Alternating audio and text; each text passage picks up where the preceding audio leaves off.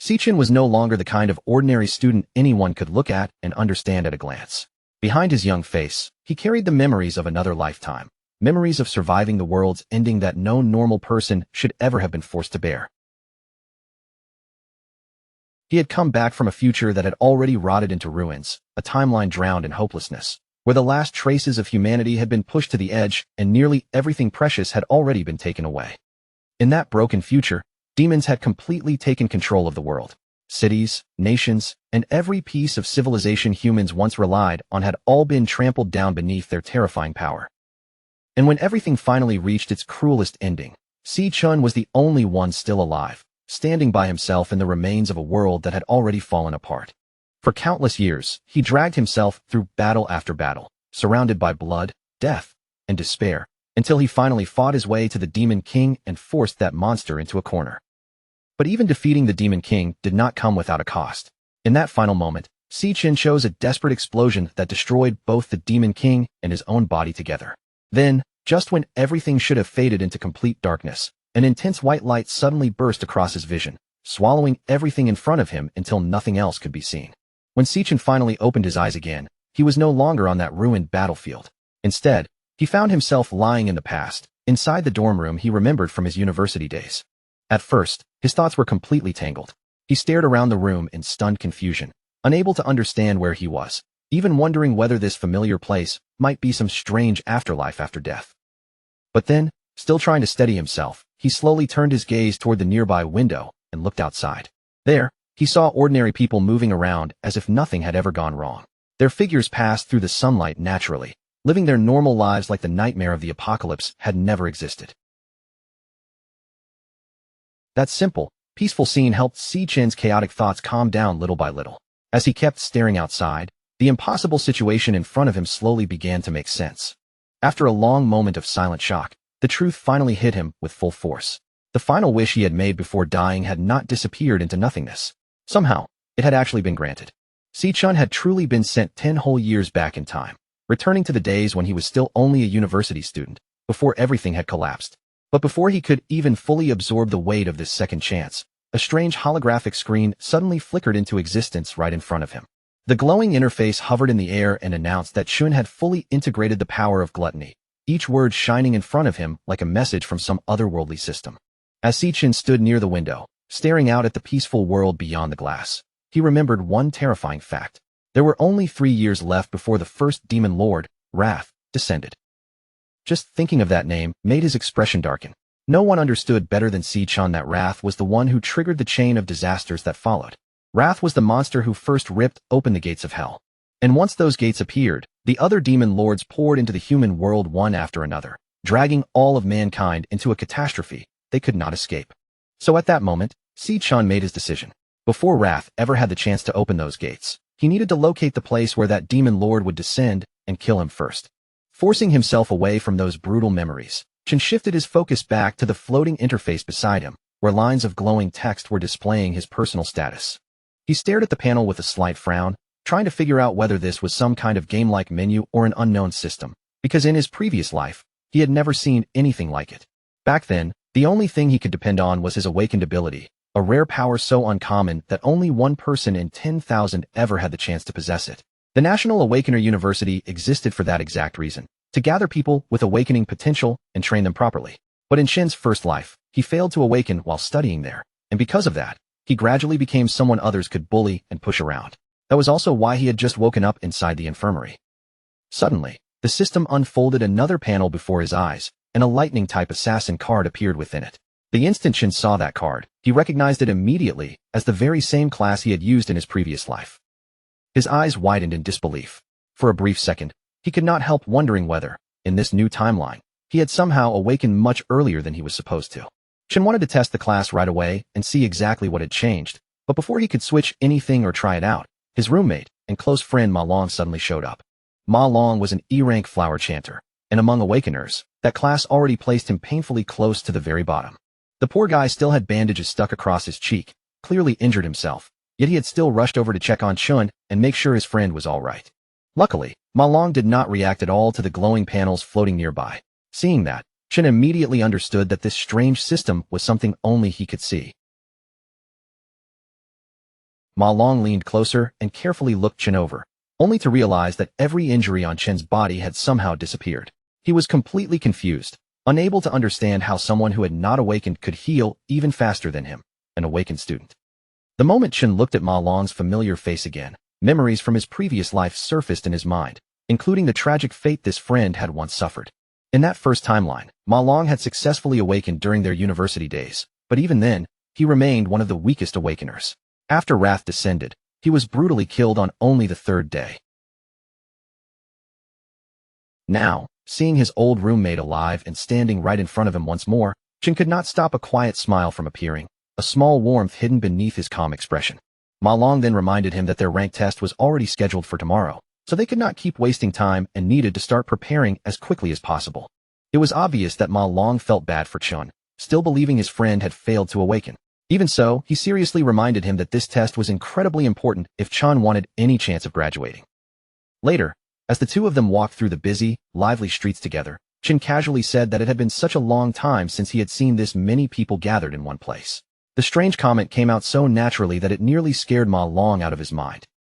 But deep inside, Chen's thoughts were far heavier than his calm tone suggested.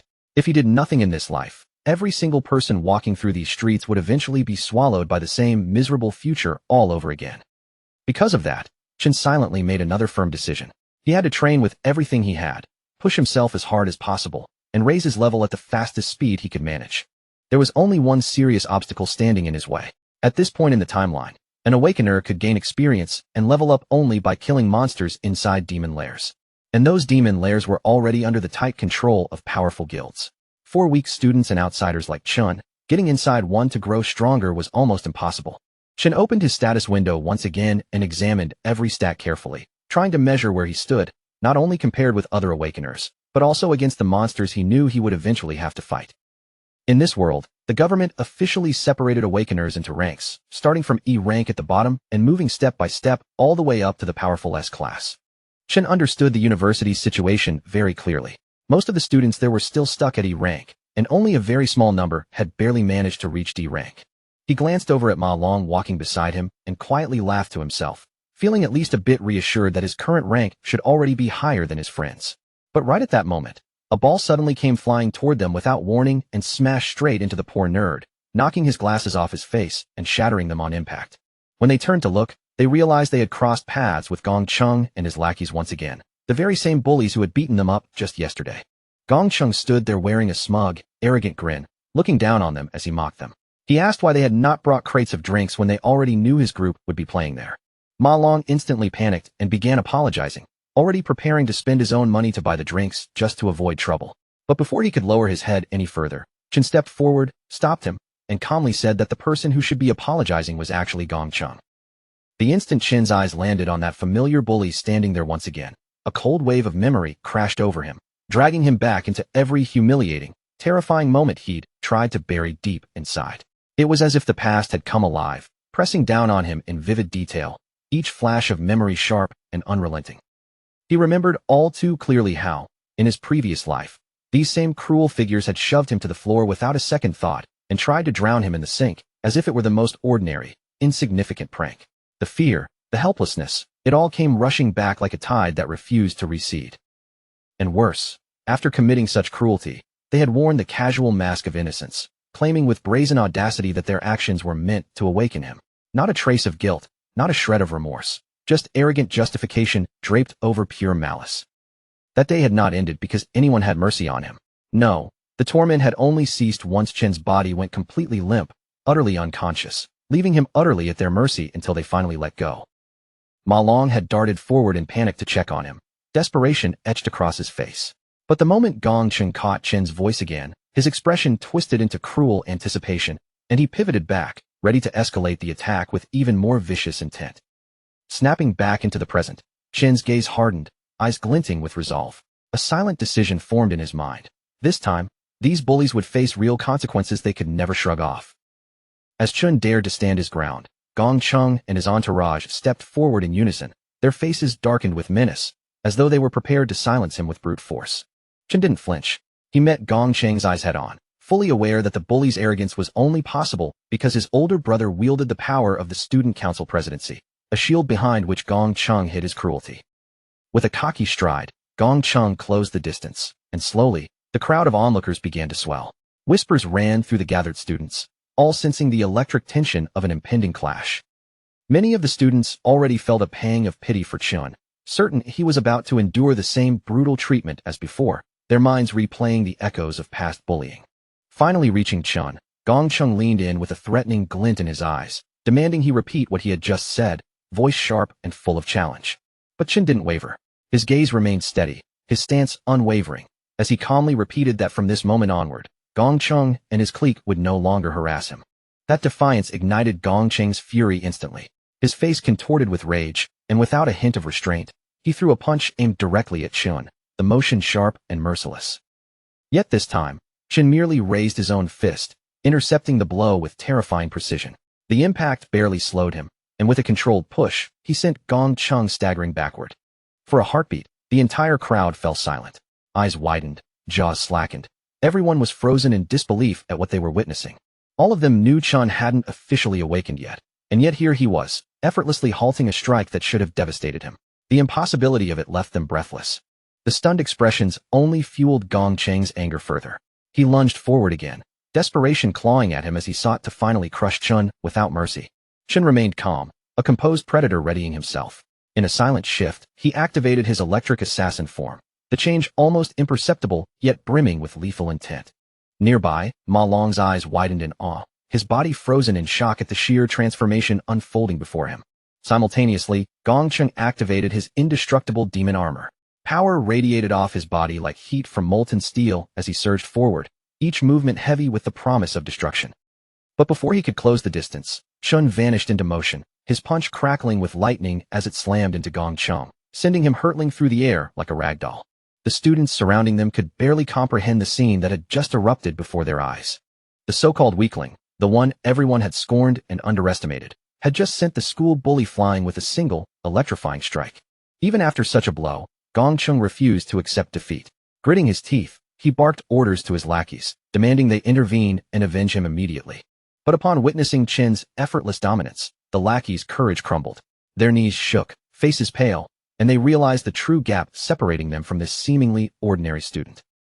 Gong Chung forced himself upright, humiliation and fury igniting in tandem, and charged at Chin once more, a storm of rage embodied in every step. The outcome, however, remained unchanged. Chin struck him down again, sending him crashing back with the same ease, denying him even the faintest chance to retaliate. Watching their leader fall repeatedly, the lackeys finally understood the insurmountable difference between him and Chun. Without hesitation, they spun around and fled, abandoning any thought of confrontation. Ma Long stood frozen, mouth agape, his mind struggling to reconcile the terrifying transformation of the roommate who had been beaten so effortlessly just the day before. Meanwhile, Chun processed a crucial realization. Just as in his previous life, he could enter his assassin state at will, a hidden strength always at his fingertips. Even at level 1, his stats were already formidable, sufficient to dominate low-level awakeners with relative ease. By all measures, his current strength had reached at least the threshold of a D-class awakener, a staggering revelation for someone previously underestimated. Still, Chun noticed a detail that couldn't be ignored. He needed confirmation for himself. Despite dispatching Gong Chung, the system had yet to signal a level up. The absence of recognition was odd, and it sparked a flicker of curiosity within him. Stepping forward as if prepared to finish the confrontation entirely, Chin's posture and intent sent a ripple of panic through the surrounding students. At that critical moment, Ling Yu, the vice president of the student council, intervened, her presence authoritative as she urged Chun to halt. She reminded him that although Gong Chung had provoked the conflict, the punishment had already gone far enough. Ling Yu reassured Chun that after today's events, Gong Chung would not dare challenge him again. Hearing her words, Chun finally stepped back, choosing to let Gong Chung live, for now. As he moved away, Chin's mind churned with questions. Why was the student council so intent on shielding someone like Gong Chung? Even though he hadn't truly intended to kill the bully, he still believed such people needed to be held accountable. He knew that if bullies like Gong Chung were allowed to escape unscathed, they would inevitably prey on weaker students, repeating their tyranny endlessly. With the immediate danger over, Chen turned and left, Ma Long by his side, leaving the chaos of the scene behind them. From a safe distance, Gong Cheng's trembling lackeys whispered amongst themselves, swearing they would never provoke Chen again. That evening, Ma Long excitedly tried to relay the events to their other roommates, proclaiming that Chun had awakened into an unbelievably powerful lightning assassin. Yet, disbelief hung heavy in the air. No one seemed to take him seriously. Despite Ma Long's earnestness, Xiangzhua, an E-ranked nucleus mage, treated the account as nothing more than a ridiculous exaggeration. He questioned why Chun was still running basic physical drills if he had truly become a formidable awakener, asserting that someone of real power would no longer need such mundane exercises. Even as Ma Long insisted with intensity, their gamer roommate, Xiang Yu, merely shrugged, casually suggesting that Ma Long must have suffered a serious bump to his head to believe such a story. Xiangzhua pressed on, bluntly claiming that the four of them were placed in the same dorm precisely because they were the weakest, and no effort could change that established hierarchy. He went further, boldly declaring himself the strongest among them, labeling Ma Long and Xiang Yu as mere support chanters. Then, puffing himself up with self-assured pride, Xiangzhua flexed slightly, utterly convinced that there was no way Chun had truly evolved into a lightning assassin. With his confidence growing stronger by the second, Xiangzhua started letting his imagination run wild.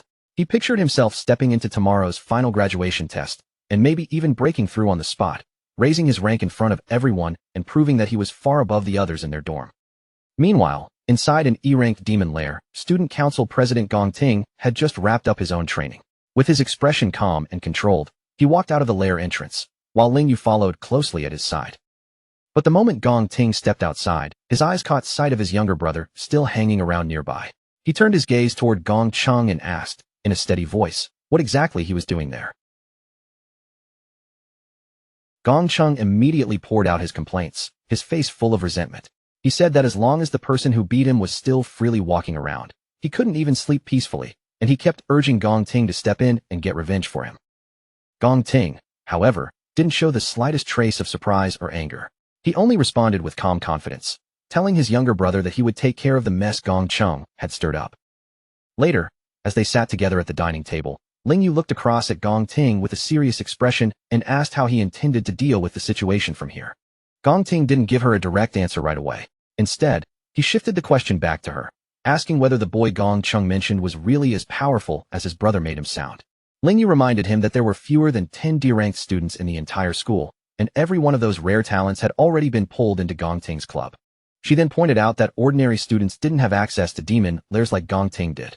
So under normal circumstances, there shouldn't be any regular student capable of standing against him. Outside, rain poured down in heavy sheets, blurring the world into streaks of gray. But through that storm, Chen kept running like someone possessed, his clothes soaked completely through and water dripping from every part of his body. The training goal he had set for himself was almost brutal. He had to run a full 20 kilometers while carrying a bag loaded with 100 kilos, a weight that was nearly twice as heavy as his own body. Chen knew better than anyone that basic physical training was not something an awakener could ignore. Without a body strong enough to endure pressure, even the most powerful abilities would eventually become impossible to control. As his feet slammed again and again against the wet ground, memories of his sister, his only remaining family, began to rise in his mind. And among them, the clearest was the day she died, when Demon King Wrath descended into the human world. Back then, that demon lord had slaughtered countless humans in the blink of an eye. Chen could do nothing but stand there and watch as his sister was killed right in front of him. From that day forward, defeating that demon king became the one goal carved deepest into Chen's heart. To him, Wrath's arrival was the starting point of every nightmare and every disaster that came afterward. Chen understood that even though there were still 3 years before Wrath would descend, the demon lord was already growing stronger somewhere beyond his reach. So if Chen wanted even a tiny chance at victory, he had to become stronger at an even faster speed. Right then, while Chen was still forcing himself through the rain, his sister Si Yun suddenly called him, her voice cutting through the storm from the other end of the line. The moment Chen heard that familiar voice again after so many years, his entire body seemed to stop. For a brief moment, he stood in silence, unable to say a single word. Si Yun explained that she hadn't been able to call earlier because she had been busy with the competition. Then, with a cheerful tone, she added that if she managed to win a prize, their rent problem might finally be taken care of. As she kept talking on the other end of the call, Chen simply listened without interrupting. Little by little, a gentle smile appeared on his face, softening the cold determination he had carried through the storm. Deep inside, Chen made a promise that was firmer than any words he could say aloud. This time, no matter what happened, he would protect her and give her the peaceful life she truly deserved. After the call ended, Chen didn't slow down or give himself an excuse to rest. He returned straight to his training and forced his body through 3 more laps around the university. When he finally completed the run, Chun headed directly for the shower. As the exhaustion settled into his muscles, he could feel his younger body gradually adapting again, and he sensed the incredible growth potential hidden within it. After that, Chun sat alone and began thinking seriously about demon lairs. Those dangerous places were packed with opportunities, but in this world, only people with enough money and influence could enter them freely. He knew he had to find a way to kill monsters somehow. Without monster kills, he wouldn't gain the experience he needed, and without that, there was no path for him to keep getting stronger. While that problem kept turning over in his mind, Chun eventually drifted into sleep. But instead of falling into ordinary rest, he suddenly felt himself being pulled into the gluttony system. When Chun opened his eyes again, he found himself standing in a strange and unfamiliar space. Looking around at the unknown surroundings, his first thought was whether he had somehow slipped into some bizarre dream. Back in the real world, Ma Long started looking around for Chun, clearly confused. One moment his roommate had been there, and now he seemed to have disappeared without a trace. Inside that mysterious space, Chun lifted his gaze and saw an enormous tower rising in front of him. Its massive outline stood in the distance like a dark wall, silent and oppressive. But before Chun could properly study the tower, a group of rank cloud warriors known as Death Hounds suddenly appeared before him, almost as if they had been waiting there to greet his arrival. Chun's expression immediately sharpened with caution. Wondering whether he had somehow entered a demon lair, he wasted no time and quickly switched into his combat class. Since the monsters had already shown up out of nowhere, Chun decided there was no use standing there and overthinking it.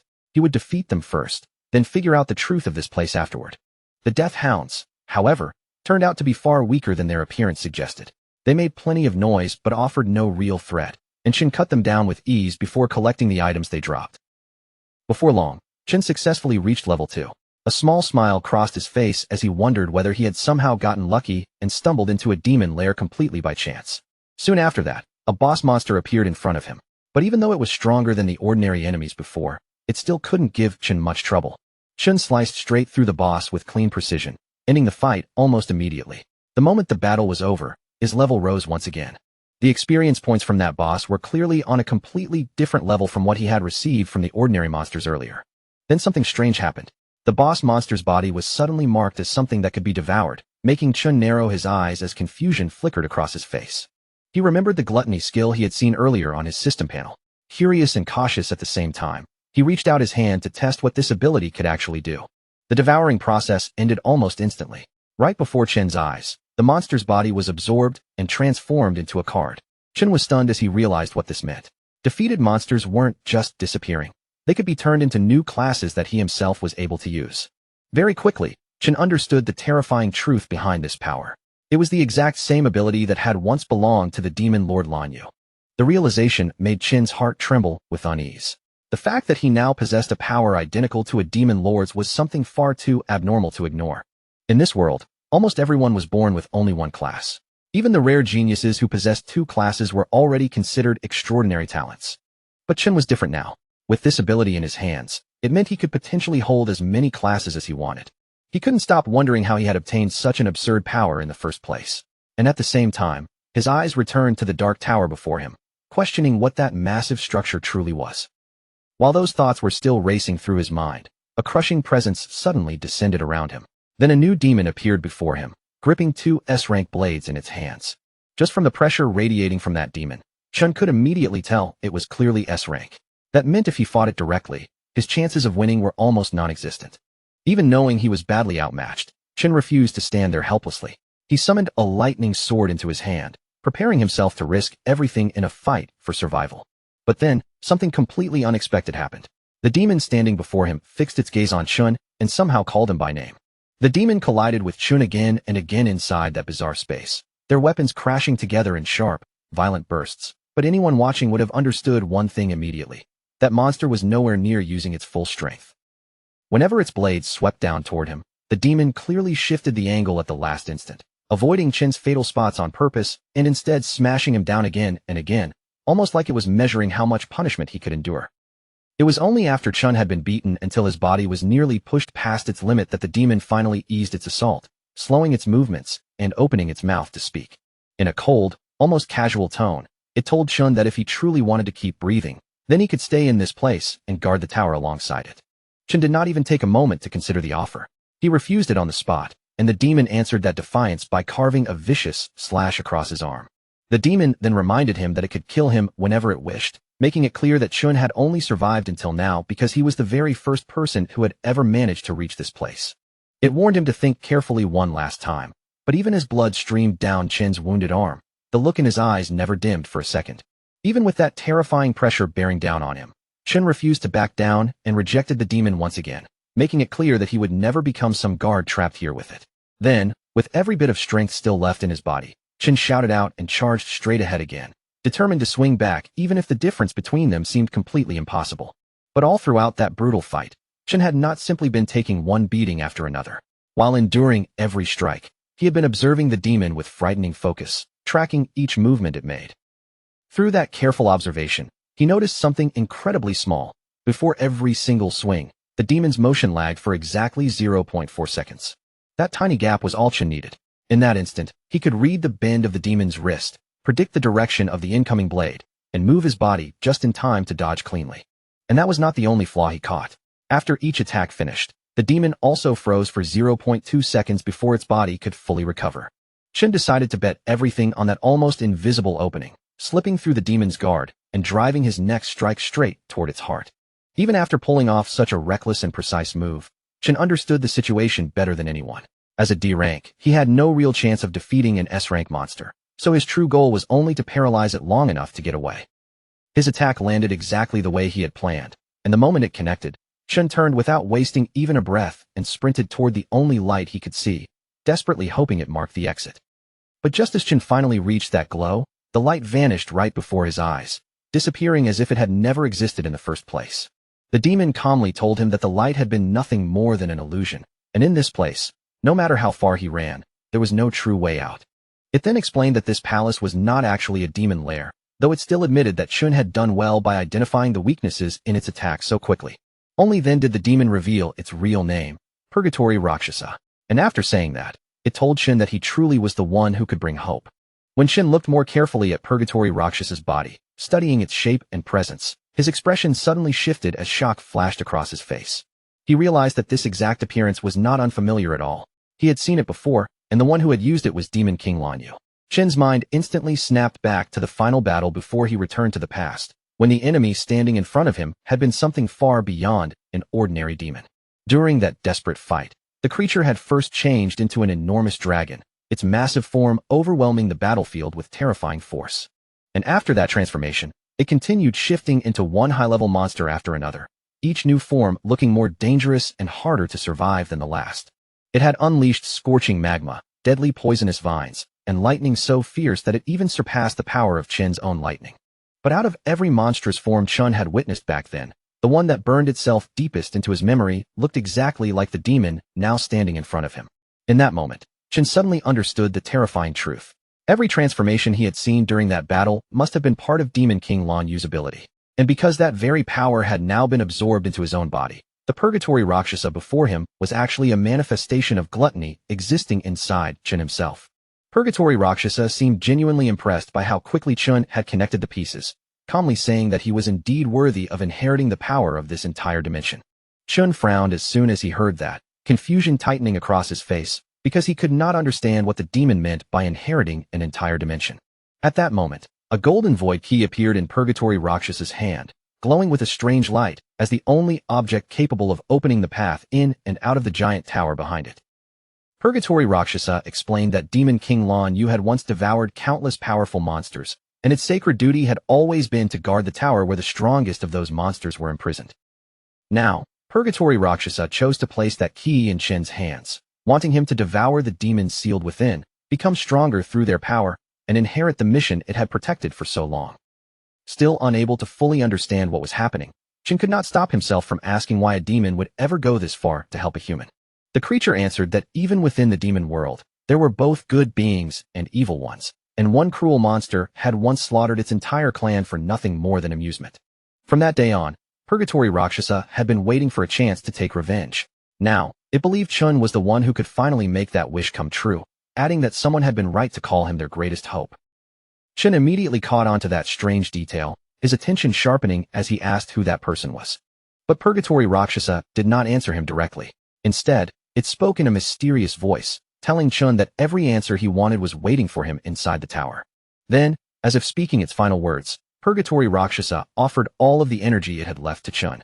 In return, it told Chun that he had to become the strongest human on the planet, because devouring every wild beast sealed within that tower would never be a simple task. Every intelligent creature inside would be a massive challenge to defeat, and before disappearing, Purgatory Rakshasa gave him one final warning. Only someone with an unshakable hunger for strength deserved to receive its power. That hunger, it said, was the drive Chun would need if he truly intended to hunt down and kill every demon king in existence. After saying this, Purgatory Rakshasa's body began to transform, burning into a blazing sphere of energy that shone fiercely as it moved toward Chun to be absorbed.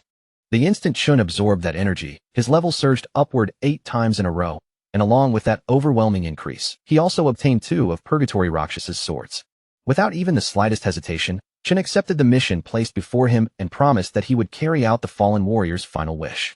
Together with the massive rise in his stats, Chun also awakened new powers, gaining the ability to control gravity and absorb strength from the bodies of dead humans and demons.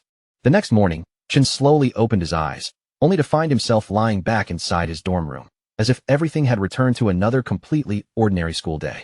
A loud voice suddenly burst through the room and startled him awake. His roommates were already getting ready, urging him to hurry up if he did not want to end up late for school. When Shin looked down and saw that his body was completely unharmed, without a single trace of the wounds from before, he could not help wondering if everything he had just experienced had only been some bizarre dream. But the moment Shin sees his newly updated stats, there is no longer any room left for doubt. What he went through was not a dream, not a hallucination, and definitely not some illusion created by his exhausted mind. Every impossible scene he witnessed had truly happened. After jumping all the way from level 2 to level 10 in just one night, Chun can only stare at his own status screen with growing curiosity. If his level has risen that dramatically overnight, then he can't help wondering what rank he would be considered now. Just as Chun is lost in that thought, one of his roommates suddenly starts teasing him from the side, clearly unwilling to let this perfect chance to mess with him slip by quietly. His roommate brings up how, only last night, someone had been shamelessly praising Chun non-stop, loudly bragging about how cool he looked and how frighteningly strong he had suddenly become. On the other side of the room, Ma Long quietly sneaks a glance over with the most innocent expression he can possibly put on, acting as if this embarrassing conversation has nothing to do with him at all. Either way, his roommate keeps pushing Chun to prove himself during the ranking test. After all, that assessment will decide who actually has the strength to keep calling himself the dorm king. On the road to school, the self-proclaimed dorm king walks proudly with his chest puffed out, explaining to everyone around him that each rank is actually divided into 3 separate levels. So even though all of them are technically still E rank, he makes a point of reminding everyone that he is at least a respectable mid-E rank. In his head, that alone already places him far above those bottom-level weaklings, and he struts forward as if the gap between each small level is some enormous wall no one can cross. The more he talks, the more fired up he becomes, until he confidently announces that he feels unbelievably powerful today. He is almost certain that since the last assessment, he must have broken through and climbed up another level. Ma Long, already annoyed from listening to all that bragging, tells Chun to stop fooling around and go all out today. At the very least, he wants Chun to secure AD rank, if only to finally shut that noisy dorm king up. Before long, the boys arrive at school, where large groups of students have already gathered for the ranking ceremony. Everyone stands around with tense faces, and the nervous energy in the air is almost impossible to ignore.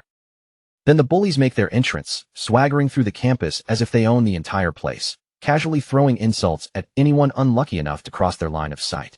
The dorm king's proud expression disappears almost instantly the moment he spots them. All the confidence he had been showing off earlier drains from his face, like someone suddenly flipped a switch. But strangely, those bullies don't manage to keep their fearless attitude for long either. The instant they notice who is standing in front of them, their own courage seems to vanish just as quickly. Without even the slightest hesitation, they lower their heads and bow respectfully toward Big Brother Chun, acting as if they have just run into someone they absolutely cannot afford to offend. Seeing that shocking reaction, Chin's roommates slowly start putting the pieces together. Maybe all those ridiculous stories Ma Long had been telling them were not complete nonsense after all. Chin himself barely gives the bullies any attention. He simply ignores the commotion around him and continues minding his own business, as if their sudden respect means nothing to him. But right then, another student steps directly into Chin's path. It is Jian, a student council officer who carries himself like the school's personal enforcer, and he warns Chun in a tone that sounds polite on the surface, but is clearly full of threat. Jian makes it perfectly clear that the student council president personally sent him here to punish the person who dared to lay hands on his precious younger brother. The second Chen's friends hear that. They scatter almost immediately, slipping away to the side and hiding like they want absolutely no part in whatever is about to happen next. They are obviously terrified of Jian, the enforcer known for taking care of the president's dirty work. Chen's roommates cannot understand why such a dangerous D-rank monster would suddenly aim his hostility at Chen. Jian steps in close without any restraint, invading Chen's personal space with a smug look on his face. Then the president's loyal follower boasts that his sense of smell is so sharp, he can judge someone's exact level of strength just by standing near them. And according to Jian, what he smells from Chen right now is nothing impressive at all. To him, it is only the scent of a weak, miserable loser who has no real power. But instead of getting angry, Chen looks more amused than offended. Without even taking a moment to hesitate, he casually throws the insult right back in Jian's face. The instant Jian is called a dog, his expression twists in rage. His face darkens immediately, and he completely loses his temper right there in front of everyone. Before the tension can erupt into an actual fight, the overgrown pup's master orders him to stand down, making it clear that they are not going to cause a public scene in front of the whole school. After looking into what happened, the president has already discovered that his younger brother was actually the one who started the conflict in the first place. So in the end, his brother getting beaten up was simply the natural result of picking a fight with someone far beyond what he could handle. Even so, after saying all of that, the president still fixes Chen with a cold, piercing glare, sharp enough to feel like daggers cutting straight through the air. But Chen does not shrink back even a little. He calmly meets that pressure head-on, showing no trace of fear despite the obvious threat hidden in the president's eyes. Just then, a professor steps forward and announces that the rank assessment ceremony is officially about to begin. He instructs every student to come forward once their name is called. After hearing the announcement, the president tells his lapdog that they are leaving. In his mind, this was only a one-time incident, and after receiving a warning, Chen surely would not dare cause trouble again. High above the crowd, a man observes the ceremony with clear interest and asks the vice president why she has come to watch the rankings today. With a curious look, he wonders whether some particular rookie has managed to catch her attention. The woman only responds with a faint, knowing smile, calmly saying that this year's assessment is going to be rather interesting. Before long, Xiang's name is called out, instantly drawing the dorm king's attention as his own turn finally arrives. The dorm king suddenly looks a bit nervous as he walks toward the door, and the confidence he had been showing off earlier no longer seems quite as steady. The moment he passes through that doorway, the atmosphere on the other side changes completely, almost as if he has stepped out of the school and entered an entirely different world. The assessment is carried out one student at a time inside a special demon lair. Deep within that strange space sits a demon heart connected to wires, and by absorbing an awakener's energy, it measures both their current rank and their future potential. Once the awakener releases their full power inside that space, the signal is transmitted back to Earth, and only then are the official assessment results shown for everyone outside to see. When the Dorm King's result finally appears, his rank turns out to be exactly the same as it was during the last test, without even the tiniest sign of improvement. However, the professor soon frowns in confusion when the potential score does not appear right away, and that strange delay makes the entire room feel unexpectedly tense.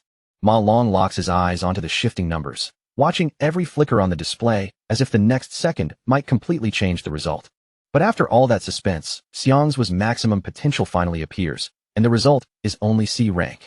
He walks out looking completely deflated, finally realizing that the progress he had imagined was nothing more than his own wishful thinking. His roommates quickly try to comfort him, telling him not to take it too hard since, in the end, they are all stuck in the same situation. After all, every single one of them is still trapped at E rank, and even if they push themselves to their best possible future, their potential only reaches C rank. A short while later, the president's lapdog walks out with his head held high. His current rank is still lower D, but his potential is high enough to reach a rank, and that alone gives him more than enough reason to look proud. Chen's roommates begin to lose hope as they look around the assessment area, because by now they have already seen nearly 10 students reach D rank. Even the professors are visibly shocked by these results. For students who barely have any real combat experience, breaking past E rank should be extremely rare, yet today, far too many of them have already done it. Filled with excitement from the unexpected results, the professors call the next student forward. This time, it is the president himself, the one carrying almost everyone's expectations on his shoulders.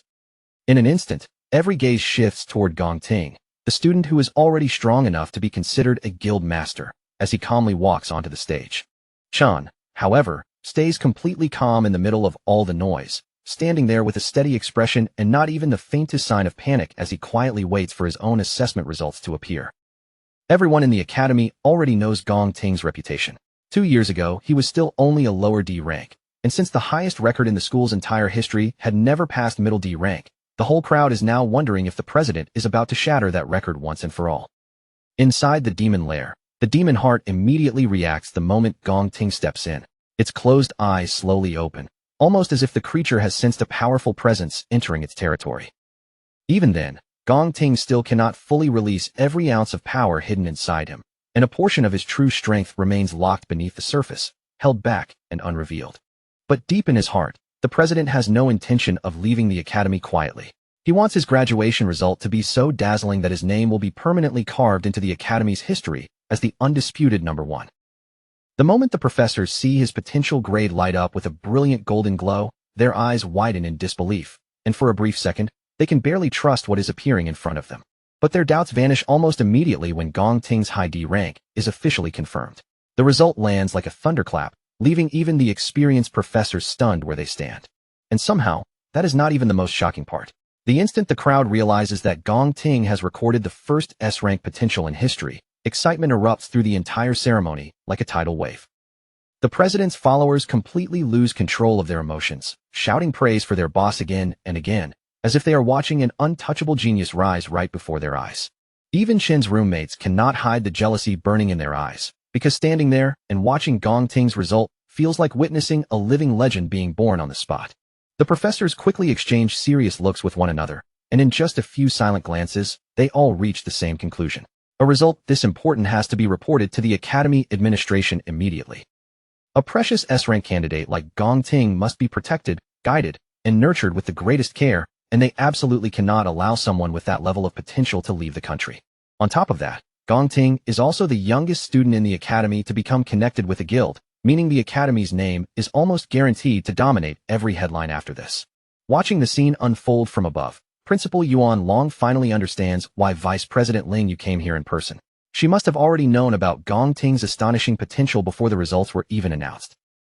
That would explain why she chose to personally observe the ceremony today, instead of simply sitting back and waiting for the official report like everyone else.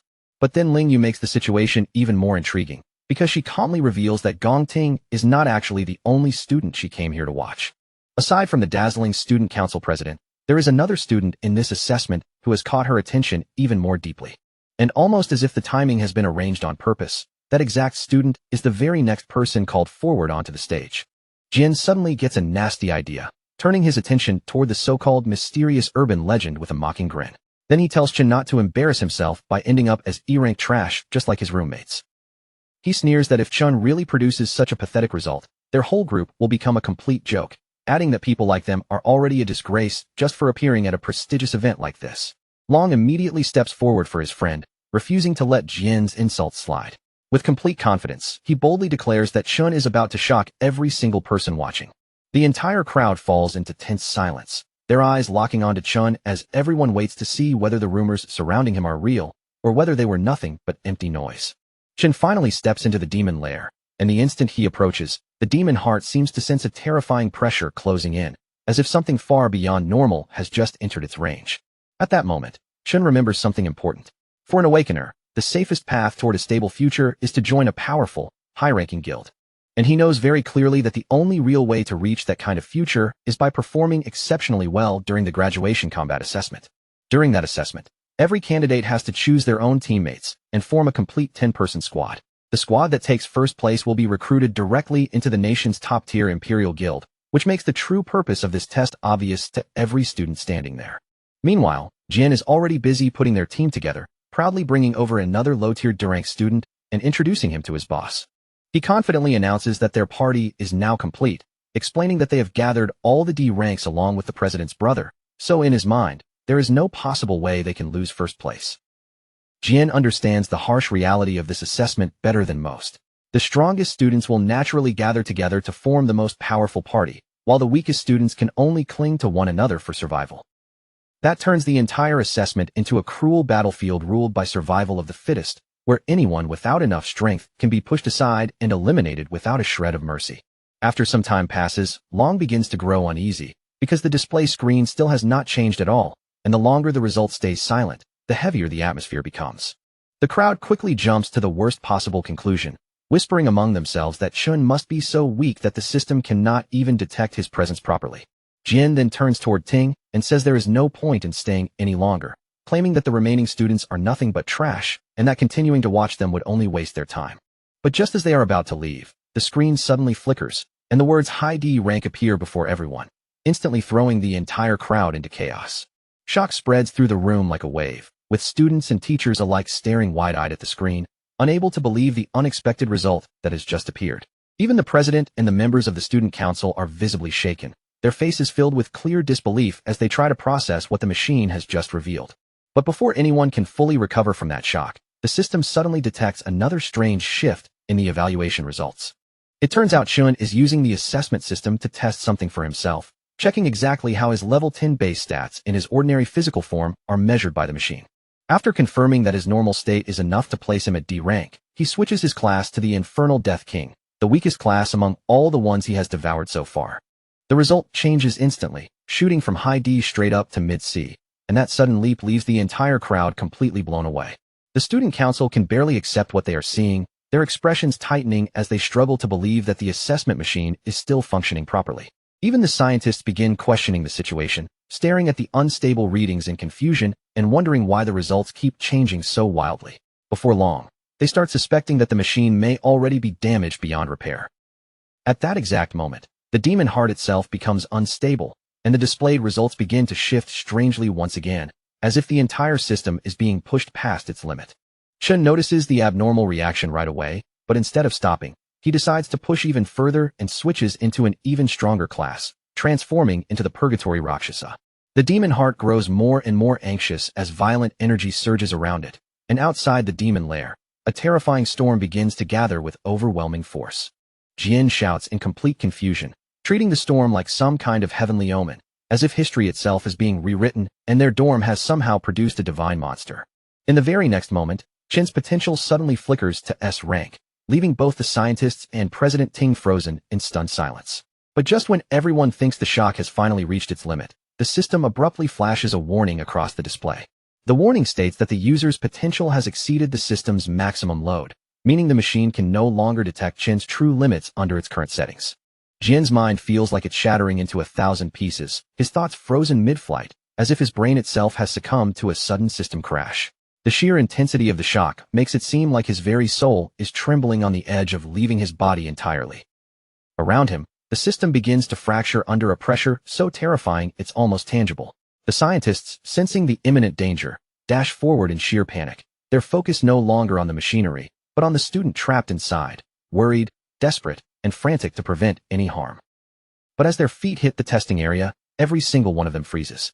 Their faces harden in disbelief, eyes wide and mouths slightly agape, unable to process the scene unfolding before them.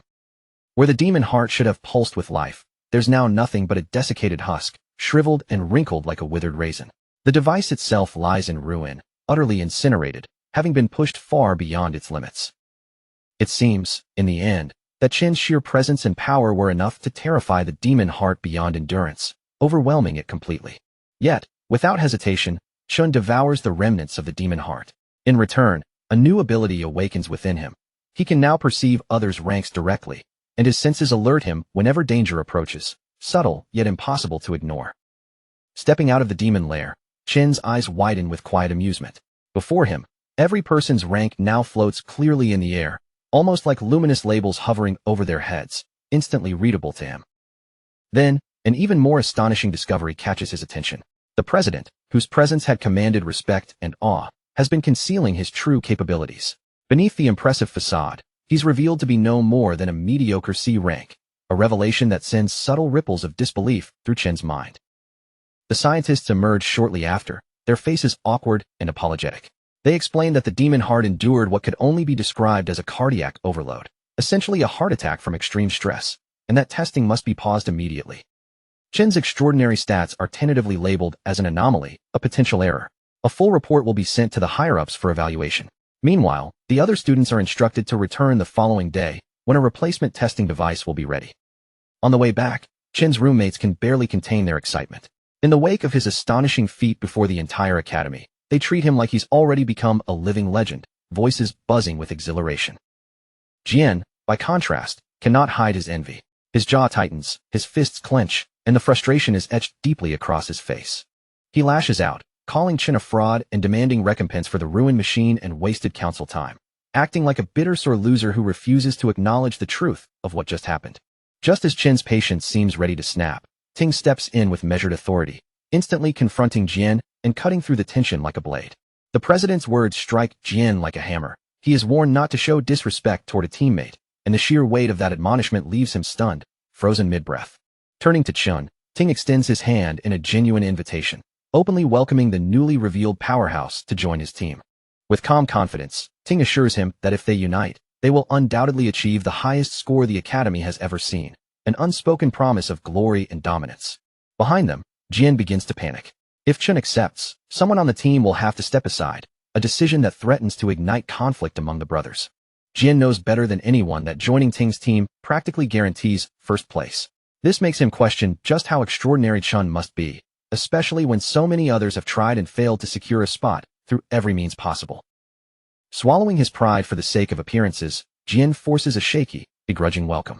He places a tentative hand on Chen's shoulder, though the gesture is anything but sincere. Chun immediately swats Jian's hand away, unwavering, signaling loud and clear that he has no interest in joining their team.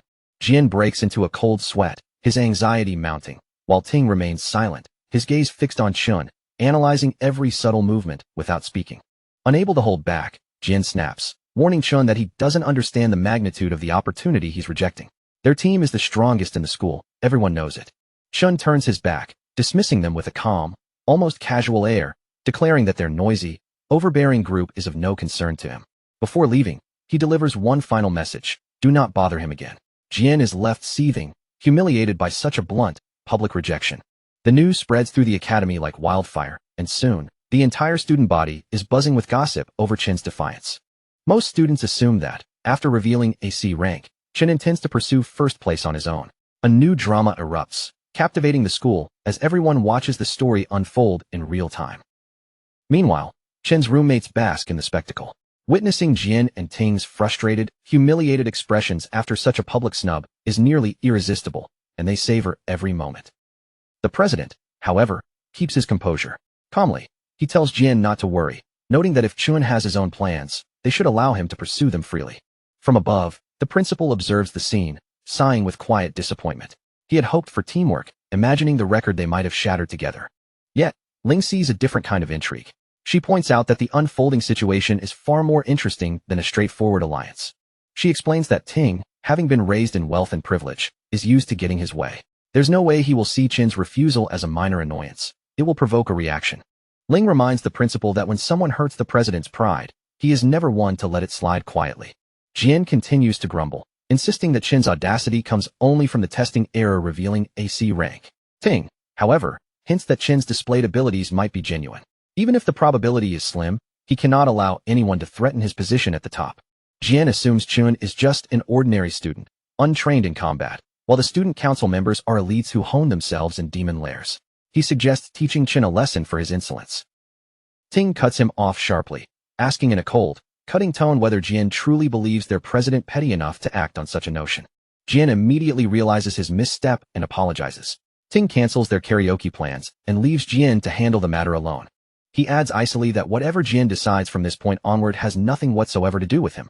Chun, perceptive as ever, understands the implication instantly, seeing through the president's intentions without a single word spoken. Soon after, a spy approaches Jian with news. Chun has already departed the school, seemingly heading home for some time. The spy adds that Chun didn't even pause to eat, making the timing perfectly convenient for any plans that might follow. For Jian, this is a windfall. Excitement courses through him as he imagines confronting Chun outside the academy, far from teachers or students who could intervene. Meanwhile, Chun strides across the street, when a sharp memory from his past life resurfaces, yanking him back to a disaster he cannot forget. In that life, a top guild had attempted to clear a demon lair in the Saint He country region. Inside, they encountered a terrifying new monster known as Wrath, a creature so lethal that it obliterated the elite team before they could even react.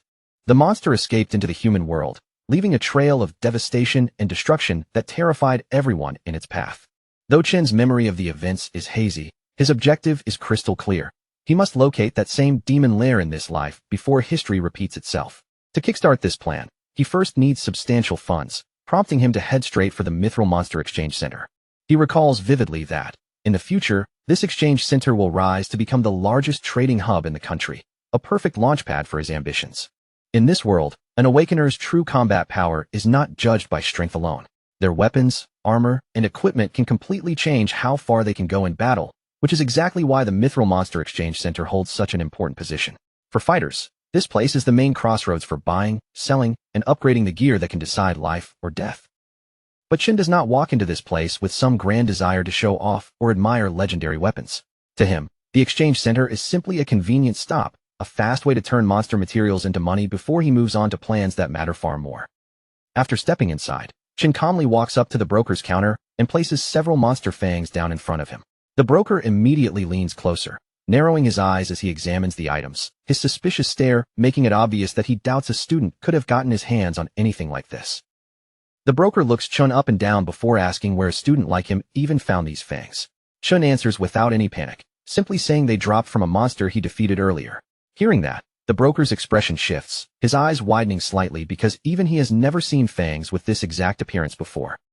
At that moment, Chen's assistant steps forward and gives a clearer explanation. She identifies the fangs as materials from an E-class monster called a Sang Sin beast. She continues by saying that these fangs are not useless at all. They can either be forged into an E-grade weapon or crushed into powder for different practical uses. But before she can finish properly, the rude broker cuts her off, flicking the fang back onto the counter with a mocking smirk and scoffing that anything E-grade is basically trash. He then starts bragging about how their shop only deals with VIP clients, the kind of high-status awakeners who trade in D-grade materials or better. In his mind, that makes it perfectly reasonable that he would not recognize some low-tier E-grade monster fang. Deep down, the broker is already irritated. He complains to himself that rich customers have been scarce lately, and helping some ordinary low-level student will not benefit him at all. Since it will do nothing for his promotion, he sees no reason to waste his time being helpful. Annoyed by the whole situation, he dismisses Chun as nothing more than a troublesome customer. Then, without even trying to hide his attitude, he pushes the transaction onto his assistant Li and walks away like the matter is beneath him. Li, however, handles the matter with much more professionalism. She remains polite, prepares an envelope of cash, hands it over to Chun, and gently asks whether there is anything else she can help him with. Chun opens the envelope and quickly checks the amount inside. When he sees that it contains 18,000 in currency, a faint smile appears on his face, because that is already enough to cover his rent for the moment and take one worry off his shoulders. After that, Chun reaches out and brings out the glowing greatsword he had obtained from the Purgatory Rakshasa. The instant the blade appears, Li's eyes are drawn straight to it. She stares at the weapon in complete focus, unable to stop herself from leaning in closer as curiosity takes over her expression.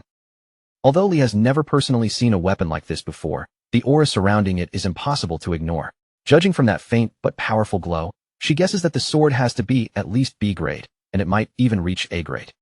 Just then, the broker returns and immediately laughs at her judgment.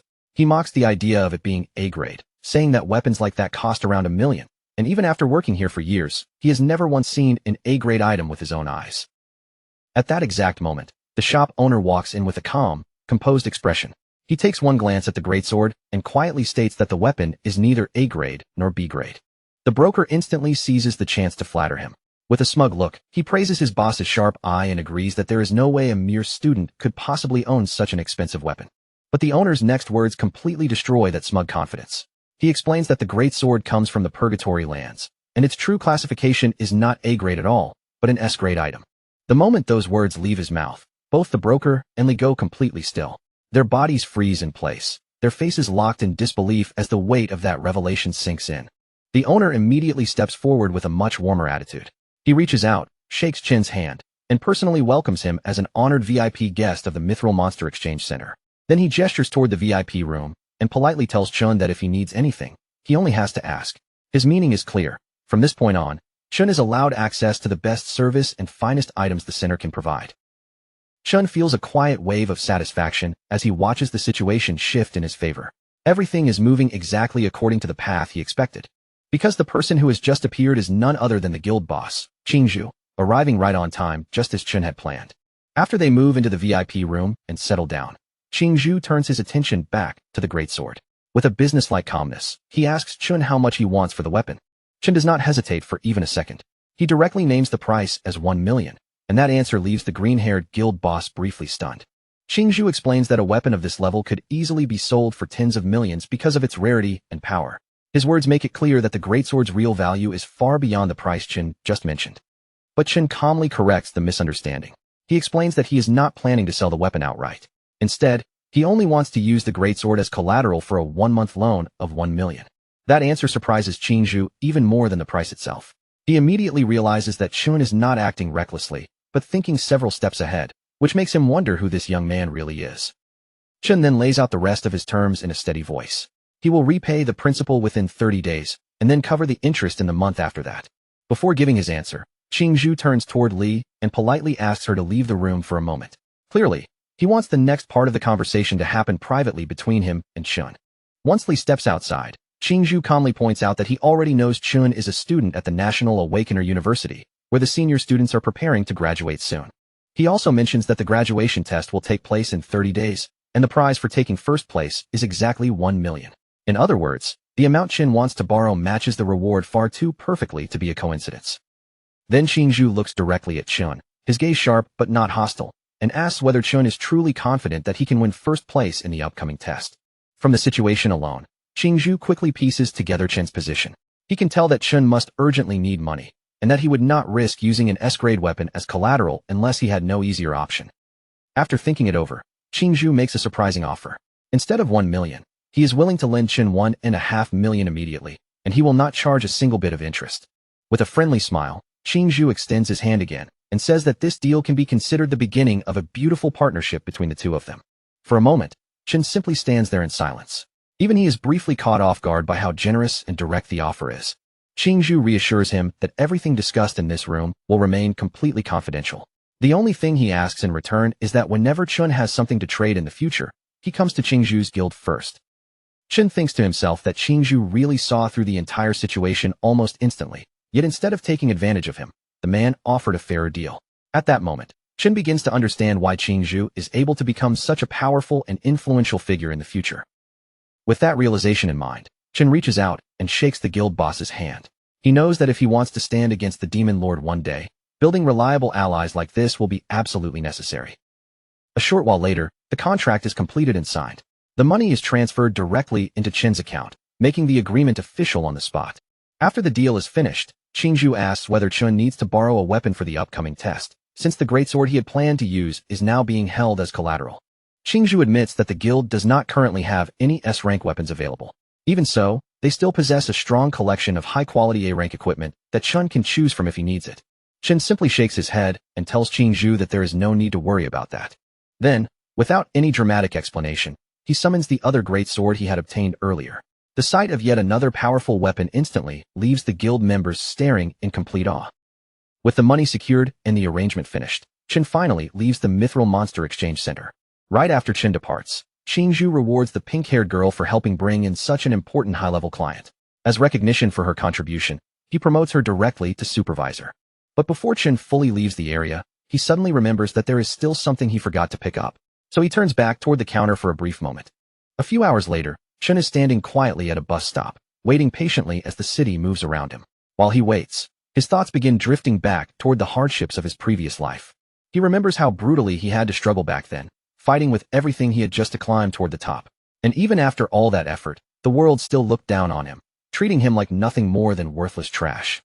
Back in those days, Chen worked tirelessly, shift after grueling shift, barely catching a breath between the endless hours. Every effort was a struggle to scrape together enough money just to survive. Month after month, he and his younger sister were forced to live on the knife's edge, cutting costs wherever possible, until life felt like a constant walk along a razor-thin line between existence and destitution. At that time, his sister Si-Yun had finally been accepted into the university she had dreamed about for years. Yet when the opportunity arrived, she quietly declined, brushing it off with a casual remark that the school was simply too far away from her brother. But Chen knew the truth in his heart. Si-Yun wasn't worried about the distance at all. She feared that pursuing her own dreams would place an even heavier burden on his already strained shoulders, adding yet more weight to his endless struggle. Now, standing in the present, Chen waits with a careful eye on his surroundings. Unease grows within him as he scans the people passing by, his mind turning over a single nagging thought. Why hasn't Si-Yun appeared yet? He begins to scrutinize the area more closely, searching for any sign of her arrival. Then, a familiar voice cuts sharply through the ambient noise, scolding him with merciless precision. Chun is called an idiot for wandering near the entrance when he should have been waiting at the exit, and the tone carries that unmistakable blend of affection and reprimand. It is Si-yoon. She drags a massive suitcase behind her, her hands straining against the weight. Exhaustion radiates from her every movement, and she immediately complains that they are broke once again, lamenting that the rent has devoured nearly every last coin they had left. Chun, however, does not respond immediately. He stands frozen, his eyes fixed on her face. For him, 7 long years have passed since he last saw his sister alive and in front of him, and that single moment floods him with overwhelming emotion. Si-yoon, oblivious to the storm raging inside him, casually tells him to stop standing around and help her carry the bags, her tone light and practical, as if expecting no other response. When Chun remains motionless, she leans closer and waves her hand in front of his face, trying to snap him out of his daze, puzzled at his uncharacteristic stillness. Then, before she can say another word, Chun suddenly lunges forward, wrapping his arms tightly around her. The hug is so firm that Si-yoon is caught completely off guard, her eyes wide with surprise. A few stiff, awkward seconds pass before Si-yoon starts poking him relentlessly in the sides, grumbling that he is squeezing too hard and making it difficult to breathe. Frowning, she comments on how strangely he's been acting lately, teasing that perhaps the girl he liked finally rejected him. Chun, however, simply brushes off the remark, choosing not to reveal the depths of the emotions stirring within him. Soon, the two begin walking side by side, Si-yoon rolling her suitcase behind her while talking nonstop about exams and the recent happenings in her life, her words spilling out in a rapid, lively stream. Chun listens quietly, a subtle smile softening his features. Each word brings him quiet happiness. In his heart, he silently vows that in this life, no matter what trials may come, he will never allow anything terrible to touch his sister again. Meanwhile, in a dark alley elsewhere in the city, silence hangs heavy. Shadows ripple as several thugs crouch low, watching, waiting for the perfect moment to strike. Their leader, Jian, having confirmed that Chun will indeed pass through this alley, orders his men to remain hidden and patient. The plan is simple. Wait until the target is fully within their grasp, then all at once, strike together in a coordinated ambush. A twisted grin spreads across Jian's face as he thinks of Chun. In his mind, he swears that this time, he will make him pay dearly for every slight, every humiliation, every moment of defiance. One of the thugs hesitates, nervously asking whether they might get into serious trouble if things escalate too far. The Cloud Assassin's reply is cold and merciless. At first, he had only intended a small lesson for Chun, but after the recent encounter, his anger has ignited into something far more consuming. Jian recalls the bitter humiliation Chun forced upon him and snarls that he will not let his men have all the fun. This time, he wants to personally deal with Chun and deliver a lesson that will haunt him forever. Bragging to himself, Jian imagines Chun's face twisting with fear and despair as he corners him, confident that no one could rival his skill as the greatest cloud assassin alive. As Chun and Si-yoon walk together, she glances at him sideways, noticing that his demeanor seems off. She wonders aloud whether the stress from exams has begun weighing too heavily on him. Almost immediately, she waves off her own concern with a playful jab, teasing that someone as weak as him shouldn't trouble himself with thoughts too heavy for his little brain. Then she recalls and reminds him of her favorite advice from years ago. No matter what trouble comes their way, they simply need to keep moving forward and leave the rest to fate. To lift his spirits, Si-yoon bursts into a bright, playful song as they step deeper into the alley, her voice echoing lightly off the walls. A small warmth fills Chen's chest at the gesture, a surprising comfort that his sister can sense even the slightest shifts in his mood. Yet he also knows she is completely unaware of the powers he has recently awakened or the wealth he now commands.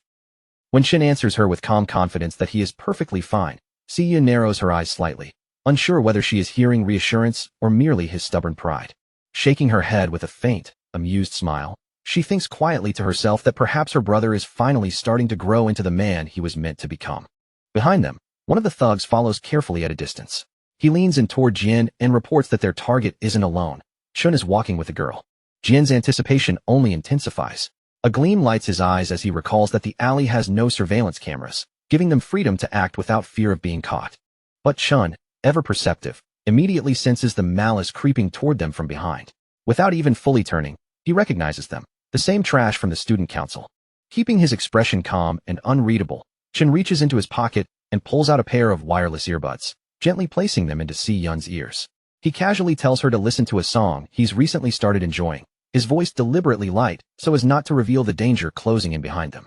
Si-yoon, slightly surprised because Chun rarely listens to music, accepts them anyway, seeing it as a small chance to understand a new, mysterious side of her brother. Only after the music begins does Chen slowly turn around. His eyes sharpen like blades as he locks onto the approaching scumbags, assessing their every move. With the music filling Si-Yun's ears, the thugs suddenly charge from the shadows, and the alley erupts into chaos in an instant. Chen immediately activates his lightning class, energy crackling over his skin. 7 long years of loss flash through his mind, and he swears that now, with his sister by his side, no one will ever threaten her again. Rage floods him as he wonders how these lowlifes even dared to attack them. Then, like a streak of lightning, Chen rockets forward, tearing through the alley with terrifying speed. The first thug barely reacts before Chen's kick connects, sending him flying. The others immediately break into a cold sweat, realizing how outclassed they are. Without slowing even a fraction, Chen channels power into his fists, striking 3 attackers in rapid succession before finishing a 4th with a vicious knee, leaving no room for retaliation. One of the remaining goons gathers a shred of courage to rush him, but Chen casually catches his hand. With almost no effort, Chen crushes it like dry spaghetti, the sound of breaking bones echoing faintly in the alley. The thug screams in agony, clutching the ruined hand, but Chen immediately follows with a brutal punch to the nose, leaving him no chance to recover.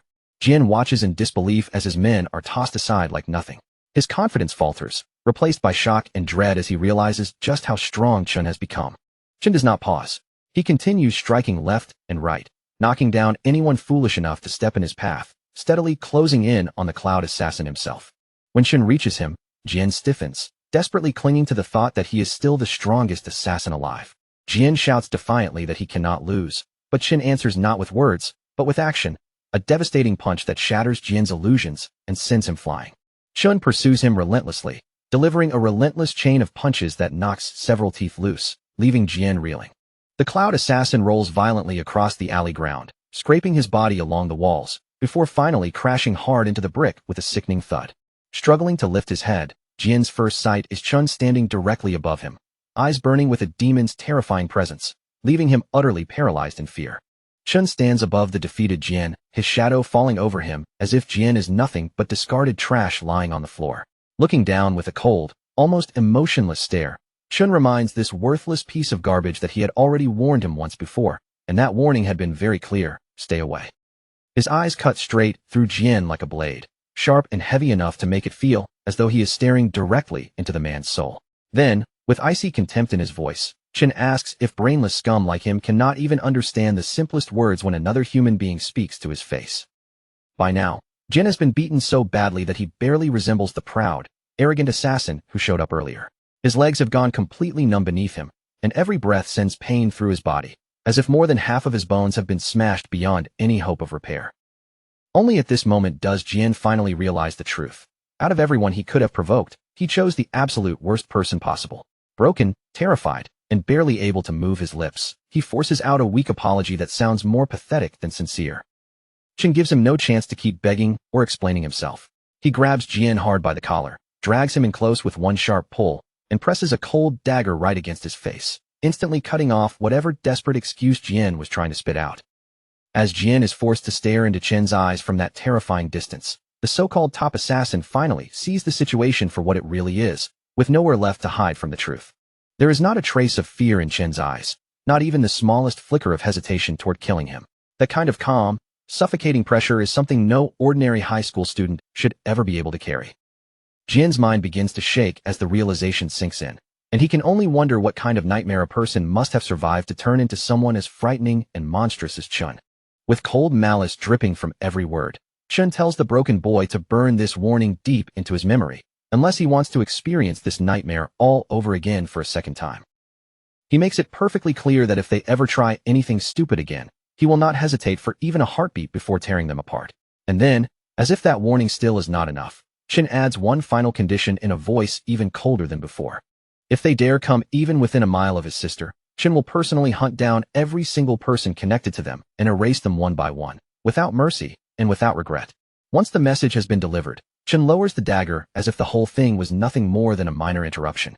Then he calmly turns away and walks back towards Si-Yun, returning to her side before the background song even has enough time to end. Meanwhile, Si-Yun is completely absorbed in the music, her heart getting pulled deeper into the melody with every passing second. The lonely, heartbreaking lyrics hit her so strongly that tears begin gathering in her eyes, and she can barely keep herself together. She cries softly, her chest aching with sadness and confusion as she wonders what her brother must have suffered through all these years to change so much. For one painful moment, she even starts questioning whether the support she gave him back then was never truly enough. After wiping away the tears clinging to her face, Si-Yun suddenly turns around with a fresh burst of determination.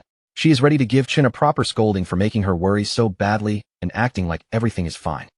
But before she can get the words out, they catch in her throat. The instant her eyes fall on the gift Chun is holding, her whole body freezes in place. Right there in front of her is the shiny gold-plated pen she has dreamed about for so long, gleaming beautifully under the light, as if Chin somehow pulled it straight out of her imagination and placed it in his hand. Si-Yun's face turns bright red in an instant, and excitement rushes through her so quickly that she almost forgets how to form words. Her eyes stay locked on the pen, shining with disbelief and pure joy. She can hardly believe that Chun actually bought her the newest holographic magic pen, especially when that single item costs more than their entire monthly rent. The price alone makes it feel completely impossible. Her adorable reaction immediately softens Chin's heart. Just from the way she is looking at it, anyone can tell she does not want to give the pen back at all, even though returning it would be the sensible choice when they are still so far behind on rent. Chin quietly clenches his fist behind his back, making another promise deep inside his heart. In this life, no matter what it takes, he will protect that smile, and he will make sure Si-Yun gets into the dream school she had once been forced to give up. Later, when they return home, Si-Yun spends hours happily playing with the pen. She traces glowing holographic drawings through the air, and soft light dances around the room as her excitement fills the quiet space. Chin sits nearby, quietly eating a bowl of homemade ramen that she prepared for him. As he watches how much she loves the gift, a genuine warmth settles in his chest, gentle and comforting in a way he has not felt for a long time. Still, reality eventually catches up with Si-Yun. Even though she absolutely loves the pen, she cannot stop worrying that Chin spent so much money on her when they still have not even handled next month's rent. Chin only gives her a proud, reassuring smile, as if the problem has already been solved. Then he reveals something she never saw coming. Their rent for the entire year has already been paid in full. He casually claims that he started a small business venture with a friend, and that the profits have been coming in pretty well lately. But Si-Yun is much too sharp to swallow that explanation so easily, and she immediately narrows her eyes at him with a suspicious glare. From the look on her face, it is obvious she does not believe this unbelievably convenient business story for even a single second. Every bit of her expression says that Chun is hiding something. Even so, she decides not to push him any further. After all, she can barely remember the last time she saw her big brother laughing this openly, this freely, and with so little weight on his shoulders. So instead of interrogating him and ruining the moment, Si-Yun gently pats him on the shoulder. Then, in a much softer voice, she gives him just one simple request. Whatever secret side hustle he has managed to get himself involved in, he simply needs to promise her one thing. He will not push himself so hard that he burns out and destroys his own body. Meanwhile, in the quiet, dim atmosphere of an aquarium, Student Council President Ting stands beside his cousin and shares a piece of news with her that is shocking enough to change the balance around them. According to the best doctors in the entire city, their top assassin has been injured so severely that there is basically no hope of him ever making a proper recovery. More than half of Jin's bones have been shattered beyond repair. The fact that he ended up fighting Chun at all was already unexpected, but the horrific condition he was left in afterward is even harder to believe. His cousin reacts with a chilling lack of concern, showing no real interest in whether Jin lives, recovers, or falls apart. Instead, her only disappointment is that the number of elite graduate students joining Ting's team has now been reduced. But President Ting is every bit as ruthless. He brushes the loss aside without the slightest trace of pity, saying that he will probably perform even better without some useless NPC dragging him down. At that moment, their uncle also speaks up, stepping into the conversation with the calm authority of someone used to being obeyed. This man is not only their uncle, but also the Academy's Director of Employment. Director Gong Xian begins giving his official report in a steady, composed tone, carefully laying out the results of his investigation into Chin's recent actions. His detailed investigation into the chaos that erupted at the ranking ceremony has finally reached a clear conclusion, and according to the evidence he has gathered, there is no room left for argument. The result is undeniable. Chin's true ranking is actually higher than Student Council President Ting's. That revelation strikes the former top student like a sudden shock. For a brief moment, Ting is caught completely off guard, and even his usual confidence seems to freeze in place. Director Gong Xian then gives him a stern warning.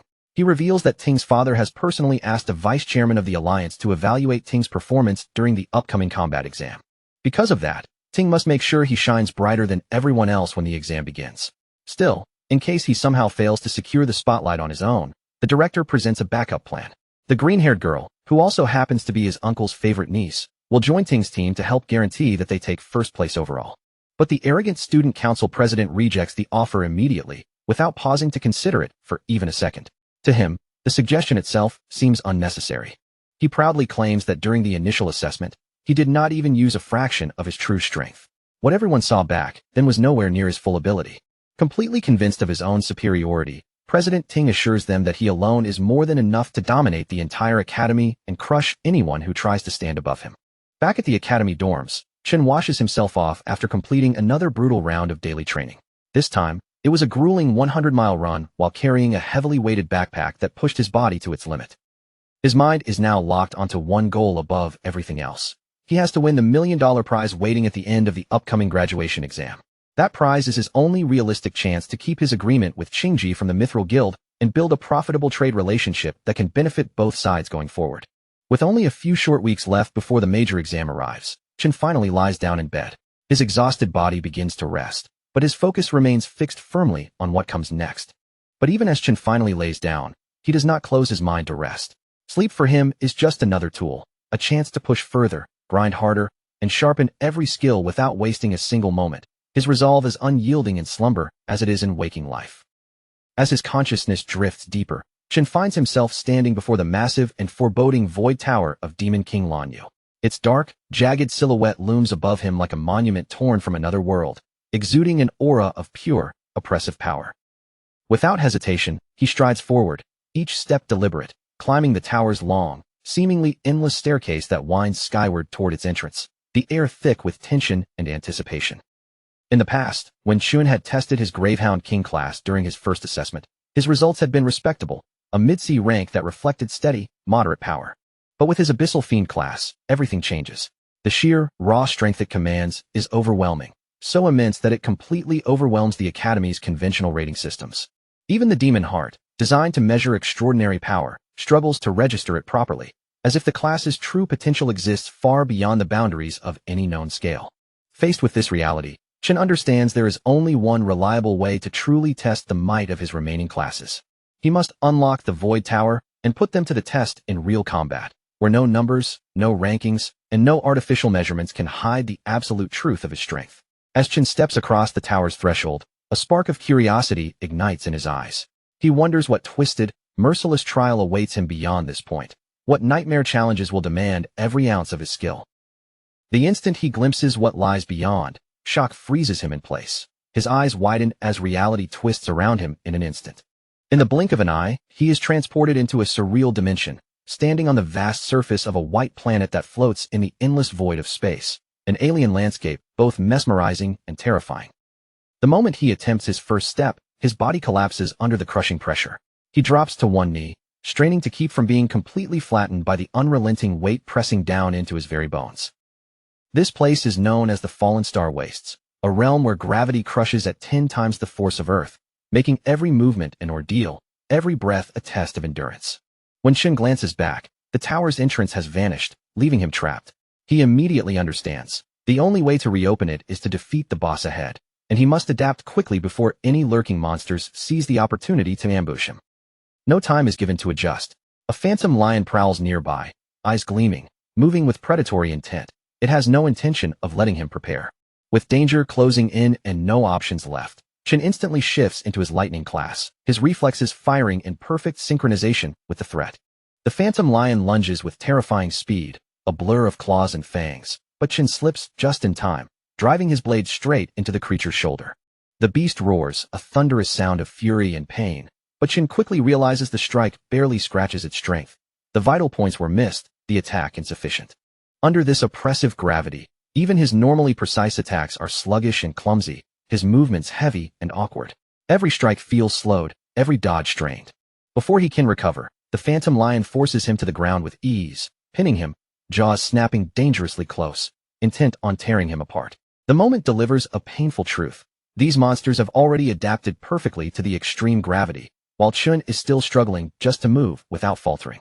Chun endures the bite briefly, feeling his arm jar under the teeth, long enough to make a critical decision. he switches into his Abyssal Fiend class.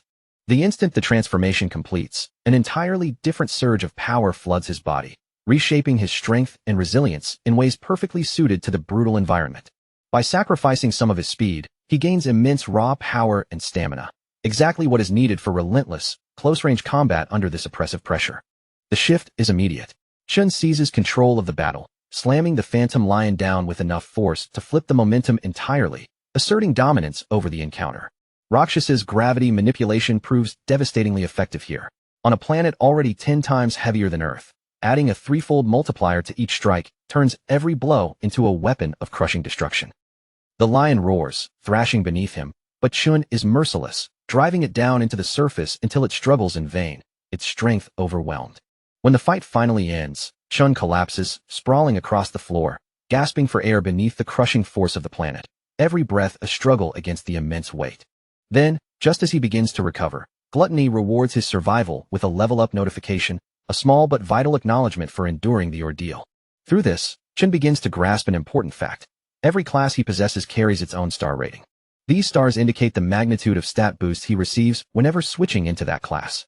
Currently, Purgatory Rakshasa holds the highest rating among all his options. Yet, even with such an advantage, he had to fight tooth and nail just to survive against a single B-rank Phantom Lion. The realization hits him hard. He is still far from unlocking the full potential of his SSS rank talent. Adding to the frustration, he notices that Gluttony does not even offer him the chance to absorb the defeated lion, a crucial missed opportunity. With the exit still absent, Chun understands the truth. This creature was never the floor boss, only a preliminary threat. Then, without warning, a massive, foreboding door swings open behind him. From the darkness beyond, dozens of glowing eyes emerge, each one fixed on him, unblinking and ominous. Reality crashes down with full force. The struggle against one Phantom Lion is nothing compared to the relentless nightmare that is about to unfold. Countless B-rank monsters surge out from the doorway, a tidal wave of fangs, claws, and fury, closing in from every direction as they descend upon him. Only now does Chun truly understand Rakshasa's warning. The tower is a merciless gauntlet, each step forward soaked in pain, suffering, and relentless challenge. The demon had warned him. Only by enduring this endless onslaught could he adapt, survive, and grow stronger. And Chun, gritting his teeth, finally comprehends the brutal truth of the path ahead, where each battle is both punishment and opportunity. He jolts awake from his sleep, body snapping upright as though ripped from a nightmare, heart pounding from the horrors he has just endured in the demonic trial. Everyone else in the room sleeps peacefully, oblivious to the torment that just played across Chun's mind and spirit. Finally, he sees it clearly. Purgatory's Void Tower is no shortcut, no instant ladder to power. He stands only at the beginning of a long, grueling road, one paved with relentless trials and pain. Weeks pass, and at last, the day of the Academy's graduation exam arrives, carrying with it tension and anticipation in equal measure. VIPs and spectators fill the stands, eyes glued to the promising young students who may soon ascend to prominence, their gazes heavy with expectation. Before the exam commences, a new rule is declared. Each team must include at least one student who has achieved a high E rank, ensuring balance and opportunity. Then, another announcement follows. From this point forward, all students will have visibility into each other's ranks, removing uncertainty from their team selections. With everyone's strength now transparent, students can make strategic decisions, quickly judging who is worth recruiting and forming their teams accordingly. The student rankings are laid out in perfect order, starting from the top with the highest-ranked students and cascading all the way down to the very bottom, where the weakest names cling to the list. Each name seems to scream its place in the hierarchy, a visual reminder of power, skill, and reputation. But as Ma Long's eyes scan over the board, his expression shifts almost instantly. Something doesn't add up. A detail jumps out at him, nagging and impossible to ignore, like a single thread threatening to unravel the entire display. Chun feels the same confusion. When his gaze finally lands on his own name, shock strikes him cold. It sits at the very bottom of the list, as if every previous accomplishment, every hard-earned point, had been erased from memory entirely. In an instant, all eyes turn toward him. Whispers ripple through the room, disbelief painted across every student's face. How could a high-grade awakener, a name known and respected, appear in the lowest position as though he were a complete novice? Jealous students seize the moment immediately. Quiet murmurs grow into pointed whispers, mocking him, convincing themselves that his original ranking was nothing more than a fluke, a clerical mistake in the testing system. Even so, no amount of gossip or ridicule can completely erase the truth. Deep down, they all know Chen's skill is undeniable. If he were on their team, their final results would skyrocket beyond imagination. Student Council President Ting remains silent as the whispers swell around him. The students chatter about the supposed fool who, at this very moment, must be regretting having turned down the president's invitation to join his team. Yet the real mastermind behind this subtle sabotage is none other than President Ting's own uncle, Gong Xian, pulling strings from behind the scenes with calculated precision. Gong Xian had already anticipated every move. If Chen's name ended up at the bottom, no student would dare approach him. And without even qualifying, he would be barred from ever challenging the president's team, effectively neutralizing a threat before it could manifest. Only a few hours earlier, the classroom had been practically crawling with students swarming around President Ting, begging, pleading, and offering flattery just for a chance to join his team. They showered him with praise, each trying a different angle of charm, but Ting shut them down coldly, leaving no room for negotiation. Only one spot remained, and it was already reserved in his mind. Now, back in the present, nearly every other student has already secured a team, leaving only the weakest dorm standing alone, abandoned, with no one willing to join their ranks. Ma Long explains grimly that they had tried asking everyone, yet each attempt ended in rejection. No one would step forward to join their group. At present, only 4 members remain in the dorm team, falling short of the minimum requirement to participate in the graduation test, their opportunity slipping away by the second. He complains bitterly about the timing, how suspicious it all seems. Chen's ranking suddenly plummeted to the lowest position, rendering him apparently unqualified at the precise moment the team needed him most. With rules now mandating that each group include at least one high-level E-rank student, the targeting of their dorm feels deliberate, almost personal. This is no ordinary school event. The graduation test is the pinnacle stage where talent is proven and attention from powerful guilds can make or break a student's future. For the final test, team size determines the number of monsters a group faces. But having more members does not automatically translate into advantage. It's strategy, not sheer numbers, that matters. That explains why no one wants to risk joining weaker students. To the rest, these recruits would increase danger while dragging down the team's overall performance. To make matters worse, the 3 lowest-ranked students all hail from the same dorm, isolating Chen's group completely from any external support. At that moment, another student calls out to Zhua, hinting that their own team is missing only one final member. He applies subtle pressure with a deceptively friendly tone, suggesting that Zhua wouldn't want to fail the graduation test by remaining loyal to weaker dormmates. Chen observes all this carefully and quickly grasps the danger. If the situation continues unchecked, his entire dorm could be excluded before the competition even starts. Yet the dorm king stands firm. Without hesitation, he declares he will never abandon his roommates, refusing to save himself at the expense of others. The other group storms off in anger after being rejected, but Zhua's parting words carry a warning. Never look down on others so easily. Ma Long checks the student list again, his face grim. Almost everyone has already finalized their teams, leaving only a single vacant slot standing open. Their group needs only one more person to qualify, yet no matter where they turn, no one is willing to take that spot, the dorm's fate hanging by a thread. Chen's eyes drift toward the director, and a detail catches his attention. The man shares the same last name as the student council president. With that single clue, Chen instantly sees through the orchestrated manipulations, the hidden hand shaping events from behind the curtain. He wonders whether Gong Xian truly perceives him as such a formidable threat that he would go to these lengths, bending rules and reputations to block him. But Chen does not falter. With resolve sparking in his eyes, he declares his intent to participate no matter what, and electricity begins to crackle around him, a visible aura of unstoppable power. Now that the hostility is obvious, Chen tells himself there is no reason to hold back further. Every hidden reserve, every ounce of energy is brought to bear. As his energy bursts outward, he steps forward confidently, drawing astonished looks even from the officials in charge, surprised by the sudden, undeniable display of raw power. Even his dorm mates stare in stunned amazement, faces filled with a mixture of confusion and awe, trying to understand the audacious move he is making.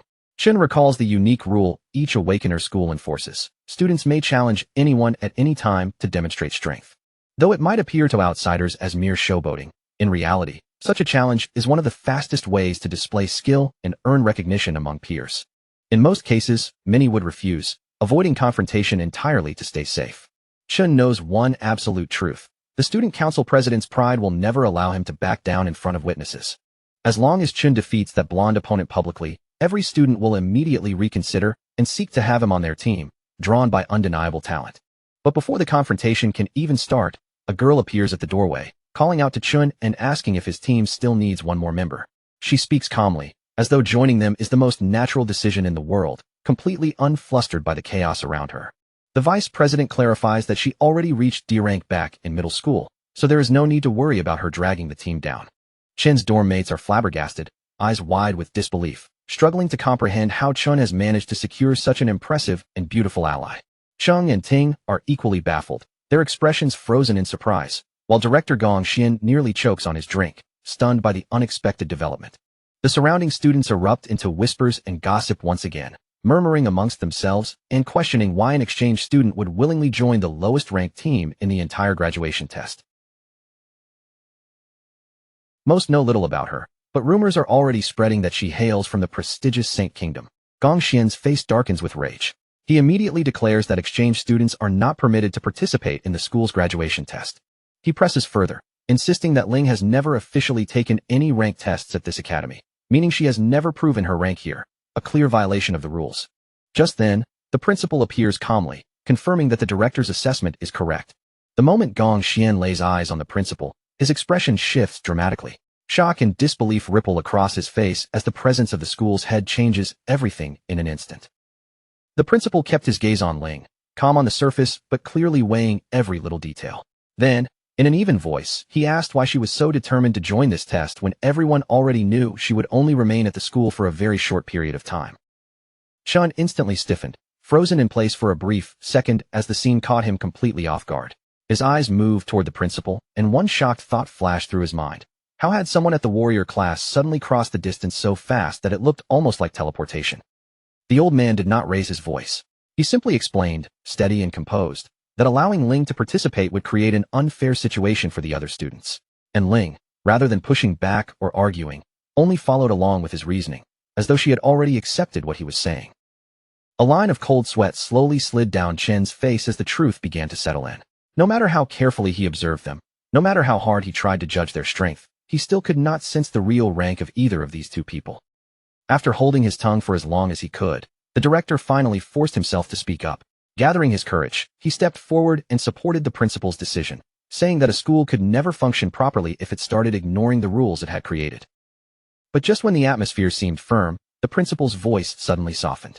He began to explain that the school's true purpose was not merely to enforce regulations, but to provide awakeners with a place where they could study, grow stronger, improve themselves, and one day achieve something worthwhile with their lives. He went on, reminding everyone that although the graduation test had always been seen as an old-school tradition, it was far more than just a formal event. For many students, this test was one of the most important turning points they would ever face. Then the principal posed a question that made the room grow heavier. If a student was suddenly denied the right to participate just because the rules had been changed, then how could the school ever compensate that student for losing such an important opportunity? The director's confidence immediately began to shake.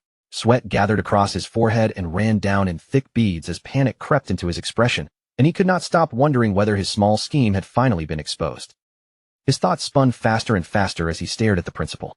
Deep down, he silently questioned whether all this invisible pressure was actually being directed at him because of Chun. After quickly weighing the situation in his mind, the director realized that if he kept forcing the issue, he would only invite even more trouble onto himself. So instead of pushing further, he decided it was smarter to retreat for the moment. He tried to calm himself by thinking that the strongest students had already gathered into their own team anyway. Because of that, no matter how the rules were adjusted now, they should still be able to dominate the test without any real difficulty. The director lowered his head slightly toward the principal and apologized in front of everyone. He admitted that they had not thought things through properly, especially when it came to how this system might stop certain students from getting a fair chance to develop. Then he lifted his voice so the entire room could hear him clearly. In order to maintain fairness in the graduation test, he announced that even lower-ranked teams, as well as groups with fewer than 5 members, would now be permitted to take part. With that announcement, the 4 dorm mates finally received the chance they had been fighting for. Their expressions brightened all at once, and they could barely hide their excitement as they celebrated the fact that their team had truly earned a place in the graduation test. Sitting toward the back, the principal quietly shifted his eyes toward Ling. With a casual tone, he remarked that she seemed to be showing just a little too much interest in Chun. On one side of the test stood the student council president, surrounded by a lineup packed with the school's strongest players. On the other side, Chun stood with the 3 students everyone else had already written off as the weakest. That sharp contrast only made the old man even more intrigued. He found himself wondering which devil's cave these 2 completely different teams would choose, and just how many points each of them could actually earn by the end. Not long after that, the official stepped forward and addressed the room.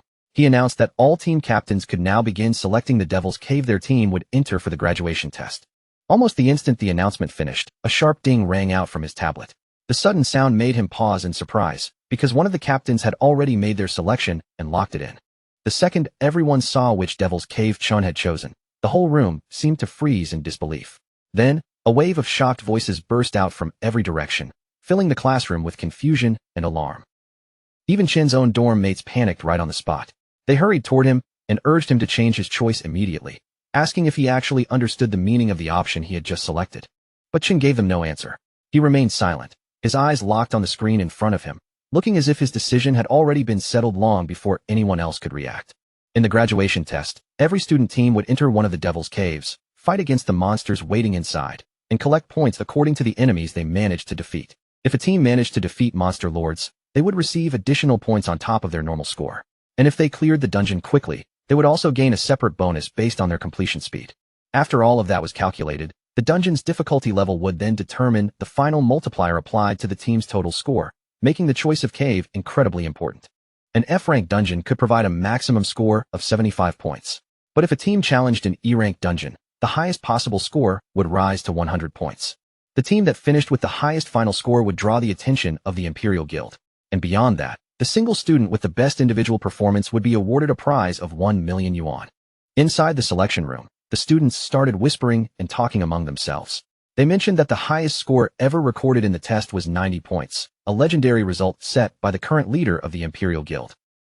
They also understood that even clearing an E-rank dungeon normally required at least 3 dependable D-rank fighters. Because of that, many of them believed Ting's team had a real chance to break that historic record this year. Just as the discussion around the room became louder and louder, the display suddenly let out another clear ding. The sound immediately announced to everyone that someone had already chosen a Devil's Cave. One student stared up at the screen with wide eyes, barely able to believe what he was seeing. Chen had not picked a safe option at all. He had actually selected a D-rank dungeon. Throughout the entire history of the graduation test, no team had ever successfully cleared a D-rank dungeon. So the moment everyone saw Chen's choice, they immediately wondered if he had simply pressed the wrong button by mistake. Long turned toward Chun and asked him bluntly whether he had hit his head. Meanwhile, the dorm king nearly lost control in front of the screen, staring at the selection like he could not accept what his own eyes were showing him. The nerd quickly stepped in and tried to reason with Chun, clearly hoping he could still talk him out of this insane choice. But Chen only answered calmly, revealing that he had considered this decision for a long time before finally making it.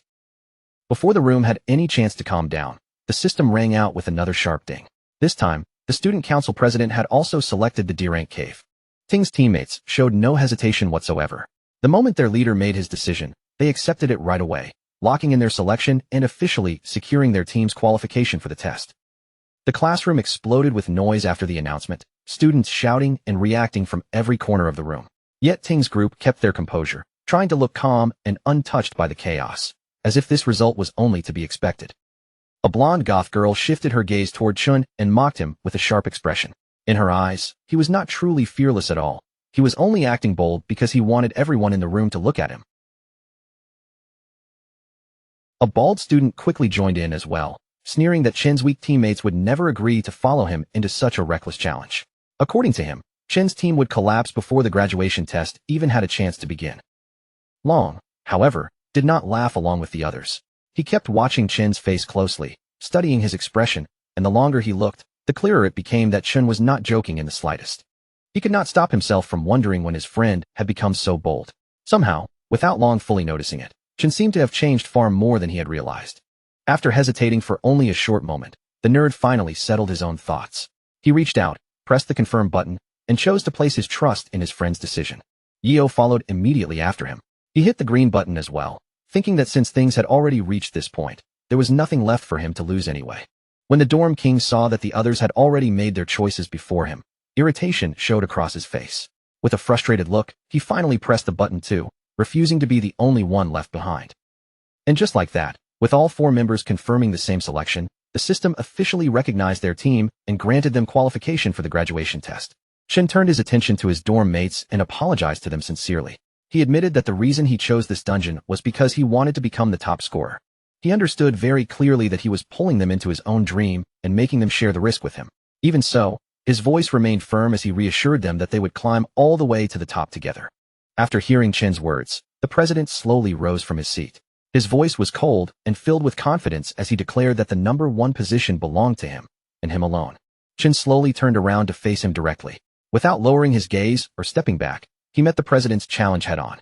Ting's face instantly sharpened, his calm expression giving way to a fierce pressure that rolled out from him and seemed to weigh down the entire room. With overwhelming confidence in his voice, he made it clear that inside this school, there was room for only one student to stand at the very top. Ling stood toward the back, watching him closely, and surprise flickered clearly through her eyes.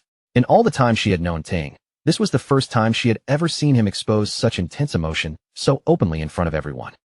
And with that single moment, the tension that had been building between them could no longer be covered up or ignored. Chen and Ting's rivalry had finally surfaced in front of the entire room, making it impossible for anyone to pretend they had not seen it. The principal looked at these fearless students and felt a quiet sense of pride rising in his chest. But Ling could not feel that same ease, because Chun had chosen a D-rank cave, a terrifying place so dangerous that even a C-rank fighter would have a hard time clearing it alone. Of course, everyone knew the reward for clearing a D-rank cave was enormous. A team could earn as many as 150 points from it, but behind that tempting score was a level of danger that no one could afford to underestimate. And what made the situation look even worse was Chin's team itself. His teammates were not exactly the kind of fighters people expected to send into a challenge like that, which made his decision seem even more reckless to everyone watching from the outside. The principal also pointed out that there was only 1 month left before the test officially began. With so little time remaining, it would be nearly impossible for Chen's team to grow strong enough to handle a dungeon of that level. Even so, despite understanding better than anyone how small their chances really were, the old man still chose to hold on to a quiet hope. Somewhere deep down, he wanted to believe they might somehow survive the odds and pull through. 2 weeks later, the scene had shifted to the training grounds, and the atmosphere was completely different. Everyone was collapsed across the floor, panting heavily, their limbs trembling from exhaustion as if their bodies had been pushed far beyond what they could endure. Long lay there on the ground, drained and frustrated, unable to hold back his complaint any longer.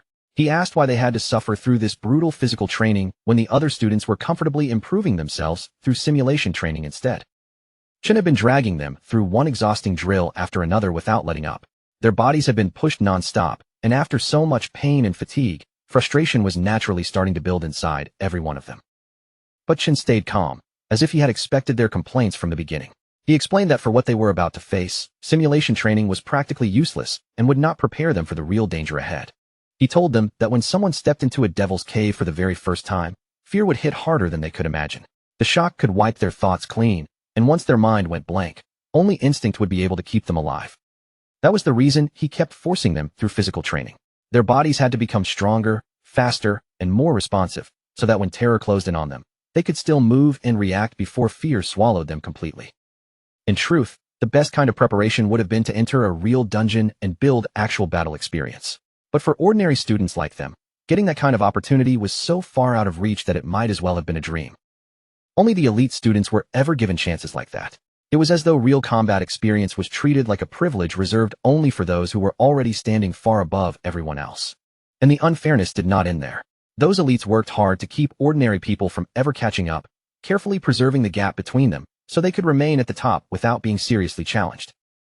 They had access to better training resources, real dungeon opportunities, and powerful support systems that regular people could chase for their entire lives and still never manage to touch. After hearing all of that, the dorm king frowned, his expression tightening with frustration. He asked the most obvious question. If the entire system was already stacked against them from the start, then what were ordinary people even supposed to do? Chen answered by finally laying out the real goal behind everything he was doing. If they could enter the Imperial Guild, then they would gain the influence, strength, and position needed to begin changing the entire system from the inside. And at this moment, the graduation test was their only true opening. It was the one chance placed in front of them, the one path that could let them break through the wall of elites and stand above the people who had always looked down on them. With that dream burning fiercely in his heart, Chen silently vowed that he would do absolutely everything in his power to keep the promise he had made. Then, with unwavering conviction, he guaranteed that they would win. With only half a month left before the graduation exam, Chen drove himself even harder than before. Every single night, while everyone else was resting, he entered the Void Tower again and again to continue pushing his limits. Defeating the Phantom Lions was anything but easy. They attacked him relentlessly and knocked him down over and over, But no matter how badly Chun was beaten, he refused to stay on the ground or give up.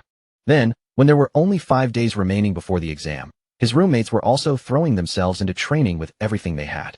Even with their bodies exhausted, they kept forcing themselves to move forward. But Chun had already stepped into a completely different level of intensity. The training he put himself through was so extreme that even the hardest routine his teammates could imagine looked almost like a simple warm-up beside it. With only 2 days left before the exam, his rival was clearly not wasting a single moment either. Ting continued training seriously, sharpening himself as the final countdown to the graduation test drew closer and closer. Even then, Chen's progress was moving at an even more terrifying speed. By this point, he could stand beneath crushing gravity and still face an entire pack of lions head-on without losing his nerve. Blood ran down Chen's face, streaking across his battered features, but his eyes were sharper and more focused than ever. Covered in wounds yet burning with determination, he looked more prepared to win than he had at any point before. On the day of the exam, a small drone floated near the gathered students, hovering quietly in the air. It waited above them like an official guide, ready to lead them into the test that would decide everything. The boys arrived together, all wearing matching outfits that gave them a much sharper and cleaner appearance than usual. As they walked in side by side, they looked far more serious and prepared than they ever had before. After every student had put on their wristband, the signal was finally given. In that moment, the waiting ended, and the graduation exam officially began. Outside the exam area, the academy principal stepped forward with a warm and respectful smile. He personally greeted Gong Lin, making it clear from his manner that this visitor was no ordinary guest. This sharp-looking man was none other than President Ting's father. More than that, he was also one of the co-founders of the Imperial Guild, a name that carried enormous weight in front of everyone present. The students could not stop staring at him from a distance. To them, a co-founder of the Imperial Guild was so famous, powerful, and unreachable that they looked at him almost like a rare creature being displayed right in front of their eyes. Their curiosity only became stronger when they saw both the principal and the Imperial Guild co-founder shift their attention toward a luxurious white limousine that was arriving nearby. The door of the white car opened, and a red-haired man named Carl Cavendish stepped out calmly. His posture was relaxed, but every movement carried the confidence of someone who was already used to being the center of attention. The instant the students recognized who he was, they completely lost their composure. Standing before them was none other than the vice chairman of the World Guild Alliance. Someone with a status that Hai would normally never bother coming to a place like this. That was exactly why his sudden appearance felt so unbelievable, making the students wonder what could have drawn him there. Inside the VIP room, the director stood before the special guests and gave his report. He explained that 23 teams had chosen F-rank demon lairs, several groups had selected E-rank lairs, and only 2 especially daring teams had gone as far as choosing D-rank lairs. Alliance Secretary Sigrid looked genuinely surprised when she heard that information. From her perspective, even a real D-rank team would normally need careful preparation before attempting to enter a D-rank lair. Because of that, she turned her attention toward the academy officials and questioned them directly. Had they truly considered the students' safety before allowing such a dangerous choice? When the director heard her concern, he remained composed and answered without panic. He explained that the students fully understood the danger of the lairs they had personally chosen to challenge. He made it clear that awakeners who lacked real combat experience often struggled even against F-rank monsters. No matter how confident they appeared before entering, actual battle could break that confidence very quickly.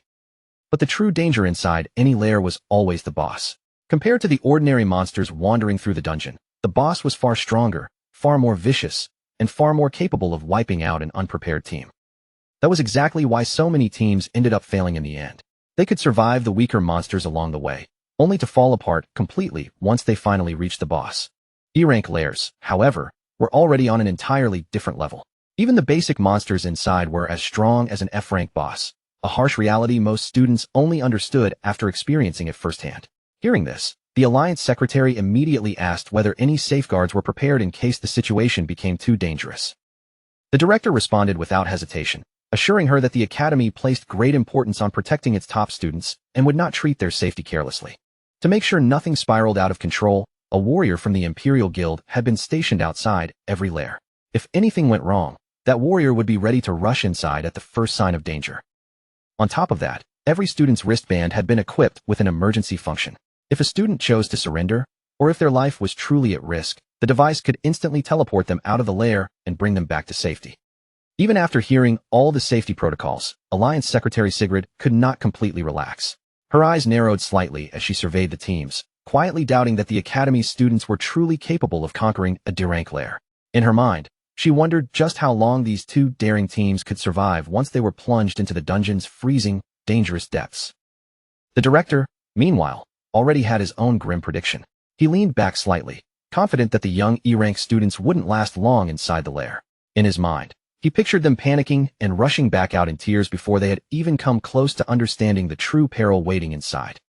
Deep within the D-rank dungeon, the environment itself seemed to loom like a warning.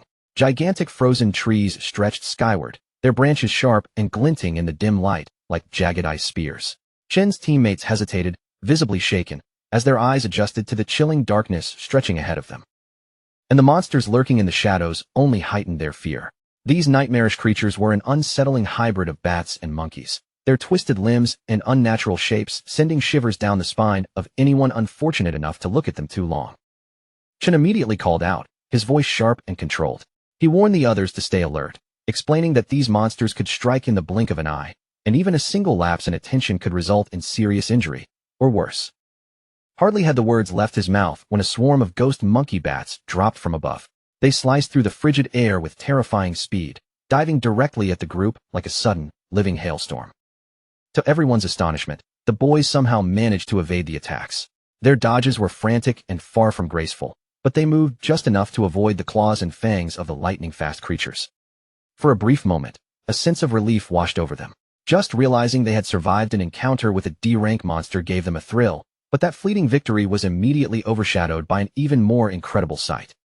Chen stood calmly in the center of the battlefield, a sword crackling with lightning in his hand. Around his feet, the bodies of dead monsters littered the ground, evidence of his unflinching efficiency. Without wasting time on words or speeches, he instructed his teammates to prioritize their own safety. They were not yet strong enough to handle the monsters alone, but he would take care of the rest. Another ghost monkey bat lunged from the shadows with terrifying speed. The boys barely had time to react, diving aside and avoiding the deadly strike by the skin of their teeth. At that instant, Xiangzhou finally understood Chen's purpose. All the brutal reflex drills and intense speed training had been preparing them for moments exactly like this, life or death encounters where instinct mattered more than skill alone.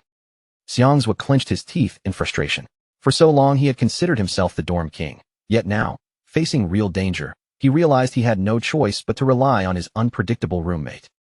While those thoughts raced through his mind, Chen moved with fluid precision, eliminating ghost monkeys one after another with swift, decisive strikes. The monsters attacked in relentless waves, but before they could even register the threat, Chen's blade was already through them, each strike precise and devastating. The dorm king muttered under his breath, recalling how Ma Long had often praised Chen's strength. But hearing about it and seeing it firsthand were entirely different experiences, leaving him awestruck. At that moment, Chen no longer looked like an ordinary student.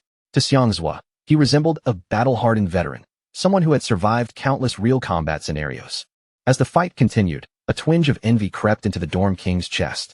With every swing of Chen's sword, his reputation seemed to rise even higher, and Xiangzhou couldn't help but feel a pang of jealousy. Suddenly, another monster appeared from behind the group. Xiangzhou barely reacted in time, raising a defensive block just before its attack could connect.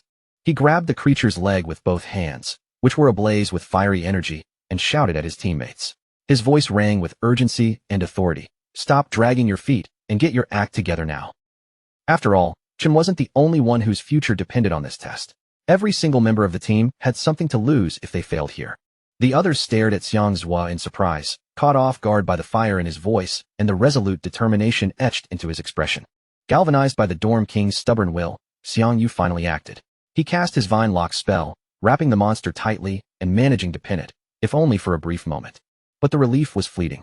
The creature ripped free almost immediately and, with a sudden kick, sent Xiangyu flying before he could react. Long jumped in with his frostbite breeze spell, the icy wind slowing the monster slightly. Yet it was clear that alone, none of them could manage it. They needed to combine their efforts to gain any control. By coordinating perfectly, they finally managed to hold the creature in place long enough for the dorm king to prepare his next move. With a synchronized shout, they urged him to take the shot. The dorm king channeled all his fiery energy, compressing it into a powerful explosive flame bullet, and fired directly at the monster. But when the flames dissipated, the attack barely left a mark. The creature seemed almost untouched, with only a few scorched hairs hinting at the strike's impact, as though shrugging off the assault. Undeterred, he launched several more flame bullets in rapid succession. No matter how many times he struck, the monster refused to go down, its resilience testing their limits. By now, Xiang Yu and Long were straining to the brink of exhaustion, their bodies screaming as they tried desperately to keep the creature contained. Seeing their weakening grip, the Dorm King knew he could no longer hold back. Saving any energy was no longer an option. He poured every ounce of his power into one massive, concentrated flame attack. The resulting explosion engulfed the battlefield in fire and smoke, an overwhelming display of destructive force. When the smoke cleared, all that remained was a charred skeleton where the monster had stood. The drone's voice confirmed the victory. They had successfully eliminated a D-class ghost monkey bat. Exhausted and gasping for breath, the three teammates collapsed to the ground. Despite their fatigue, their faces glowed with excitement. They had actually defeated a D-class monster using only their own strength. Chen approached them, his expression showing mild surprise. The moment they noticed him, they eagerly asked whether he had seen them take down the monster. The creature had left behind only a single finger bone as loot. Xiang Zhua, trying to maintain his composure, casually claimed that dispatching it had been a simple task, a piece of cake. Chen didn't tease or mock them. Instead, he offered a straightforward congratulations, acknowledging the victory they had earned through their own effort. Shortly afterward, the drone's voice rang out again, announcing that every monster within the Devil's Cave had now been cleared, marking a complete victory for the team. Back in the viewing area, Director Gong stared at the live feed in disbelief, his face slack with shock, as if the sight in front of him was defying all reason. He simply could not process what he was seeing. These students, supposedly weak and lacking real combat experience, had just overcome a D-level threat that no one expected them to survive. The rest of the staff could only sit in stunned silence, their mouths tight, eyes wide, completely unable to find words for the impossible scene unfolding before them. Meanwhile, Vice Chairman Cavendish's assistant maintained his composure, calmly praising Chen's performance and calling it truly outstanding. As he watched the boy on the screen, he felt a strange familiarity emanating from Chen, a sense that reminded him of an old friend long ago, stirring a memory he hadn't expected. Vice Chairman Cavendish then spoke Chen's name aloud, deciding to remember him. That single decision immediately made President Ting's father and Director Gong exchange uneasy glances, the weight of recognition settling over them. Desperate to divert attention from Chen as quickly as possible, the director hurriedly redirected everyone's focus toward the student council team inside the other D-rank cave. He pointed out that Ting's team had already reached the midsection of the dungeon. The chairman's aide praised their coordination, noting that their teamwork was nearly flawless, almost like a professional guild raid team in action. Chairman Carl smiled at the report, clearly pleased, and remarked that this year's graduates were far more impressive than any previous classes he had seen pass through the academy. Director Gong lowered his voice to a whisper, reminding himself that the real battle was just beginning. The most thrilling moments, he knew, had not even started yet. Inside the D-rank Toxic Vine Cavern, the president's team suddenly found themselves surrounded. Poisonous mushroom monsters erupted from all directions, converging on them in a coordinated, deadly attack.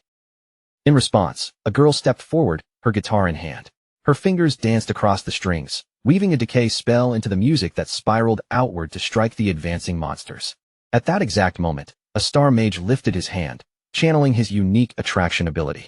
Slowly but deliberately, he drew every scattered mushroom monster toward a single, tight cluster, creating the perfect setup for a coordinated combo. The creatures, confused and stumbling over each other, had no idea they were walking straight into a trap meticulously orchestrated by the team. The instant the monsters were corralled, the mage's voice rang out, calling urgently for the captain. Right on cue, the president surged forward, sword gleaming in the ambient light, his posture radiating lethal precision. Every step he took exuded absolute confidence, ready to end the encounter in a single, decisive strike. In a heartbeat, the president swung his sword, unleashing the blazing sky technique. His blade tore through the tightly packed mushroom monsters with surgical accuracy, each slash scattering them into pieces. The air itself seemed to tremble from the force of the attack, leaving no doubt about the sheer dominance of his skill. His teammates quickly recognized the familiarity of the monsters. They were identical to those faced during their rigorous training sessions. Knowing the attack patterns in advance, the team moved with seamless coordination, their movements fluid and confident, feeling virtually no real pressure as they executed their maneuvers. It became clear to them that the school officials had designed this test specifically with their team in mind. With support quietly positioned behind them, every obstacle seemed to dissolve effortlessly, turning what could have been a tense battle into a near-routine performance. Realizing this strategic advantage, the team's morale soared, and celebration began prematurely. Laughter and teasing remarks filled the air even before the fight was fully concluded, their confidence unshakable. They knew, without a shadow of a doubt, that first place this year would be theirs. Meanwhile, deep within the final level of the Cloud Forest, The boys stared in disbelief at how far they had come. Against all odds, they had survived the gauntlet and reached the lair of the boss monster itself, their hearts pounding with a mix of fear and awe. Amid the frozen wasteland, a colossal ghost ape crouched silently in the snow, calmly devouring its meal as though it had been waiting there for this very moment. Its sheer size and composed demeanor sent a chill down the boys' spines, marking it as a predator that could end them in an instant. The dorm king broke into a cold sweat at the sight alone. The monster's presence was suffocating. Even a single strike from its massive limbs could easily mean instant death. His hands trembled involuntarily, betraying the instinctive fear coursing through him. As if reading the fear in their eyes, the creature slowly lifted its gaze, fixing its piercing eyes on the group's weakest member. The air thickened with tension, and a dreadful anticipation settled over the frozen ground. Ma Long's scream tore through the cold air, a pure, unbridled terror that immediately provoked the beast into action. The creature responded to his panic, lunging forward with a terrifying, earth-shaking leap. The giant ape hurtled through the air, its massive frame slicing through the cold wind as it closed in on them. Every instinct screamed to flee, and the boys scattered in a desperate scramble, their feet barely finding purchase on the icy ground. They sprinted with all the strength they could muster, desperate to put as much distance between themselves and the beast as possible. Snow and ice sprayed behind them, marking their frantic retreat across the barren wasteland. Chun, however, did something completely unexpected. With unshakable resolve, he charged straight at the monster, moving with a speed and confidence that defied reason. There was no hesitation in his eyes, only the determination to confront the beast head-on. He launched himself at the ape's face with a brutal, bone-shaking kick, following it immediately with a relentless flurry of punches. Each strike lifted the massive creature into the air, slamming it repeatedly, as Chin's ferocity left no room for recovery. Before the monster could regain its footing, Chin ended the battle with shocking finality. His strikes shredded the creature's body apart, tearing it into pieces with a feral intensity that left the forest echoing with the remnants of its destruction. Witnessing this savage display left the boys frozen, their minds struggling to process the sheer brutality and overwhelming strength they had just seen. Shock and awe gripped them simultaneously, rendering them unable to speak. Even after annihilating the beast, Chin's expression remained unsatisfied. His annoyance was palpable. These D-rank monsters provided barely any experience points, and the trivial gains felt almost insulting to his capabilities. The loot they dropped was equally underwhelming, leaving Chin's frustration mirrored in the meager rewards strewn across the snow.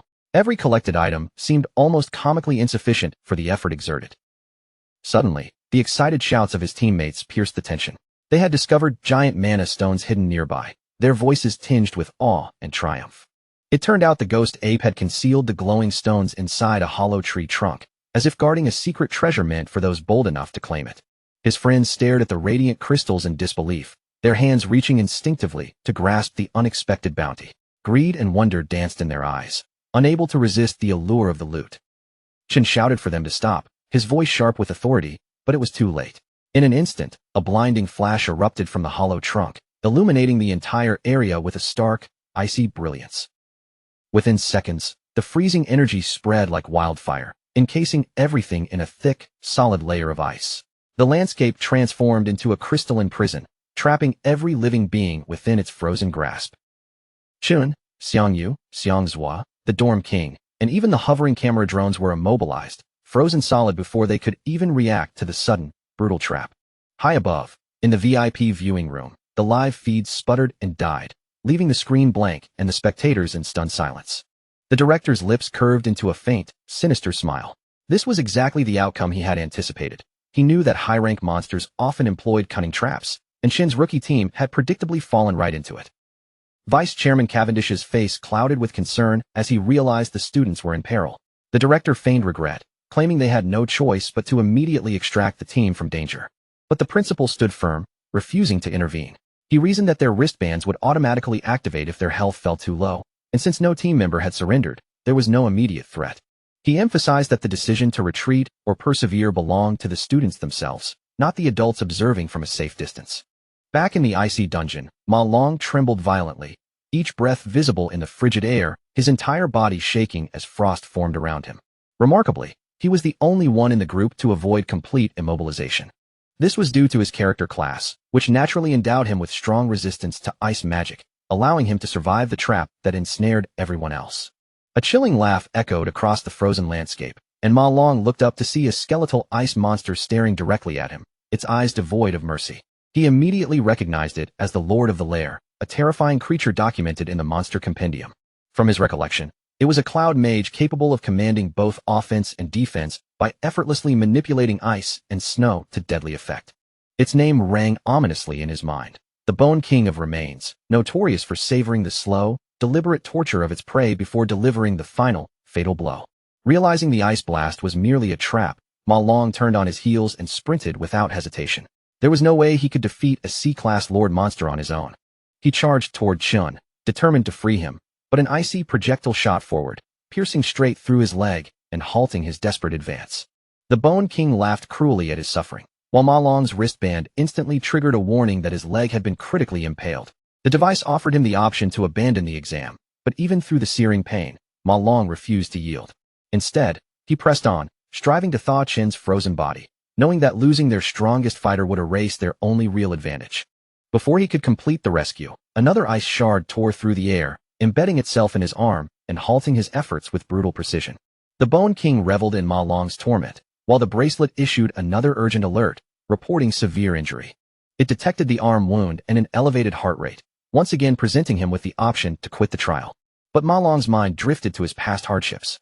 Every time life became challenging, he had fled, only to fall further behind.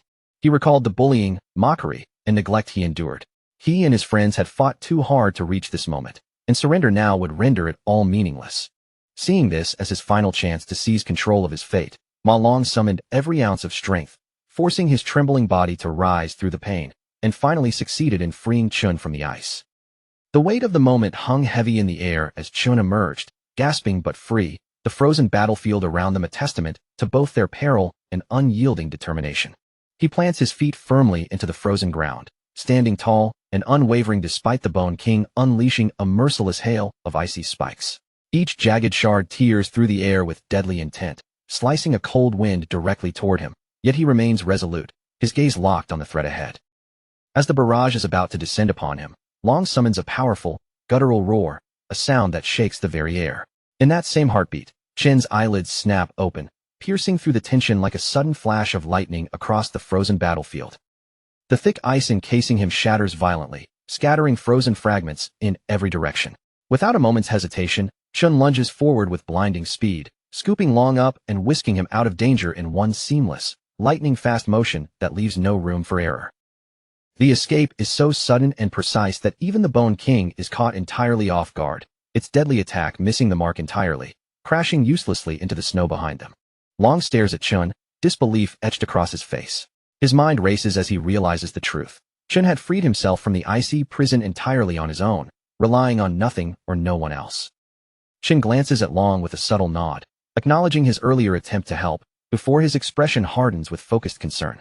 He asks about Long's injuries, his voice carrying a genuine, urgent care that cuts through the chaos around them. Long steadies his breathing, assuring Chun that the bleeding has temporarily stopped and that he can hold on. He quickly warns him of the Bone King's true nature, a cloud-type C-rank lord whose close-range power is unimaginably lethal. Any lapse, he warns, could mean there is no second chance for survival. Turning their attention back to the battlefield, they see the Bone King beginning to amass a massive cluster of ice shards above its skeletal form, a harbinger of the destruction it plans to unleash. Long's eyes widen in horror as he realizes the sheer magnitude of what's coming. This isn't ordinary ice magic, it's an enormous frozen bomb, poised to obliterate anything in its path. In the next heartbeat, the ice bomb crashes down, and the area is instantly swallowed by a blinding explosion of white frost and flying shards. The world seems to collapse into a frozen chaos, with snow and ice whipping violently through the air. The Bone King lets out a triumphant laugh, certain of its victory. But the sound abruptly cuts off when it sees both boys still standing, unharmed, their defiance mocking its power. Shen has already shifted into the Doomflame King class, activating his Cloud Warrior Frostbody. Completely immune to the Bone King's cold attacks, he now turns the icy battlefield itself into an advantage, his resistance stats soaring and his presence commanding the frozen terrain. The Bone King recoils, a terrified shriek escaping its mouth as it realizes its ice can no longer harm him. Its confidence crumbles instantly. Even Long freezes, stunned beyond words. Chun, previously a Volt assassin, now stands with the aura and form of a cloud-type warrior, a transformation that defies all expectations. For a moment, Long can only marvel, wondering if Chun might be one of those exceedingly rare prodigies capable of awakening two entirely different classes simultaneously. Chun, however, does not boast or explain. He quietly apologizes for misjudging the situation earlier, admitting that his mistake had inadvertently dragged his friends into a far more dangerous battle than intended. Without missing a beat, Chun shifts classes again, transforming his body into the terrifying abyssal fiend, his presence now radiating overwhelming menace.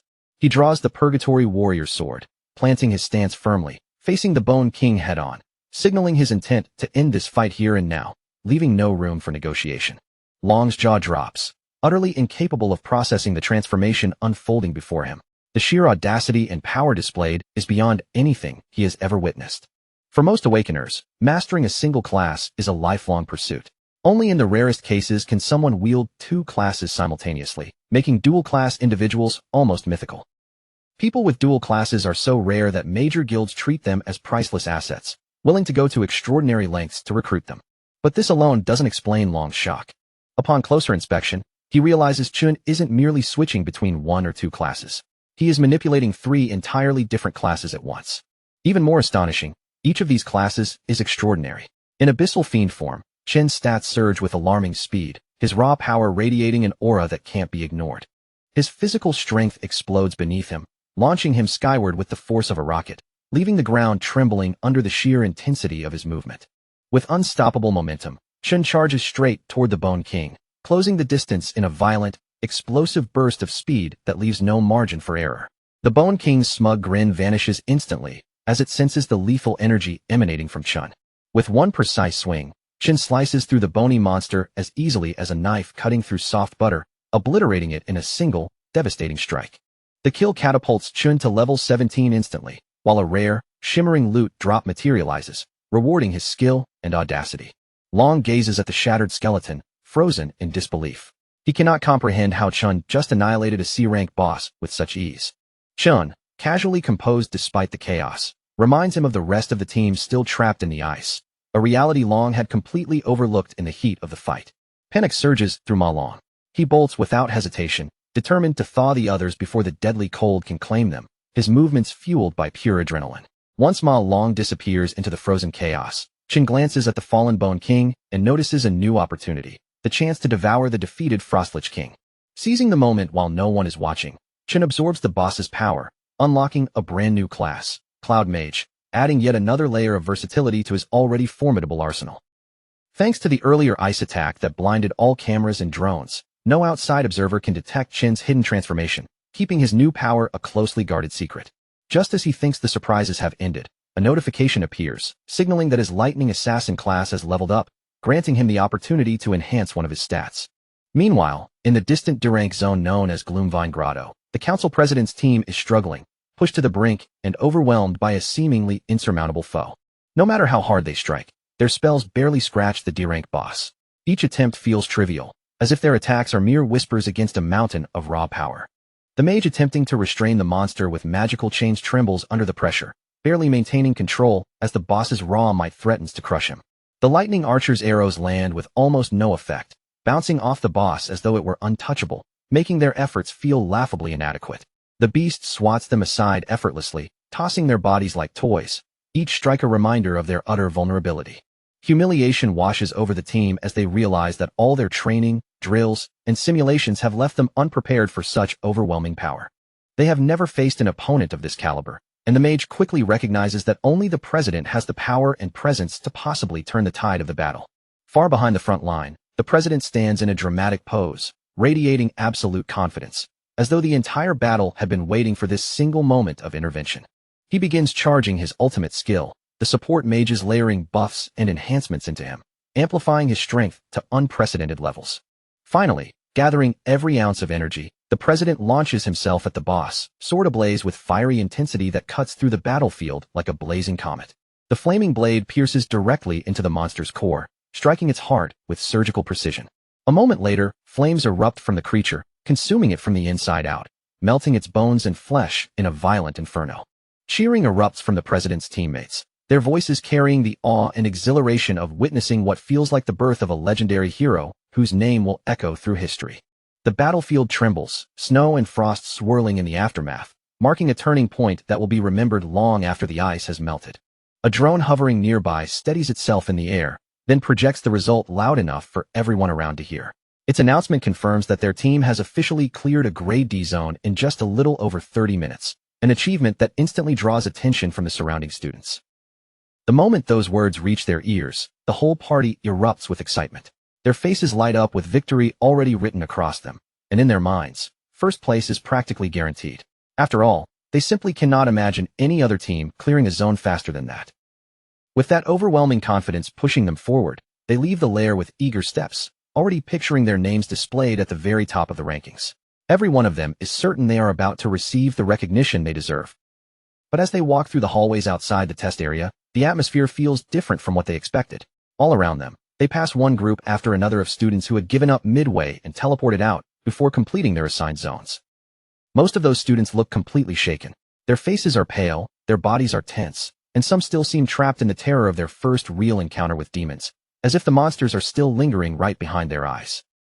That is when one of the president's lackeys suddenly spots Chun and his squad sitting off to the side. Unlike the noisy crowd around them, they are quietly resting away from the commotion, looking exhausted after everything they went through.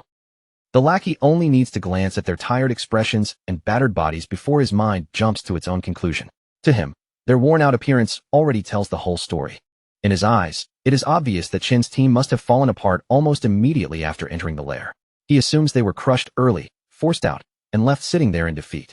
With a smug grin spreading across his face, the lackey strolls toward Chun and begins mocking him openly. He laughs at Chun for acting so bold before the test, only to supposedly collapse halfway through when things became real. The loyal follower keeps running his mouth, clearly enjoying the chance to humiliate Chun. But before he can push it any further, his own boss cuts him off sharply, because the Alliance vice chairman is already walking toward them. The elegant man approaches with calm authority in every step, slowly clapping as he comes forward. In a composed voice, he congratulates the students, praising what he calls an excellent performance. As he draws nearer, the president does his best to keep his face calm and dignified, but the followers standing around him can barely hide their excitement, knowing they are now face-to-face with one of the most powerful men in the entire world. President Ting steps forward confidently, lifting his hand with a practiced smile. From his smooth posture and expectant expression, it is obvious that he is waiting for a respectful handshake. But Mr. Cavendish does not even spare him a glance. He simply walks right past the outstretched hand, treating President Ting as though he is not standing there at all. Being ignored so blatantly in front of everyone makes the president's pride shatter on the spot. The embarrassment strikes him harder than any monster attack, leaving his face stiff with humiliation. And before he can even recover from that public shame, the vice chairman makes the situation even more unbearable by loudly calling his rival a true legend. Mr. Cavendish places a firm hand on Chin's shoulder in front of the entire crowd and announces that Chin cleared a D-rank dungeon in only 20 minutes. He even adds that not a single professional team from his own guild has ever broken a record like that. The council president and every one of his lackeys freeze where they stand. Their smug expressions vanish in an instant, and for a moment, none of them can even find the words to respond. They simply cannot understand how 4 unknown students could somehow outperform their 10-man squad. Even worse, Chin's team did not just survive, they actually cleared an entire D-rank lair for real. Chun, however, barely shows any reaction at all. Even praise from the strongest man in the country does not shake his expression, though deep down, he quietly wonders why someone of Cavendish's status would personally come to the academy. Carl Cavendish looks at him with steady eyes and calmly says that from this day forward, he will remember Chin's name very well. After saying that, he finally shifts his attention away from Chun and turns toward Gong Lin, the very man who had invited him here in the first place. The vice chairman casually adds that Gong Lin's son is also talented, but the compliment is so restrained that it feels more like basic politeness than genuine admiration. Those words leave both father and son with a bitter taste in their mouths. After watching Chun receive such warm recognition right in front of them, this mild praise only makes the contrast feel even harsher. Once that brief comment is out of the way, the vice chairman announces that it is time for him to leave, as if the entire matter has already reached its natural end. Before the awkward atmosphere can grow any heavier, the academy director quickly steps forward, trying to smooth things over and regain control of the situation. He announces the final results, explaining that the 2 leading teams have finished with the same score. Because of this tie, every member of both teams will receive an official invitation to join the Imperial Guild. To Chin's roommates, that announcement sounds almost too good to be true. Thanks to Chun carrying the team through the exam, Their futures have practically been secured right in front of them. President Ting's lackeys begin celebrating too, cheering as if the outcome is still a major victory. But Ting himself remains silent, his expression dark, clearly nowhere near satisfied with sharing the result. Then the director adds one more reward. The team captains will both receive management positions in the guild for their leadership, and the $1 million cash prize will be split evenly between them. The moment this decision is announced, both team leaders are visibly caught off guard. Their expressions shift at almost the same time, neither of them fully expecting the reward to be handled this way. Chun quietly runs the numbers in his head and realizes that even $500,000 still will not be enough to clear his debt. Somehow, he has to earn the remaining money and keep his promise to the Mithril Exchange Guild. But before that worry can fully sink in, President Ting suddenly steps forward. In front of everyone, he openly refuses to accept the final result as a tie. He declares that the true winner should be decided through a one-on-one duel. In his eyes, there can only be one champion, and he is not willing to share that title with anyone. The sudden challenge sends a wave of shock through the crowd. Even the academy director and the vice chairman turn their attention toward him, clearly surprised by his bold demand. Alarmed by his nephew's reckless move, the director immediately tries to talk him down. He urges him to accept the tie, knowing that after the humiliation earlier, this shared victory is already the best outcome they could hope for. The director assumes Chen will see the duel as meaningless and reject it without hesitation. But instead, Chen accepts the challenge right away, only with one condition attached. Whoever wins the duel will take the entire $1 million prize for themselves. That unexpected condition is interesting enough to stop the vice chairman from leaving. He pauses his departure for the moment, clearly curious to see how this situation will unfold. With the terms now laid out, Chen steps forward and faces his opponent directly. His posture is calm, but his intent is clear. He is ready to settle everything once and for all.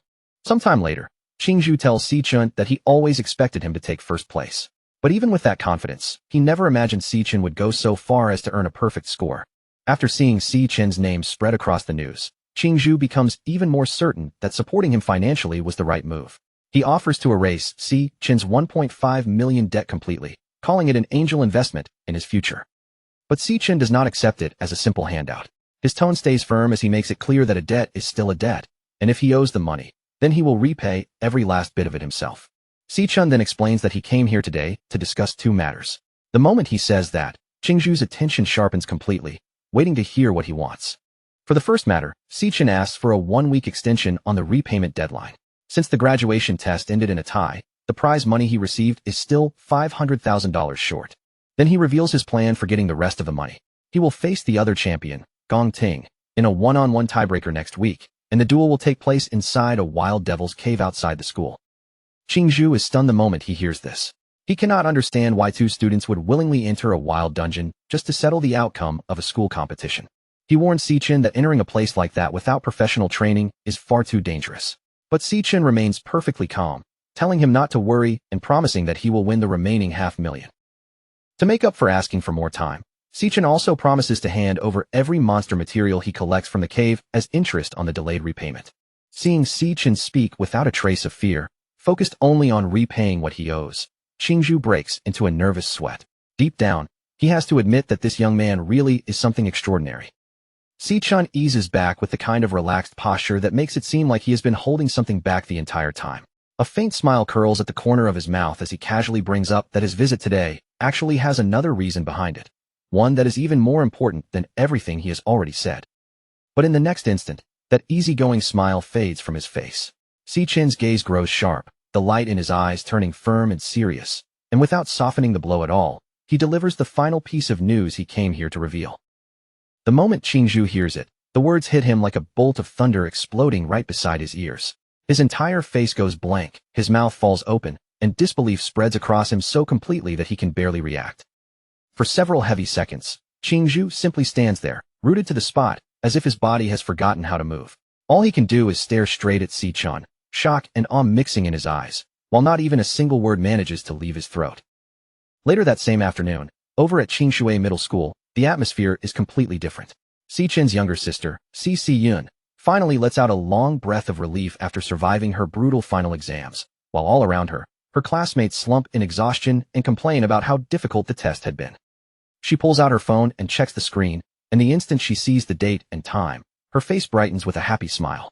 For her, this moment officially marks the beginning of summer vacation. But then, just as she is enjoying that sense of freedom, another thought suddenly pops into her mind. Today is not only the day her exams are over, it is also the day her brother is facing his graduation assessment.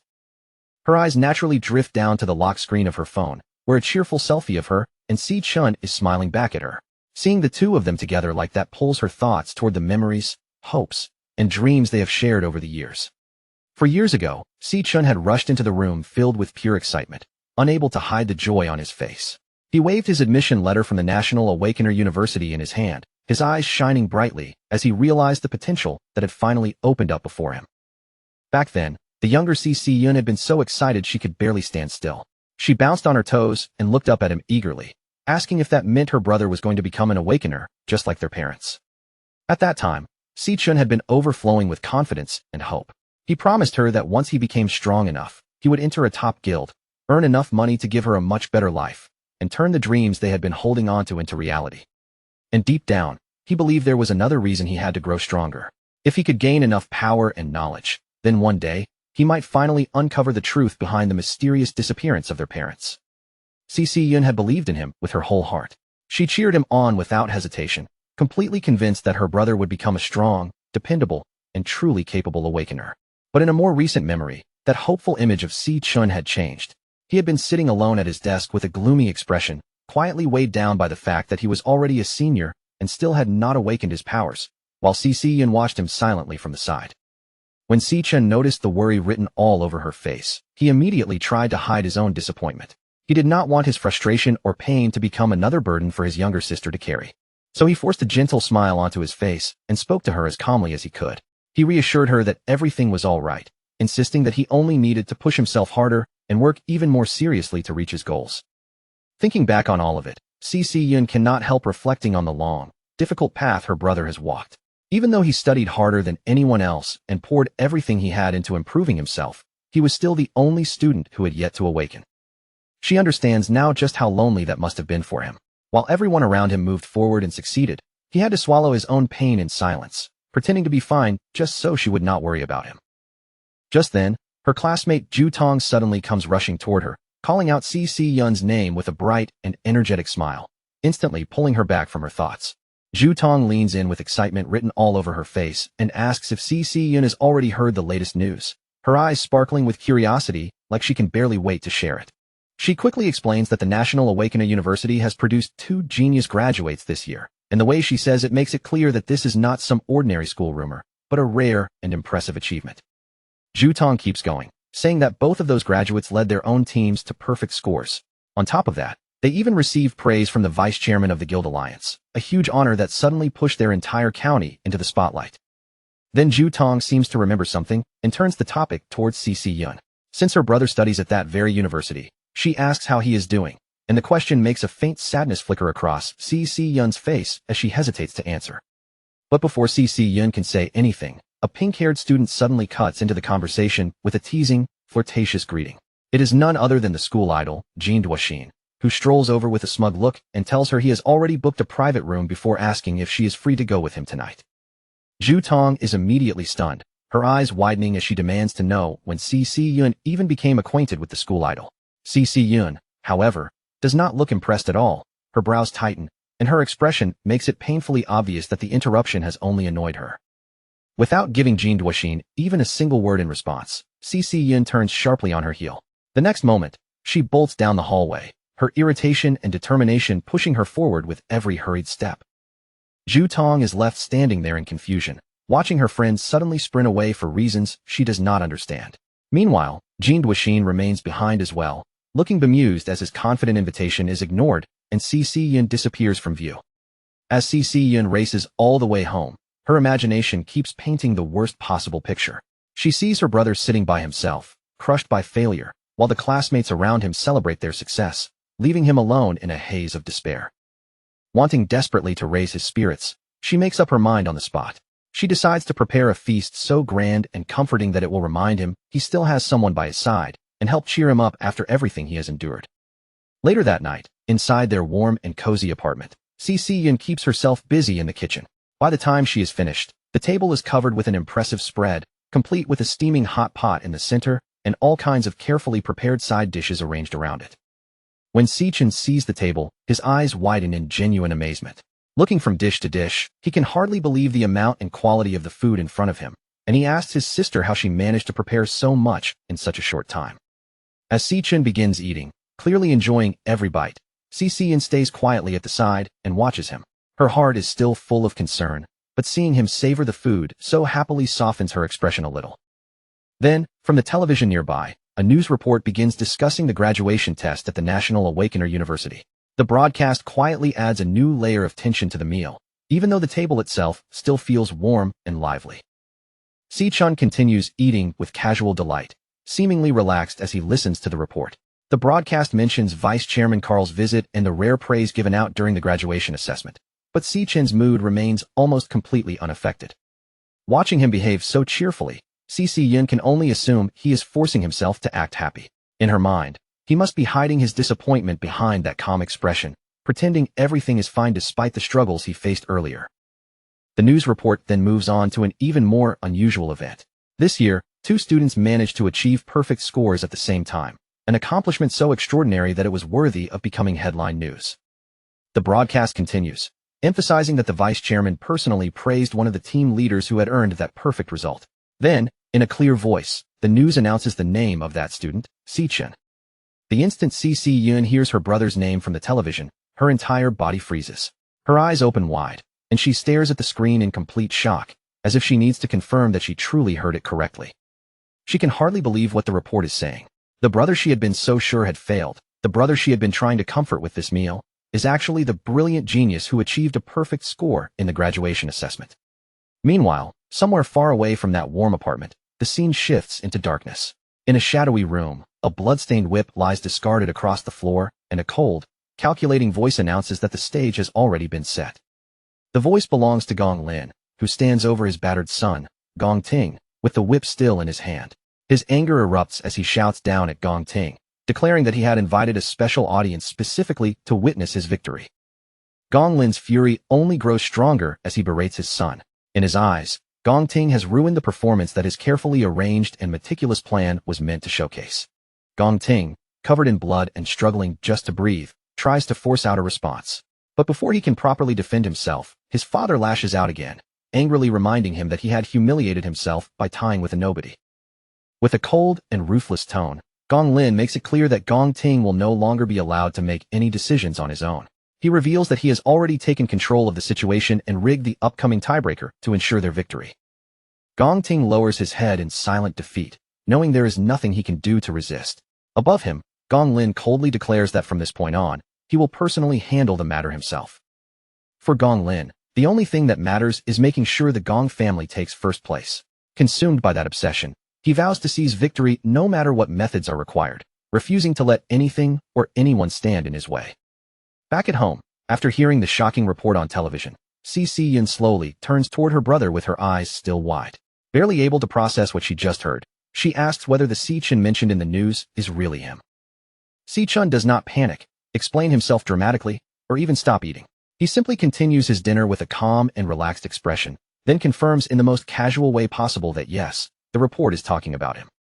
The confirmation hits Si-chin so hard that her hand loses its grip on the spoon. It slips from her fingers, crashes to the floor, and shatters, while a flash of lightning outside the window mirrors the sudden shock tearing through her emotions. She can only stare at Si-chin, completely unable to wrap her mind around what has just been revealed. The brother she had been worried about all this time has actually accomplished something extraordinary during his graduation assessment, and the realization leaves her utterly speechless. Si-chin can barely make sense of what she has just heard.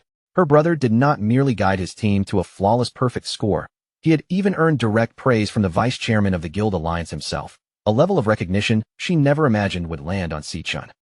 For a brief moment, the lively dinner table seems to lose all sound. The food is still steaming, Si-chin is still sitting right there, but the entire room falls into a stunned silence, broken only by the faint voice of the television continuing in the background. Overwhelmed by the flood of emotions rising inside her, Si-chin slowly lowers her head. She quietly wipes at the tears gathering in the corners of her eyes, thinking of Si-chin as her silly, stubborn brother who had endured so much without ever letting her see the full weight of it. Then, with tears still shimmering in her eyes, she lifts her face and looks at Si-chin again. This time, her smile is full of joy, pride, and relief, because she finally understands that after all those painful years of struggle, Her brother has truly climbed to the very top. On the night of the graduation combat assessment, June 17, 2157, Vice Chairman Carl Cavendish is seated inside a private dining room. While chaos and attention swirl around the assessment outside, he calmly enjoys a plate of premium beef, looking completely unbothered as if none of it has anything to do with him. As he slices through the beef and slowly savors the taste, Carl keeps his movements elegant and unhurried. Without even looking rushed, he casually asks the woman seated across from him to report the latest progress on the assignment she has been handling. The person sitting opposite him is Lingyu. Her posture is steady, her expression is serious, and the calm look in her eyes makes it clear that she has come prepared to deliver information that is anything but ordinary. Without wasting time on unnecessary words, Lingyu pushes a black folder across the dining table toward Carl. Inside are top-secret documents, all connected to a mysterious subject known only by the name the Devourer. Lingyu explains in a measured tone that over the past year, this target has left behind absolutely no trace. She then warns Carl that if they continue pushing their surveillance too aggressively, they may not uncover the target first. Instead, they could be the ones who get discovered. Carl, however, shows no sign of concern. His expression remains calm as he praises Lingyu for the work she has already completed, then tells her to sit down and eat first before continuing with the rest of her report. Lingyu pauses for a short moment, as if weighing whether to speak immediately. Then she tells him that there is still one more important piece of information she needs to report. She reveals that recently, she noticed a highly suspicious person who had made contact with Carl. The instant those words come out, Carl's previously relaxed attention sharpens, and the mood at the table subtly tightens.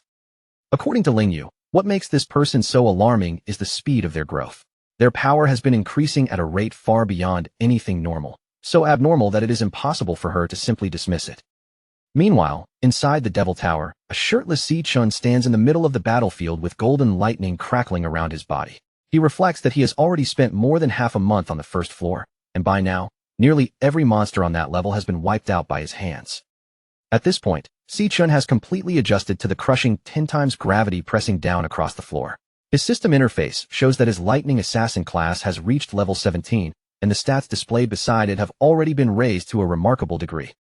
After the graduation battle, his Lightning Assassin class had finally reached full proficiency and rewarded him with an attribute point. That result proves something important to him. The more actively he uses a class in real combat, the faster that class can grow. As the glowing avatars of his 4 different classes appear around him, Si-chun quietly studies them one by one. Looking at those forms, he understands that none of his classes have reached their true upper limit yet, and each still has room to become even stronger. After considering his options, Si-chun decides to invest his newly gained attribute point into speed. For an assassin, after all, speed is not just a useful advantage. It is the core weapon that decides whether an attack lands before the enemy can even react. The moment the multiplier effect takes hold, his speed rises explosively, soaring all the way to 740. With that single boost, Si-chun's movement ability now stands on the same level as an A-rank assassin. But even after receiving such a huge increase, Si-chun still finds himself trapped in a dangerous standoff. Around him, a pack of glowing purple phantom lionesses keeps circling and pressing in, their eyes fixed on him as the tension refuses to ease. The biggest problem is not even the lionesses themselves, but the floor's lord behind them. The massive phantom lion king keeps lingering just outside his reach, always staying far enough away that Si-chun cannot land a clean hit no matter how he moves. When 2 phantom lionesses suddenly spring at him from different angles, Si-chun reacts instantly. He activates Divine Flash, and his entire body becomes a streak of golden lightning as he rushes forward and meets their attack head-on. As the battle drags on, Si-chun starts paying closer attention to the Lion King's movements. Beneath its evasive behavior, he begins to sense that there are strange abilities hidden in the way the creature controls the battlefield. Every time Si-chun catches even a glimpse of an opening and moves in to strike, the creature slips away at the very last second. Before his attack can connect, it disappears from that spot entirely, leaving him with nothing but empty air. Si-chun keeps his eyes locked on the pack, carefully observing every shift in their bodies and every change in their spacing. He studies how each beast moves, how they take turns, and how their attacks are coordinated around him. Their positions keep changing at high speed, making the whole battlefield feel unstable. But once Si-chun watches closely, the pattern becomes obvious. 2 lionesses always rush in to pressure him directly, while the remaining 2 stay back and wait for their turn. At the same time, the Lion King never gives him a fair chance to engage. It stays at a safe distance from the fight, carefully avoiding the range where Si-chun could close in and directly attack it.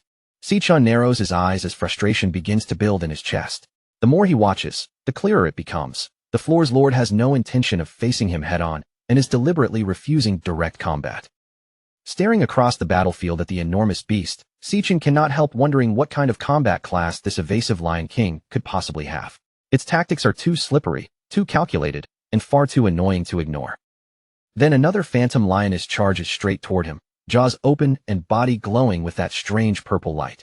Sichin counters without hesitation, driving a powerful bolt of lightning directly into the creature's open mouth. But just as he is about to follow up and finish it with a fatal strike, the lioness suddenly disappears in a flash of pink light. His attack cuts forward, but instead of flesh or bone, it slices through nothing but empty space. That instant makes Sichin realize something important. The teleportation ability does not belong only to the floor's lord. The lionesses themselves can vanish the moment he tries to land a decisive finishing blow. A spatial portal opens nearby, rippling in the air beside the Lion King. From within it, the lioness that had just been in danger safely reappears, returning to the floor's lord's side, as if Sichin's attack had never threatened it at all. Now the pack strategy becomes painfully obvious. The instant Sichin hesitates, pauses, or loses momentum, another lioness immediately lunges forward, using itself as bait to draw out his next attack. Determined to break apart their perfect coordination, Sichin gathers golden lightning around his entire body. Then he launches into motion, unleashing a rapid storm of slashes meant to tear through their formation before they can react. But no matter how fast his blades move, or how sharply his attacks cut through the air, the result stays the same. Each beast vanishes just before the strike can truly land, escaping by the narrowest margin every single time. The pack's formation does not collapse at all. Whenever one of the lionesses is forced into real danger, it simply teleports back to the Lion King, allowing the group to reset their positions as if nothing had happened. The lionesses continue attacking from every direction, their glowing claws flashing toward him again and again. Sichin is forced to block their strikes repeatedly, his attention constantly being pulled from one side of the battlefield to another. And each time Sichin swings back, trying to punish the beast that came too close, the same frustrating scene repeats itself. The lioness disappears before it can take any real damage, leaving his counterattack with no target to finish. Through those spatial portals, the lionesses rotate in and out with flawless timing. One retreats the moment danger closes in, while a fresh beast immediately rushes forward, making sure Sichin is never given even a clean second to breathe. Sichin keeps striking at the beasts as they lunge toward him, but the cycle refuses to break. Every target disappears at the exact instant his attack is about to connect, turning each promising opening into another wasted swing. The lionesses keep repeating this endless loop of assaults, dragging Sichin deeper into a battle of attrition. Every exchange forces him to move, defend, and attack again, slowly wasting more and more of his energy. Sweat begins to bead across Sichin's face as he glares toward the distant Lion King. At last, he realizes the floor's lord is not simply avoiding him. It is deliberately stretching out the fight, wearing him down, and toying with him from a safe distance. As Sichin leaps into the air to avoid another beast's attack, a sharp thought suddenly cuts through his frustration. Why is he stubbornly trying to defeat enemies that can teleport by relying on speed alone? With that realization, Sichin changes his approach. He opens his system interface and initiates a class switch, and in the next moment, cold blue energy begins surging around his body. As frost spreads across him like a layer of armor, Sichin calmly reasons through the situation. If the Lion King refuses to fight him directly, then there is no reason for him to keep depending on a close combat class built for chasing enemies down. The transformation takes over completely, turning his hair pure white while his eyes ignite with an icy blue glow. Sichin decides that this time, he will use his mage class to crush the Lion King's evasive tactics and shut down its escape routes altogether. The system confirms the switch, and his new form is officially marked as the level 17 Cloud Mage class, Frostbone Skeleton King. The cold aura around him grows heavier as that title appears. Now standing tall beneath an icy crown, Sichin no longer looks like someone preparing to chase the beasts one by one. Instead, he is ready to seize control of the entire battlefield with wide-range spells that can strike everywhere at once. Floating high above the battlefield in his level 17 Cloud Mage form, Frostbone Skeleton King, Sichin raises his power as freezing energy gathers around him.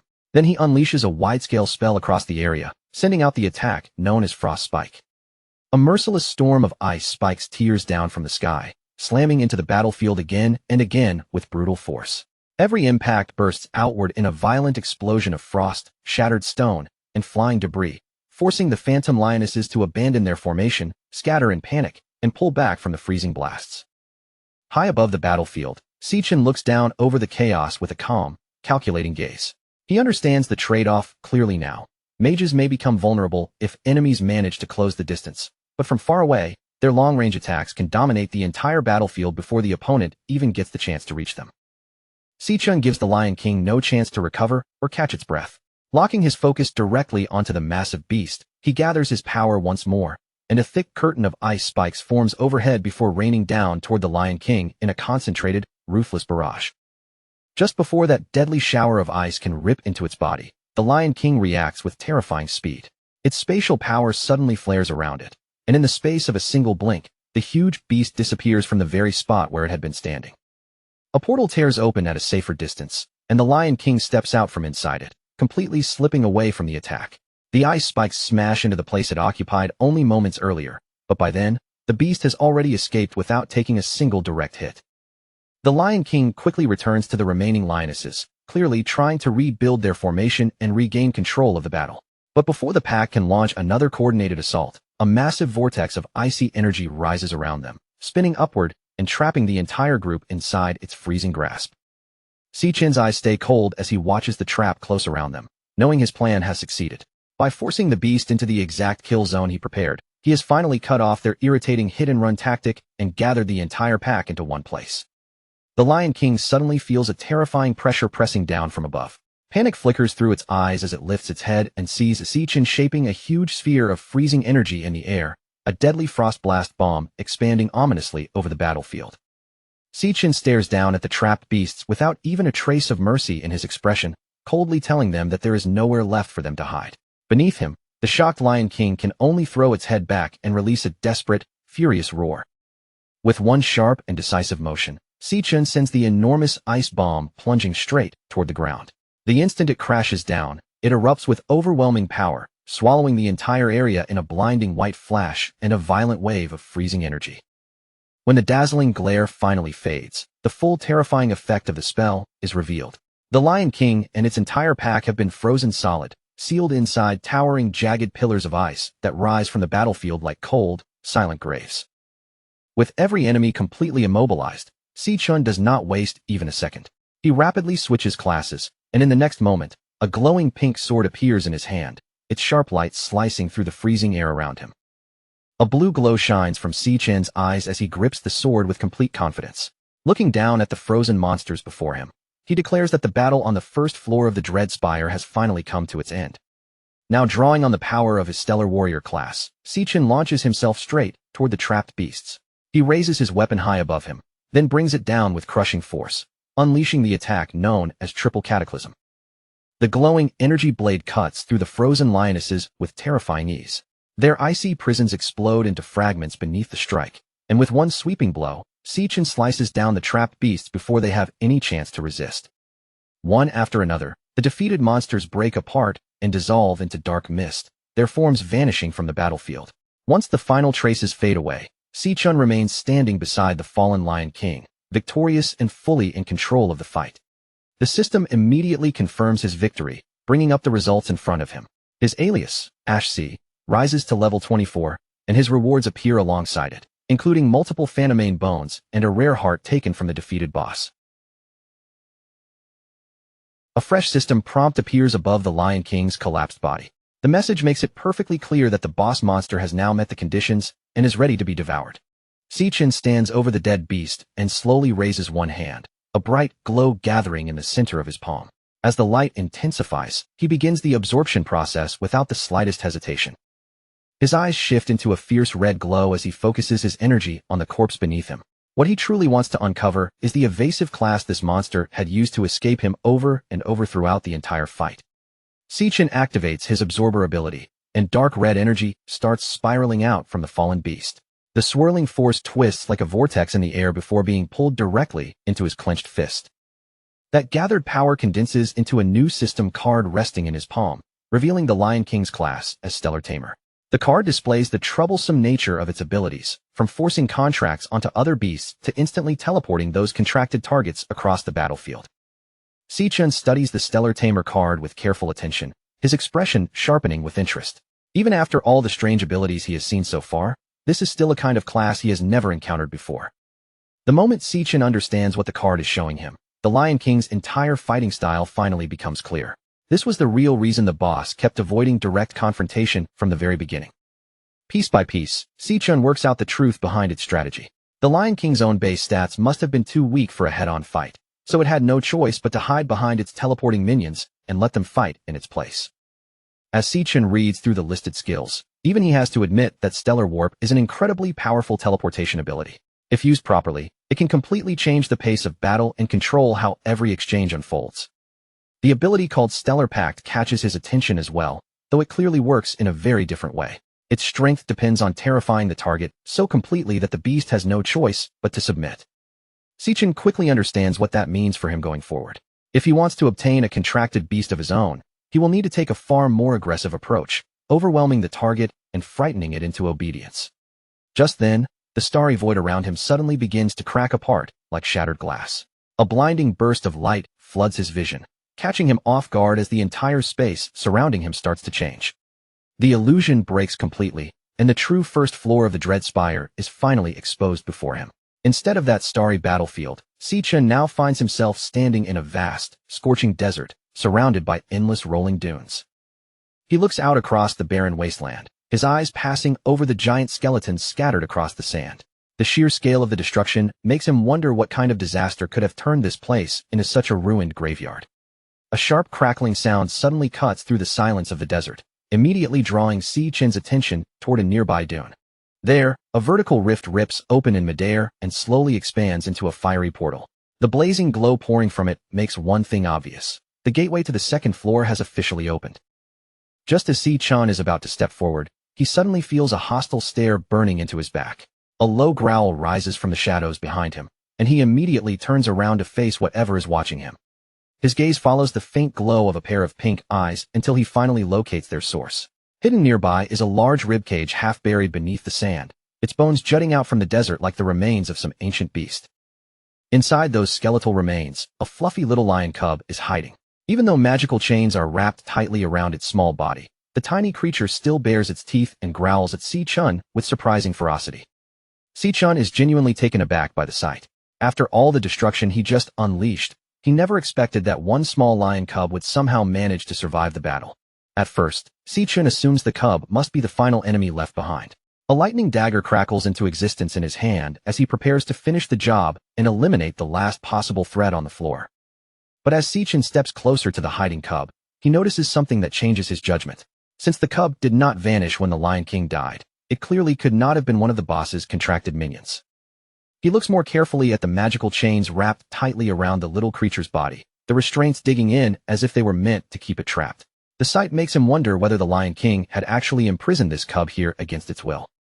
Si-Chen stands over the bound cub and fixes it with a harsh, intimidating glare. The tiny lion immediately stiffens under the pressure of his gaze, clearly terrified by the overwhelming aura coming from him. But instead of attacking, Si-Chen moves his dagger in a swift, clean arc. The blade slices through the magical restraints, and the chains that had been holding the little creature captive shatter apart. With the bindings finally destroyed, the small lion drops free from the ribcage. Its body falls from the bones and lands safely on the sand below. Si-Chen turns away from the cub without making any further move to hurt it. In a calm voice, he tells the little creature that all he is doing is giving its freedom back. As Si-Chen prepares to leave, he glances back at the cub one more time. Looking over the ruined desert around them, he asks whether this desolate and broken place used to be its home. The tiny lion shakes the dust from its fur, scattering grains of sand away from its body. Even though it is no longer bound by chains, it keeps watching Si-Chen closely, still cautious and alert. A softer expression crosses Si-Chen's face as he thinks about everything the cub may have lost. Watching the people you love die and seeing every precious thing around you destroyed is the kind of pain that leaves a wound far deeper than words can describe. The cub continues staring at him in silence, its pink eyes fixed on his face. Si-Chen then admits in a quiet, heavy voice that he knows exactly what that kind of suffering feels like. After that, Si-Chen turns and begins walking toward the fiery portal, leaving the cub behind with one final piece of advice. He tells it to survive, to keep moving forward, and then says it is time for him to head to the next floor. But before Si-Chen can fully leave the first floor behind, a glowing system interface suddenly appears beside his face. On the screen, a new message pops up, showing a beast contract request. Since the beast had walked toward him completely on its own, the contract was practically guaranteed to succeed. And the moment that connection formed, two passive abilities awakened at once. One would let the experience they gained be shared so the cub's stats could grow, while the other would allow Si-Chin to see through the beast's eyes whenever it ended up facing danger. Si-Chin suddenly stopped mid-step, his body pausing as if something had just pulled his attention from behind. He turned back with genuine surprise in his eyes, brows lifting slightly, as the unexpected system prompt flashed in front of him without warning. Behind him, on the sun-warmed sand, the little white cub sat quietly and stared up at him with bright, steady eyes that did not waver for even a second. The system identified it as Lion King Leo, then displayed a clear request asking whether Si-Chun would accept this creature as his contracted beast. Si-Chun lowered his gaze and observed the tiny lion closely, taking in the firm determination shining in its eyes despite its small body. After a brief pause, he asked in a calm but testing voice whether it truly wanted to follow him on the dangerous road ahead. The cub did not hesitate at all. It immediately threw its head up and released a fierce, determined roar, answering him with a bold little cry that made its decision perfectly clear. Standing right in front of the blazing portal, Si-Chun explained his next goal to Leo. He planned to climb the Dread Spire, but he warned the cub that every floor above would be filled with monsters far more dangerous than the last. Then Si-Chun made the danger even clearer, his tone becoming more serious as he reminded the cub that one careless move could cost it its life. Looking down at Leo, he asked one final time if it was truly certain about coming with him. Leo answered him with another loud, fearless roar, its small frame trembling with energy as if courage was pouring out of every part of its body, even in the face of impossible odds. Seeing that the cub's resolve had not shaken in the slightest, Si-Chun gave a small nod. Without saying much more, he accepted Leo's choice with quiet approval. In the next instant, a radiant pink pentagram lit up inside both of their eyes, the glowing pattern flaring brightly as the contract began to take shape between them. The system's voice then confirmed what had just happened. The pact had been successfully completed, officially binding Si-Chun and Leo together as master and contracted beast. A more detailed interface unfolded before him, revealing Leo's Stellar Tamer class along with the Stellar Pact ability. The skill allowed forced contracts through intimidation, but it also carried a deadly condition. If the master died, the beast would die as well. At the same time, both passive skills activated immediately, one sharing experience to strengthen the cub's stats, and the other letting Si-Chun borrow the beast's sight whenever it encountered danger. After that, another ability finally unlocked as well, Stellar Warp. With this power, Si-Chun could teleport straight to the cub's location, or summon Leo directly to wherever he needed it to be. Now that their bond had been officially sealed, Si-Chun allowed a faint smile to appear on his face, his expression settling into calm determination. Beside him, the energetic little cub bounced forward happily, clearly ready to follow him no matter where the path led. As they drew closer to the vortex of flame, Si-Chun gave Leo one simple but important command.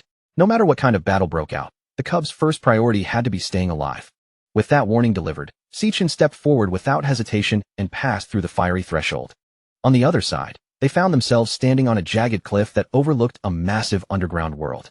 Rivers of molten rock flowed endlessly below, while towering columns of liquid flame rose through the cavern, bathing everything in a terrifying infernal glow.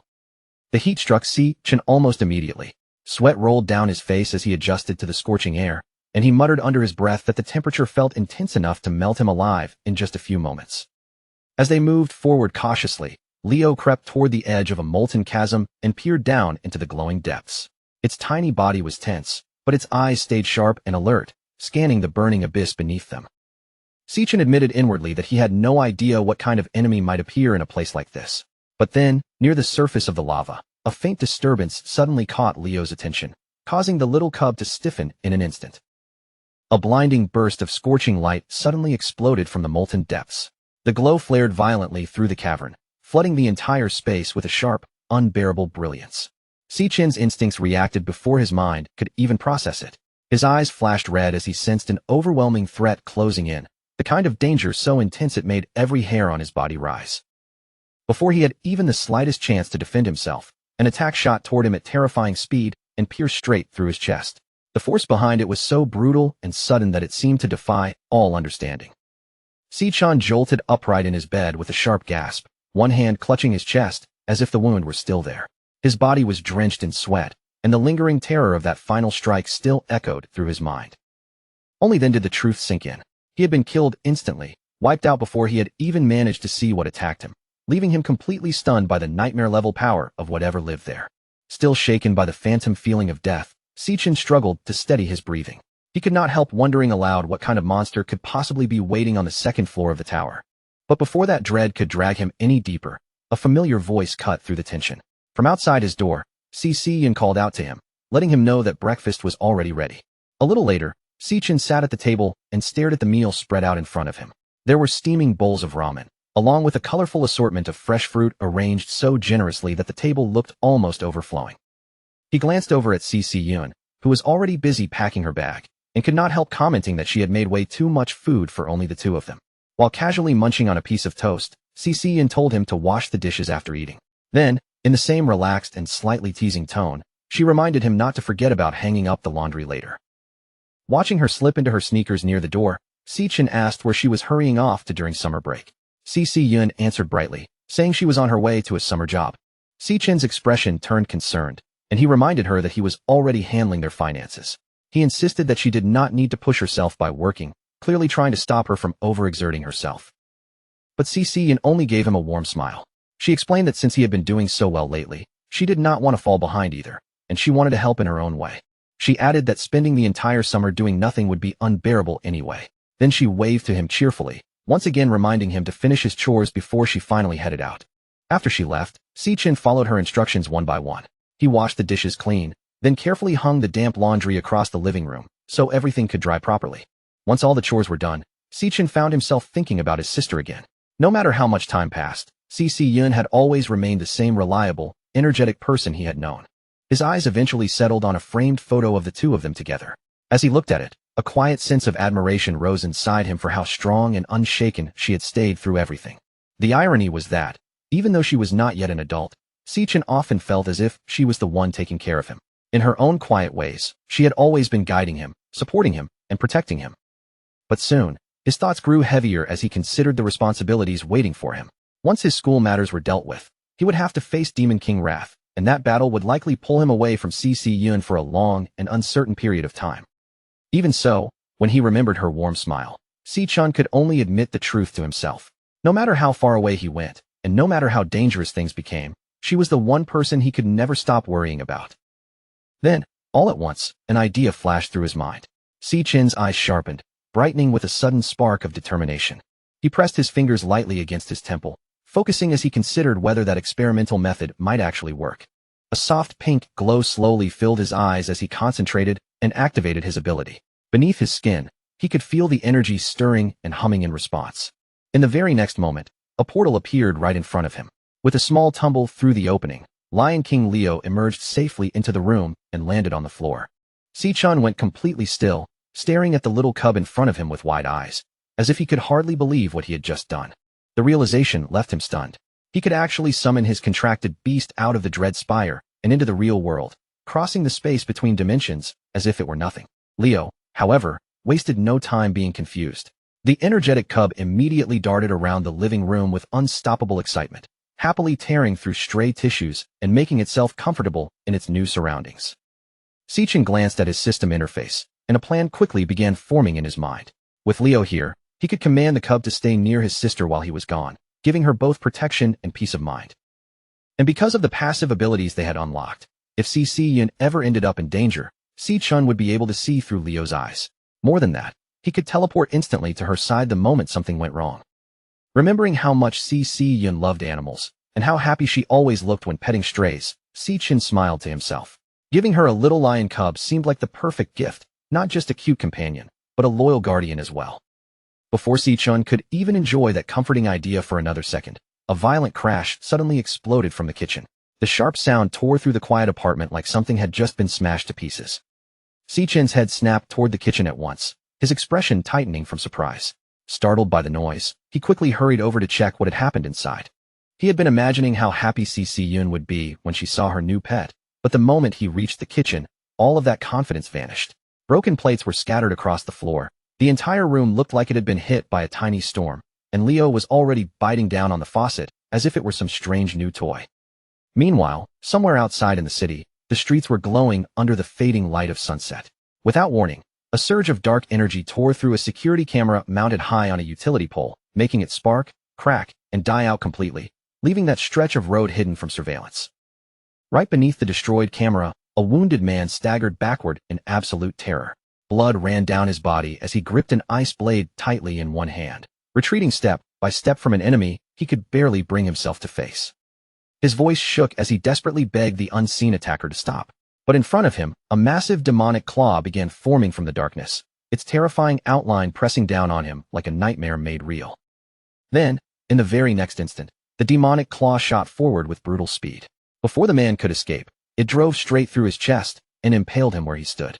The man's eyes widened in pure horror as glowing crimson tendrils twisted around his body. They wrapped him tightly and lifted him off the ground, leaving him suspended helplessly in midair. A terrifying system interface appeared in front of him, cold and merciless. On the screen, a loading bar slowly began to fill, showing that the man was being devoured right there on the spot. Elsewhere, CC was finally on her way home after a long shift at her summer job. She walked slowly with bags in her hands, her tired posture making it obvious just how exhausted she was. She let out a heavy sigh, feeling like her feet had been completely worn down after dealing with the busy summer rush at the bubble tea shop. Just making it through the day had clearly taken everything out of her. Following her usual path home, CC entered a dim underpass where the light grew weaker around her. As she walked deeper inside, even the noise of the city seemed to fade into the distance. Without noticing anything unusual, CC passed directly beneath the same security camera that had just been destroyed. In that moment, she unknowingly stepped into a blind spot where no one could see what happened next. Her footsteps echoed softly through the underpass, but then she suddenly sensed that someone else was nearby. That strange presence made her stop in place, her body going still. CC turned around in surprise, her eyes searching the shadows behind her. From within the darkness, a cold voice suddenly spoke, saying that she had finally arrived. Standing in the dim underpass was Jean Duoshin, holding a large bouquet of red roses in his arms. Judging from the way he stood there waiting, it was obvious he had been lingering in that place for quite a while. He stepped straight into her path and presented the flowers as if her answer had already been decided for her. Then he reminded her that she had left school too quickly to hear his invitation, before proudly announcing that he had reserved the entire top floor of Purple Peak Tower for the two of them tonight. CC lowered her gaze toward the roses, but there was no trace of being touched in her expression. Instead, her face grew cold as she asked him how he even knew where she lived. Jean Duoshin answered with a smug look, openly boasting that his father was the director of the city hospital. To him, finding out a tiny detail like someone's address was apparently nothing difficult at all. CC was not impressed in the slightest. Her voice turned icy as she told him that the two of them were from completely different worlds, then warned him not to come looking for her again before turning away. But Jean Duoshin clearly could not accept being rejected like that. Annoyed, he hurried after her and grabbed her arm, forcefully stopping her from leaving. He began complaining about how much effort he had spent reserving the venue, his anger growing with every word. Then he demanded to know whether she really planned to stand him up and make him lose face in front of his guests. CC glared back at him without the slightest fear, making it clear that she did not care about his reputation at all. Then she called him out directly, saying it was disgusting and creepy that he had followed her all the way home. The word creepy hit Jean Duoshin like a slap across the face. His expression twisted with anger, and he stepped closer as the last bit of polite control he had been pretending to keep began to crumble. With a dark, threatening look on his face, Jean Duoshin warned her that she had no idea who she was talking to. He made it clear that she also had no clue what he was capable of doing. But before he could even finish that threat, CC moved first. She snapped forward without hesitation and slammed a hard headbutt straight into his face. The impact sent Jean Duoshin crashing down to the ground, where he cried out in pain and clutched his bleeding nose. Standing above him with anger burning in her eyes, CC shouted that he should go get his head checked at his father's hospital. Still furious, CC turned away and continued walking, warning him not to come near her again. As she left, she grumbled under her breath that his pathetic stunt had completely ruined her entire day. Later that evening, outside her apartment building, warm light spilled from the family window above. That gentle glow stood in sharp contrast to the dark alleyway lying below. When CC finally got home, the exhaustion on her face disappeared almost immediately. The moment the fluffy white lion cub Leo was presented to her, her whole mood changed. Her eyes lit up right away, sparkling with pure excitement and instant affection. It was obvious she had fallen for the tiny cub at first sight. She eagerly pulled the little beast into her arms and hugged it close, snuggling against its soft fur like she could not bear to let go. Barely able to contain her excitement, she asked her brother, Si-chun, where he had found something this adorable. Si-chun introduced the cub as Leo and explained that it was a special gift prepared just for her. Overjoyed, CC could hardly believe what she was hearing, marveling again and again that she actually got to keep a baby lion. As Leo purred comfortably in her arms, Cece suddenly noticed something odd about him. She wondered aloud why such a tiny cub already had such a large mane, since normally only adult male lions were supposed to grow one. However, that strange detail did not bother her for long. She was far too happy to keep questioning it, so she quickly brushed the mystery aside and happily declared that she would get him registered first thing in the morning.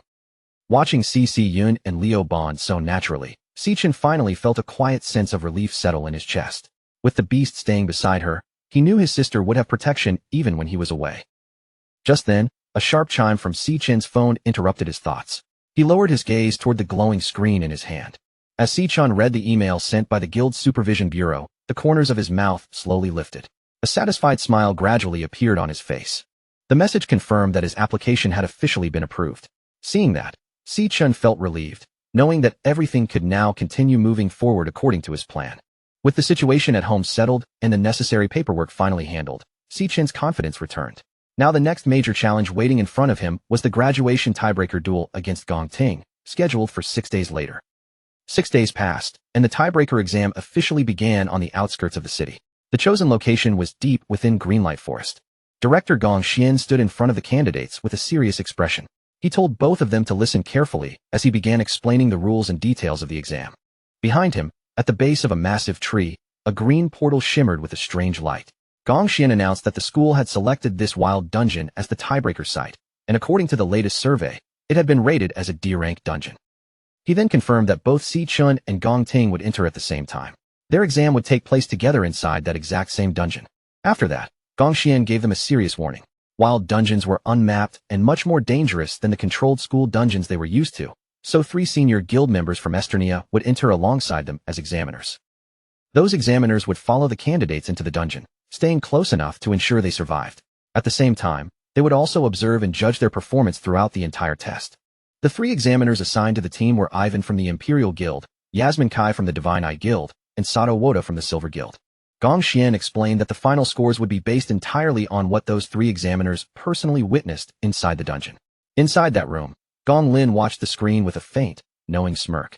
Without saying a word, he silently hoped that the 3 examiners would properly carry out their secret arrangement, finish the job cleanly, and leave behind no loose ends. Also sitting in the same room, Principal Yuan Long turned his attention toward Vice Chairman Carl Cavendish. With a questioning look, he asked why Carl was still at the academy, especially since his official schedule had already ended 2 days earlier. Carl let out a low, amused laugh, his gaze glued to the live feed on the screen. On it, Sichin and Gong Ting stood side by side at the foreboding dungeon entrance, their expressions burning with determination as if daring the unknown to challenge them. He leaned back slightly, a grin tugging at his lips, and remarked that nothing happening at that very moment could possibly be more entertaining than watching this match unfold.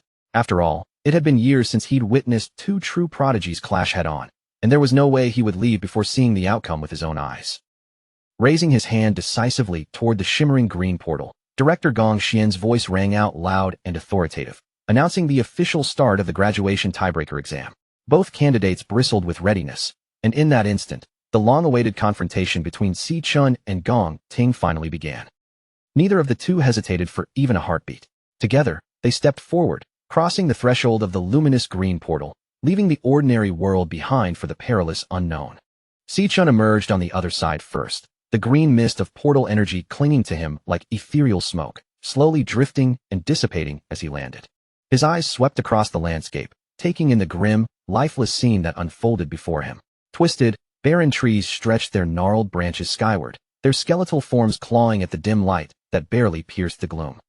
Near the dungeon entrance, the examiners observed silently, taking in the eerie environment. Yasmin tilted her head, noting that the area resembled a flower-type dungeon. Beside her, Ivan casually offered a cigarette to Sato Woda, who promptly hushed him with a warning. They were on duty, and the camera drone overhead was recording every moment. Then, abruptly, a sharp buzzing erupted inside Sichin's mind, slicing through the oppressive silence of the dungeon like an electric scream. Sichin's eyes widened as a brilliant red hologram flashed violently from his chest. The warning pulses illuminated his face with an ominous crimson glow, casting deep shadows across his sharp features. A massive system alert appeared before him, signaling that an extremely dangerous creature was in close proximity.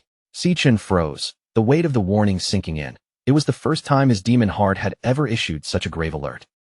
Yet, almost as suddenly as it appeared, the warning vanished, leaving Si-Chin staring into the murky forest.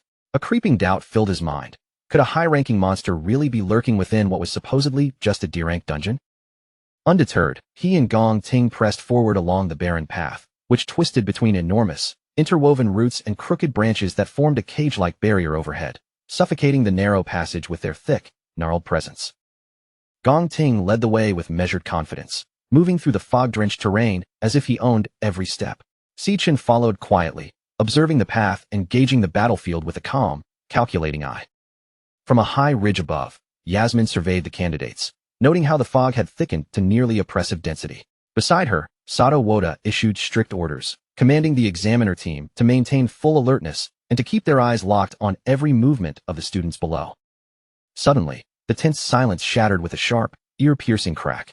Right before the candidates, the rocky ground split violently, sending jagged chunks of earth flying skyward in a chaotic display. From the ruptured ground, a grotesque, massive insectoid creature emerged with terrifying speed.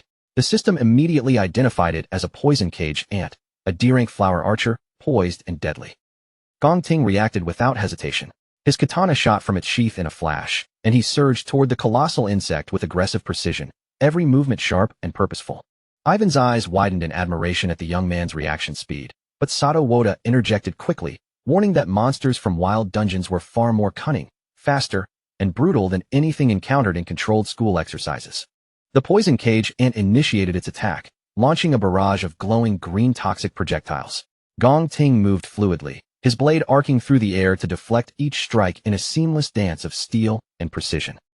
Then, with a single fluid motion, Gong Ting vaulted into the air, katana raised high, and brought it down in a devastating strike that cleaved the monstrous insect completely in half.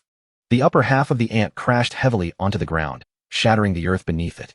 Simultaneously, Gong Ting's blade erupted with intense golden energy as he thrust it straight through the fallen creature, leaving nothing to chance.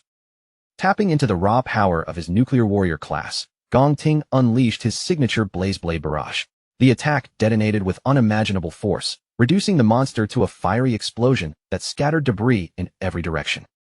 Watching from above, Yasmin lifted her wrist device, and a glowing green tin materialized above it, signaling flawless execution. She awarded Gong Ting a perfect score for his field response, praising how effortlessly he had neutralized the monster's ranged attacks with near-perfect efficiency. Ivan also displayed a 10, commending Gong Ting's tactical logic. He highlighted that cutting off the venom-launching organ first was a brilliant move, stripping the creature of its offensive capability. Sato Woda proudly added another perfect score, applauding the decisive finishing blow. Gong Ting's final strike was clean, swift, and executed with absolute confidence. Every action purposeful and precise. Standing calmly with his glowing sword, Gong Ting's poise drew admiration from all three examiners.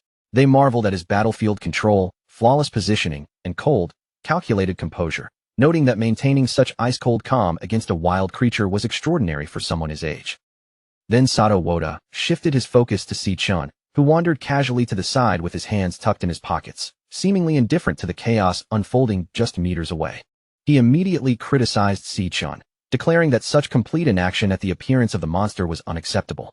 To Sato, this relaxed, almost casual demeanor appeared as total disinterest, a glaring failure in the exam. Gong Ting, on the other hand, said nothing. He simply observed Si-Chin's unusually relaxed posture, studying how calm and unbothered his rival remained, seemingly unaffected by the unfolding events. Back in the VIP observation room, Carl Cavendish and Principal Yuan Long monitored Si-Chin closely on the live feed, their attention fixed on every subtle movement he made in the fog-laden dungeon. Carl asked casually what the principal thought Si-Chin was attempting out there, his tone laced with curiosity as he gestured toward the swirling fog that cloaked the dungeon floor. Principal Yuan Long allowed a faint, knowing smile to play across his lips, as if he had already deduced the answer. He inferred that Si-Chin wasn't wandering aimlessly. Rather, he was methodically hunting for a specific target within the treacherous terrain. Inside the dungeon, Si-Chin came to a sudden stop near a dense tangle of giant tree roots.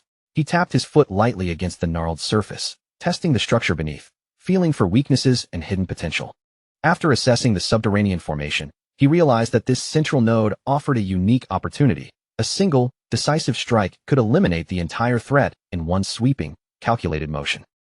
Golden lightning flared around his hand, arcs of energy crackling sharply as they condensed into a jagged, radiant dagger that hummed with destructive power. With his target finally pinpointed, Si-Chen's voice was calm but deadly as he declared that he had located the source. Without hesitation, he drove the lightning dagger straight down into the massive roots, showing no mercy. The instant the blade struck, a titanic shockwave of golden lightning surged through the underground, tearing apart the earth in a violent, explosive eruption that ruptured everything in its path. Hidden within the roots, a nest of poison cage ants was caught entirely within the searing electrical blast. The monstrous swarm was obliterated in a single, catastrophic surge of power. The examiners broke into nervous sweats as they grasped the magnitude of what Si-Chen had just done. He had deliberately targeted the monster nest itself, provoking a horde of D-rank creatures, a reckless move that could have ended disastrously for everyone. Gong Ting watched the chaotic destruction with his usual calm faltering for the first time. A flicker of shock crossed his features, betraying his uncertainty as he wondered exactly what Si-Chen might be planning next. Si-Chen shifted his weight, channeling intense electricity into his boots until golden arcs danced around his feet. With explosive force, he propelled himself skyward, energy crackling around him like a storm contained within his body. Invoking the full might of his lightning assassin class, he activated Flash God, rocketing into the sky as a blinding streak of golden light, almost too fast for the eyes to follow. In midair, he intercepted the swarm of poison cage ants flung upward by his own explosive trap. They had no time to react before he descended upon them with lightning-quick precision. A relentless barrage of rapid slashes rained down, each cut precise, tearing through the airborne monsters one by one, leaving no chance for counterattack. He weaved between the targets with incredible agility, golden lightning tracing his path in sharp zigzags. Within moments, the entire cluster of beasts was reduced to shredded fragments, and Si-Chen descended smoothly back to the dungeon floor.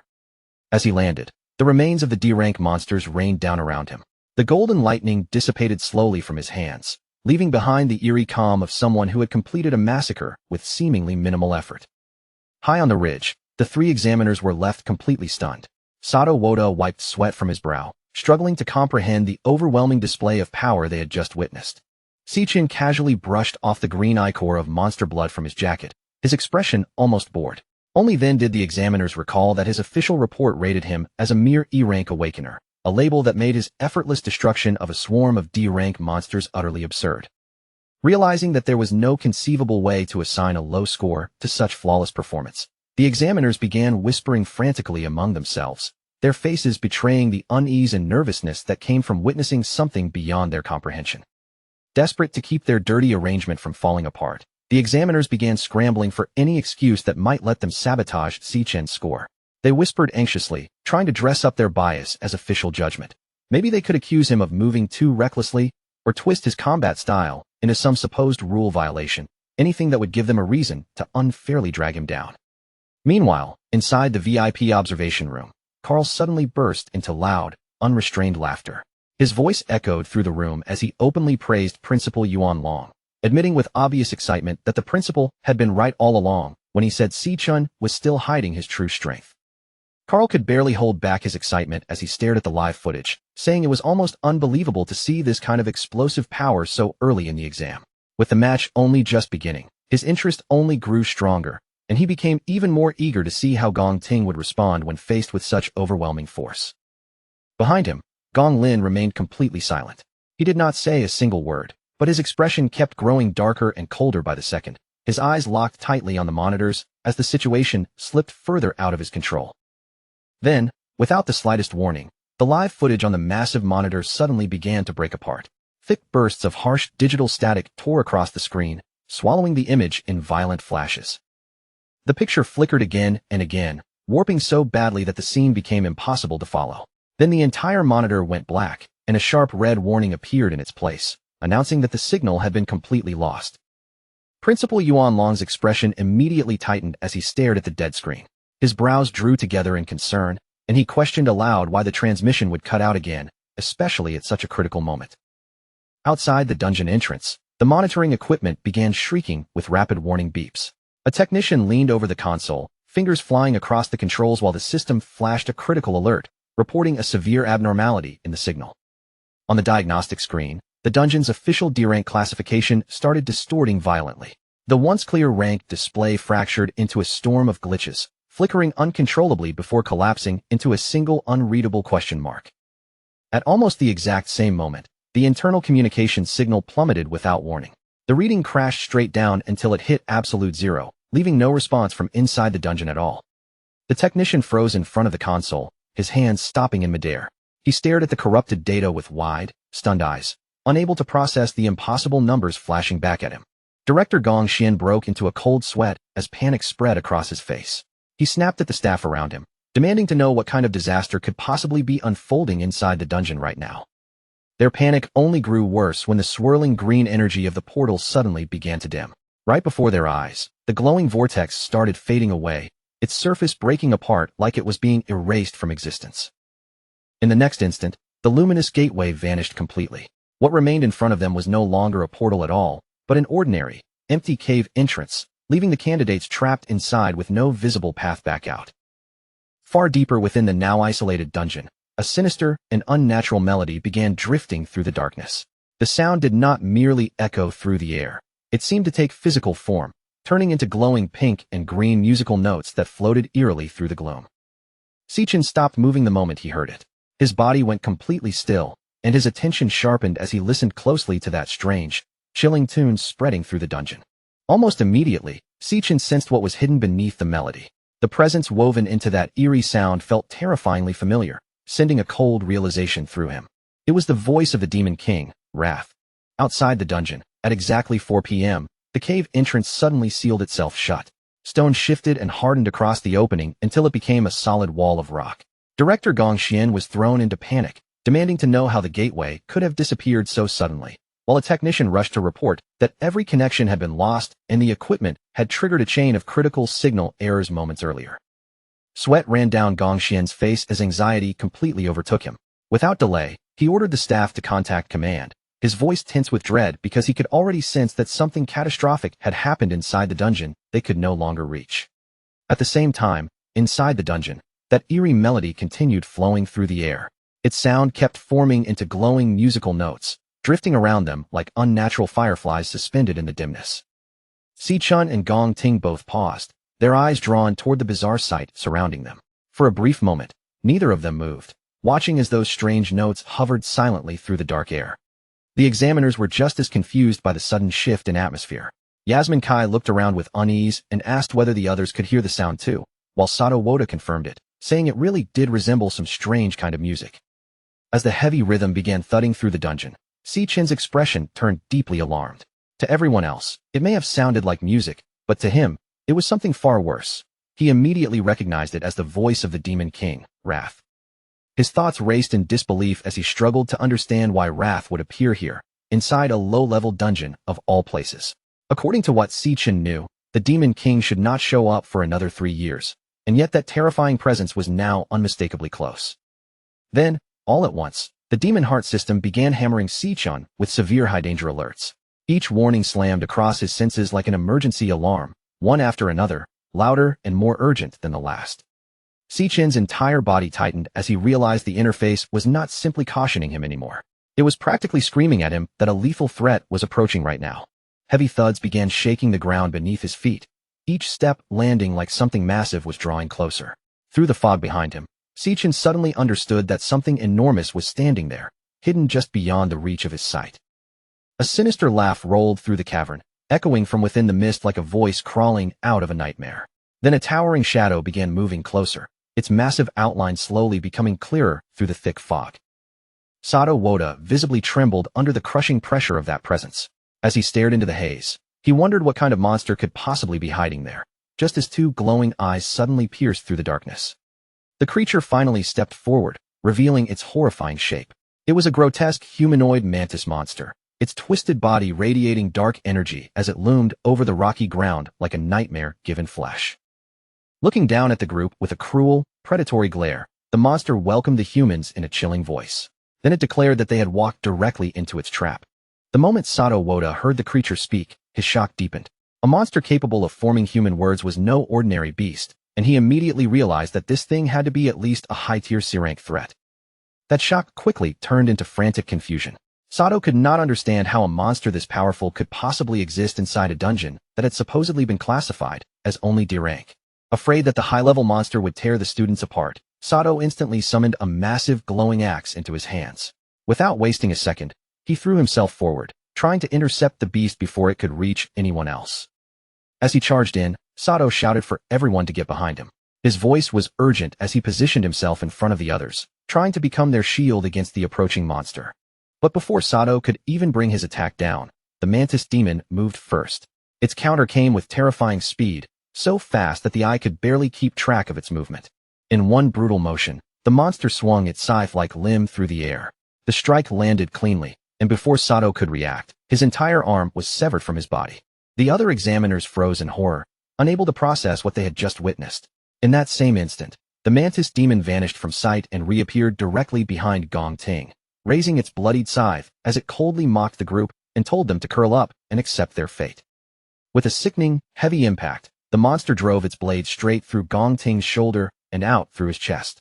Its voice turned ruthless as it commanded the young man to die. Even with his body impaled, Gong Ting did not collapse.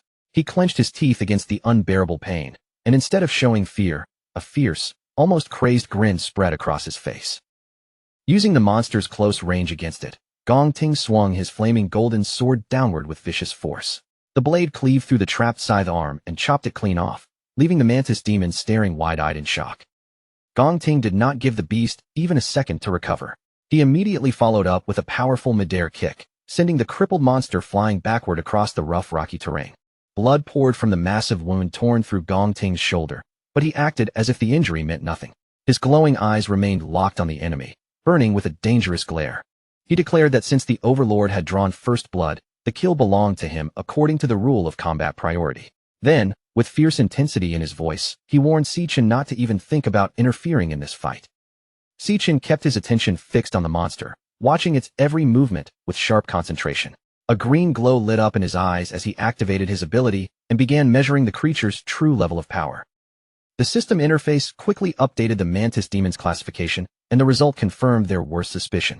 This was no ordinary dungeon monster, but a highly dangerous C-rank high-tier beast. Seeing the huge hole torn through Gong Ting's shoulder, Yasmin Kai shouted urgently for him to receive medical treatment. She begged him to suspend the exam and let them pull him out, warning that this monster was far beyond what he could handle. Gong Ting rejected her immediately, without even the slightest hesitation. He gathered intense fire magic into his hand, the heat surging around him as his stance became even firmer. No matter how badly he was injured, Gong Ting completely refused to back down or give up. Si-chun can only stare in stunned silence as Gong Ting lifts his burning hand and presses it straight against the bleeding gash in his chest, using the fierce heat of his own flames to seal the terrible wound through sheer, brutal cauterization. Even with pain tearing through him, Gong Ting forces himself to endure it, his eyes blazing as he growls that this battle will not be over until one of them is lying dead. Then, without wasting even a second, Gong Ting kicks off the ground, launches himself high into the air, and brings his flaming sword crashing down toward the crippled mantis demon, determined to keep the pressure on. At the same time, beyond the sealed dungeon, Silas Lin, the leader of the Imperial Guild's King Squad, stands before the spot where the entrance vanished and quietly studies the situation. With a calm, measured expression, he explains that a phenomenon like this means an unusually intelligent monster is operating inside, one clever enough to lure the humans in first before slamming the trap shut behind them. Director Gongshin immediately loses his composure, panic spreading across his face as he urgently asks whether there is any possible way to force the entrance open again, since the students are still trapped inside. Silas gives him a cold, unflinching answer, making it clear that there is only one method left to bring the exit back. The people inside have to find the dungeon's overlord and kill it, because only the overlord's death can make the sealed passage reappear. Clinging to the smallest bit of hope, Director Gong Xian tries to reason his way through the disaster. Since an ordinary D-rank dungeon should only produce a C-rank overlord at most, he argues that the examiners and students trapped within should still have a real chance to defeat it and escape alive. But Silas immediately crushes that hope. He reveals that the so-called D-rank reading was nothing more than a false mask, deliberately created by the overlord to hide the dungeon's true and far deadlier nature. As the pieces click together, Silas realizes this dungeon must be the same threat responsible for the recent wave of Awakener disappearances that his team has been tracking. Then, with a grim look, he tells the horrified Gong Xian the truth. The trap sealed in front of them is not D-rank at all, but an exceptionally dangerous B-rank dungeon. Meanwhile, deep inside the dungeon, the monstrous insect refuses to slow down, striking again and again with its long, scythe-like arms. Gong Ting plants his feet and meets the attack head-on, raising his flaming katana to parry each heavy blow as sparks and fire scatter around him. The moment another sweeping attack comes at him, he quickly pulls back, retreating just in time to avoid being cut down. Then, as the beast lifts one bladed arm high for a crushing strike, Gong Ting suddenly vaults upward, launching himself into the air above the danger. The creature's attack slams down and misses completely, its sharp limb stabbing deep into the ground and becoming firmly wedged in the rocky floor. Seeing the opening instantly, Gong Ting's eyes sharpen, and he declares that the monster is finally trapped. With one fast, powerful swing, he drives his glowing sword through the creature's neck, cleanly severing its head in a flash of blazing light. The severed head rolls and tumbles across the rough stone terrain, while the rest of the group rushes in and gathers around the fallen monster. Yasmin stands there in stunned disbelief, unable to hide her amazement that Gong Ting actually managed to bring down the overlord completely by himself. She finally admits, with genuine awe in her voice, that his strength is far more formidable than she expected. Nearby, Ivan focuses a soft green healing aura into Sato Woda's wounded arm and asks if he is recovering. Still sweating from the pain, Sato lets out a shaky breath and thanks him for stepping in at exactly the right moment. But that brief relief disappears almost instantly when Sato glances down and checks his smartwatch. His face tightens with alarm as he warns the others that the device has completely lost signal, meaning they have been cut off from the outside world. Yasmin and Ivan immediately check their own equipment as well. Yasmin confirms that her connection has vanished too, while Ivan grimly adds that every signal is dead, even their compass positioning system. Sato's panic spikes as he demands to know exactly when the camera drone stopped working and went offline. Gong Ting turns back toward him with a confused look, clearly not understanding why Sato is reacting so urgently. Then, without warning, the headless mantis monster rises back to its feet, as if death never stopped it at all. Before anyone can fully process what is happening, the decapitated creature lunges straight toward Gong Ting, catching him completely off guard. Si-chun reacts instantly, stepping in and unleashing a rapid barrage of golden lightning that tears through the creature and slices its body into pieces. A system notification appears immediately afterward, confirming the kill and awarding Si-chun the experience points. Still shaken by what just happened, Gong Ting demands an explanation, asking how the monster could possibly keep moving after he had clearly chopped off its head. Si-chun answers calmly, explaining that the mantis was never the real overlord at all. It had been under hypnosis the entire time, which allowed its body to keep fighting even after death. His tone turns urgent as he orders the examiners and Gong Ting to leave the dungeon right away, warning them that any one of them could become the next target.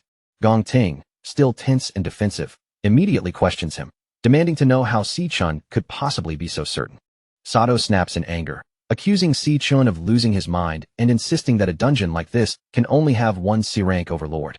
He argues that the high-tier monster they just fought had to be the boss, because from his point of view, no other explanation makes any sense. But before Si-chun can push the argument any further, his system suddenly floods his vision with urgent critical warnings about an extremely dangerous creature nearby. In the next instant, a massive, pulsing wave of psychic energy surges through the cavern, sweeping over everyone like an invisible blast. Caught directly in that psychic wave, Yasmin, Ivan, and Sato freeze as their eyes begin glowing with an eerie pink light, the true overlord's hypnosis seizing full control of their minds. Si-chun realizes at once that his warning came too late, and he quickly activates the wireless earbud he had prepared. The moment the sound reaches him, he recognizes the distinct, pulsing frequency without any doubt. In his past life, he had seen the Demon King, Raph, use that exact same frequency to hypnotize ordinary humans with terrifying precision, slaughtering millions across the entire globe. When Si-chun turns around, Yasmin, Ivan, and Sato are already moving in perfect synchronization, marching forward like empty shells trapped in a mindless trance. Now certain that the dungeon's true overlord is directly tied to Raph, Si-chun's expression goes cold as he resolves to confront the creature head-on. Following the hypnotized examiners deeper into the dark cavern, Si-chun keeps moving while his system relentlessly bombards him with warnings about highly dangerous creatures waiting ahead. Before long, the group reaches a vast and eerie lair, where glowing green egg sacs pulse throughout the chamber and towering dark serpents stand guard around a central figure draped in cloth. Si-chun remains completely unaffected by the monster's alpha frequency, protected by the counter-frequency audio track playing through his earbud, a safeguard he had prepared specifically because of Raph. But with the unprotected examiners under unbearable mental pressure and at risk of dying at any moment, Si-chun decides there is no time to hesitate. He has to kill the overlord immediately. The instant they step into its territory, the sinister presence lurking in the cavern notices them. Its icy, starving voice spreads through the darkness, dripping with cruel excitement, as if it is already imagining the taste of their warm, fresh flesh being torn apart. Sichin slowly raises his eyes toward the source of that voice, his gaze cold and unwavering. There is no fear on his face at all, only a sharp, frozen calm, while every muscle in his body seems prepared for the battle that is about to explode. Many years in the past, inside a brutal memory that still reeks of blood, a young Gong Ting stands there completely drained, his body stained red from the violence. On the ground beneath him lies his brother, Gong Cheng, beaten until he can barely move after Gong Ting struck him over and over again with a broken wooden stick. Their father, Gong Lin, stands nearby and watches the horrifying scene unfold without even a flicker of tenderness in his eyes. Instead of stepping in to stop the cruelty, he looks at 8-year-old Gong Ting with chilling approval and coldly congratulates him for winning. Later, Gong Lin sits calmly at an elegant dining table, surrounded by the polished luxury and status of the Gong family. With the comfort of a man who sees nothing wrong with cruelty, he begins laying out the merciless rules his children are expected to follow. In the Gong family, the winner is the one who earns the right to sit at the table and eat. The loser, young Gong Cheng, is not even allowed that small comfort, and instead must kneel on the ground until the sun rises. Outside, Gong Cheng obeys exactly as he was ordered, kneeling in the cold with bruises still marking his small body. Too terrified to fight back or complain, he keeps himself bent low against the ground while his empty stomach twists and growls from hunger. Unable to keep watching his brother suffer like that, Gong Ting quietly slips away under the cover of darkness. He approaches Gong Cheng in secret and, with a careful hand, offers him a small piece of bread. Gong Cheng lifts his head in shock, his frightened eyes widening the moment he sees what Gong Ting is doing. In a shaky whisper, he warns his brother that if their father catches him helping, the punishment will be absolutely terrifying. But Gong Ting does not withdraw his hand, and he does not let fear make him hesitate. Ignoring the danger right in front of him, he firmly tells Gong Cheng to stop talking and just eat before anyone notices. But that tiny act of kindness, hidden in the dark for only a moment, is not able to stay secret for long. Soon after, Gong Ting is struck viciously across the face, the slap hitting hard enough to whip his head to the side. Then he is forced down onto his knees, shaking on the floor while his father looms over him, gripping a whip in his hand. Gong Lin stares down at his battered son with a cold, emotionless expression. In that icy voice, he asks Gong Ting if he understands why the Gong family has been able to hold on to so much power, status, and influence for so long. Then, with absolute pride in his own brutality, Gong Lin gives the answer himself. To him, the reason is simple. He has never once allowed himself to lose a fight.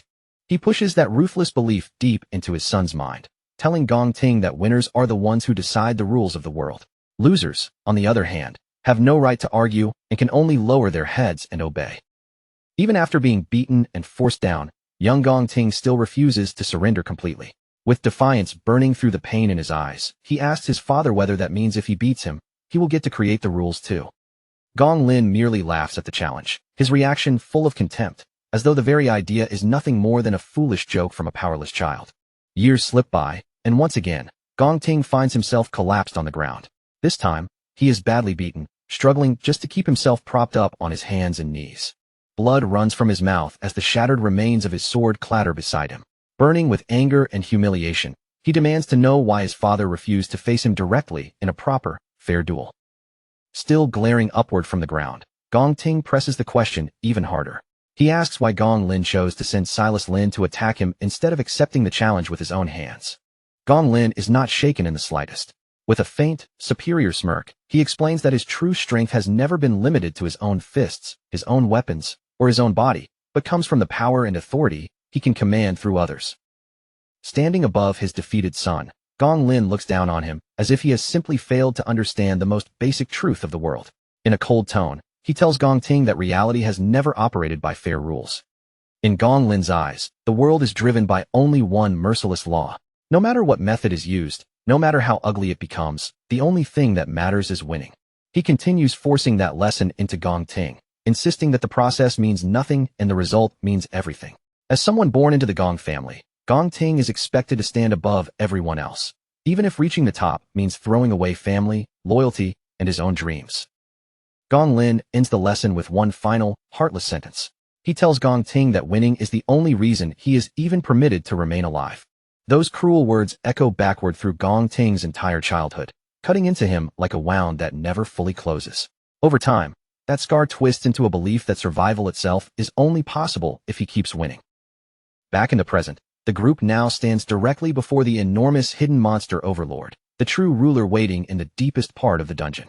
Around the creature's lair, massive snakes coil and shift through the darkness, while eerie green egg sacs glow and pulse like living things, as if whatever is inside them could break free at any moment. Sichin remains completely untouched by the monster's mind control magic. The special audio track playing through his earbud shields his mind, a countermeasure he had prepared in advance because he had always expected that sooner or later he would have to face the Demon King wrath. The hypnotized examiners, however, have no protection like that. Sichin understands that their minds could break under the pressure at any second, and because of that, he decides the monster must be eliminated immediately. But just as Sichin is about to act, Gongting suddenly reaches out and grabs his wrist. His grip is tight, tense, and almost desperate as he lowers his voice and whispers for Sichin to stop. To rip his mind free from the monster's control, Gongting drives his fingers straight into the terrible wound in his own chest. Fresh blood spills down onto the floor, while the sharp pain violently drags his fading consciousness back into focus. Gongting breathes hard, his body trembling from the agony, and admits that he has no idea how Sichin is resisting the trance so easily. For him, the only way to stay awake and clear-headed is to keep hurting himself badly enough that the pain anchors his mind. He warns Sichin in a low, urgent voice not to rush and recklessly. One careless movement could expose their position completely, and if that happens, everyone inside the lair could end up dead. Sweat slides down Gongting's face as he forces himself to stay focused. Then he points toward the countless glowing eggs gathered around the monster's throne. He explains that if they disturb the nest, those eggs will release dozens of C-rank monsters all at once.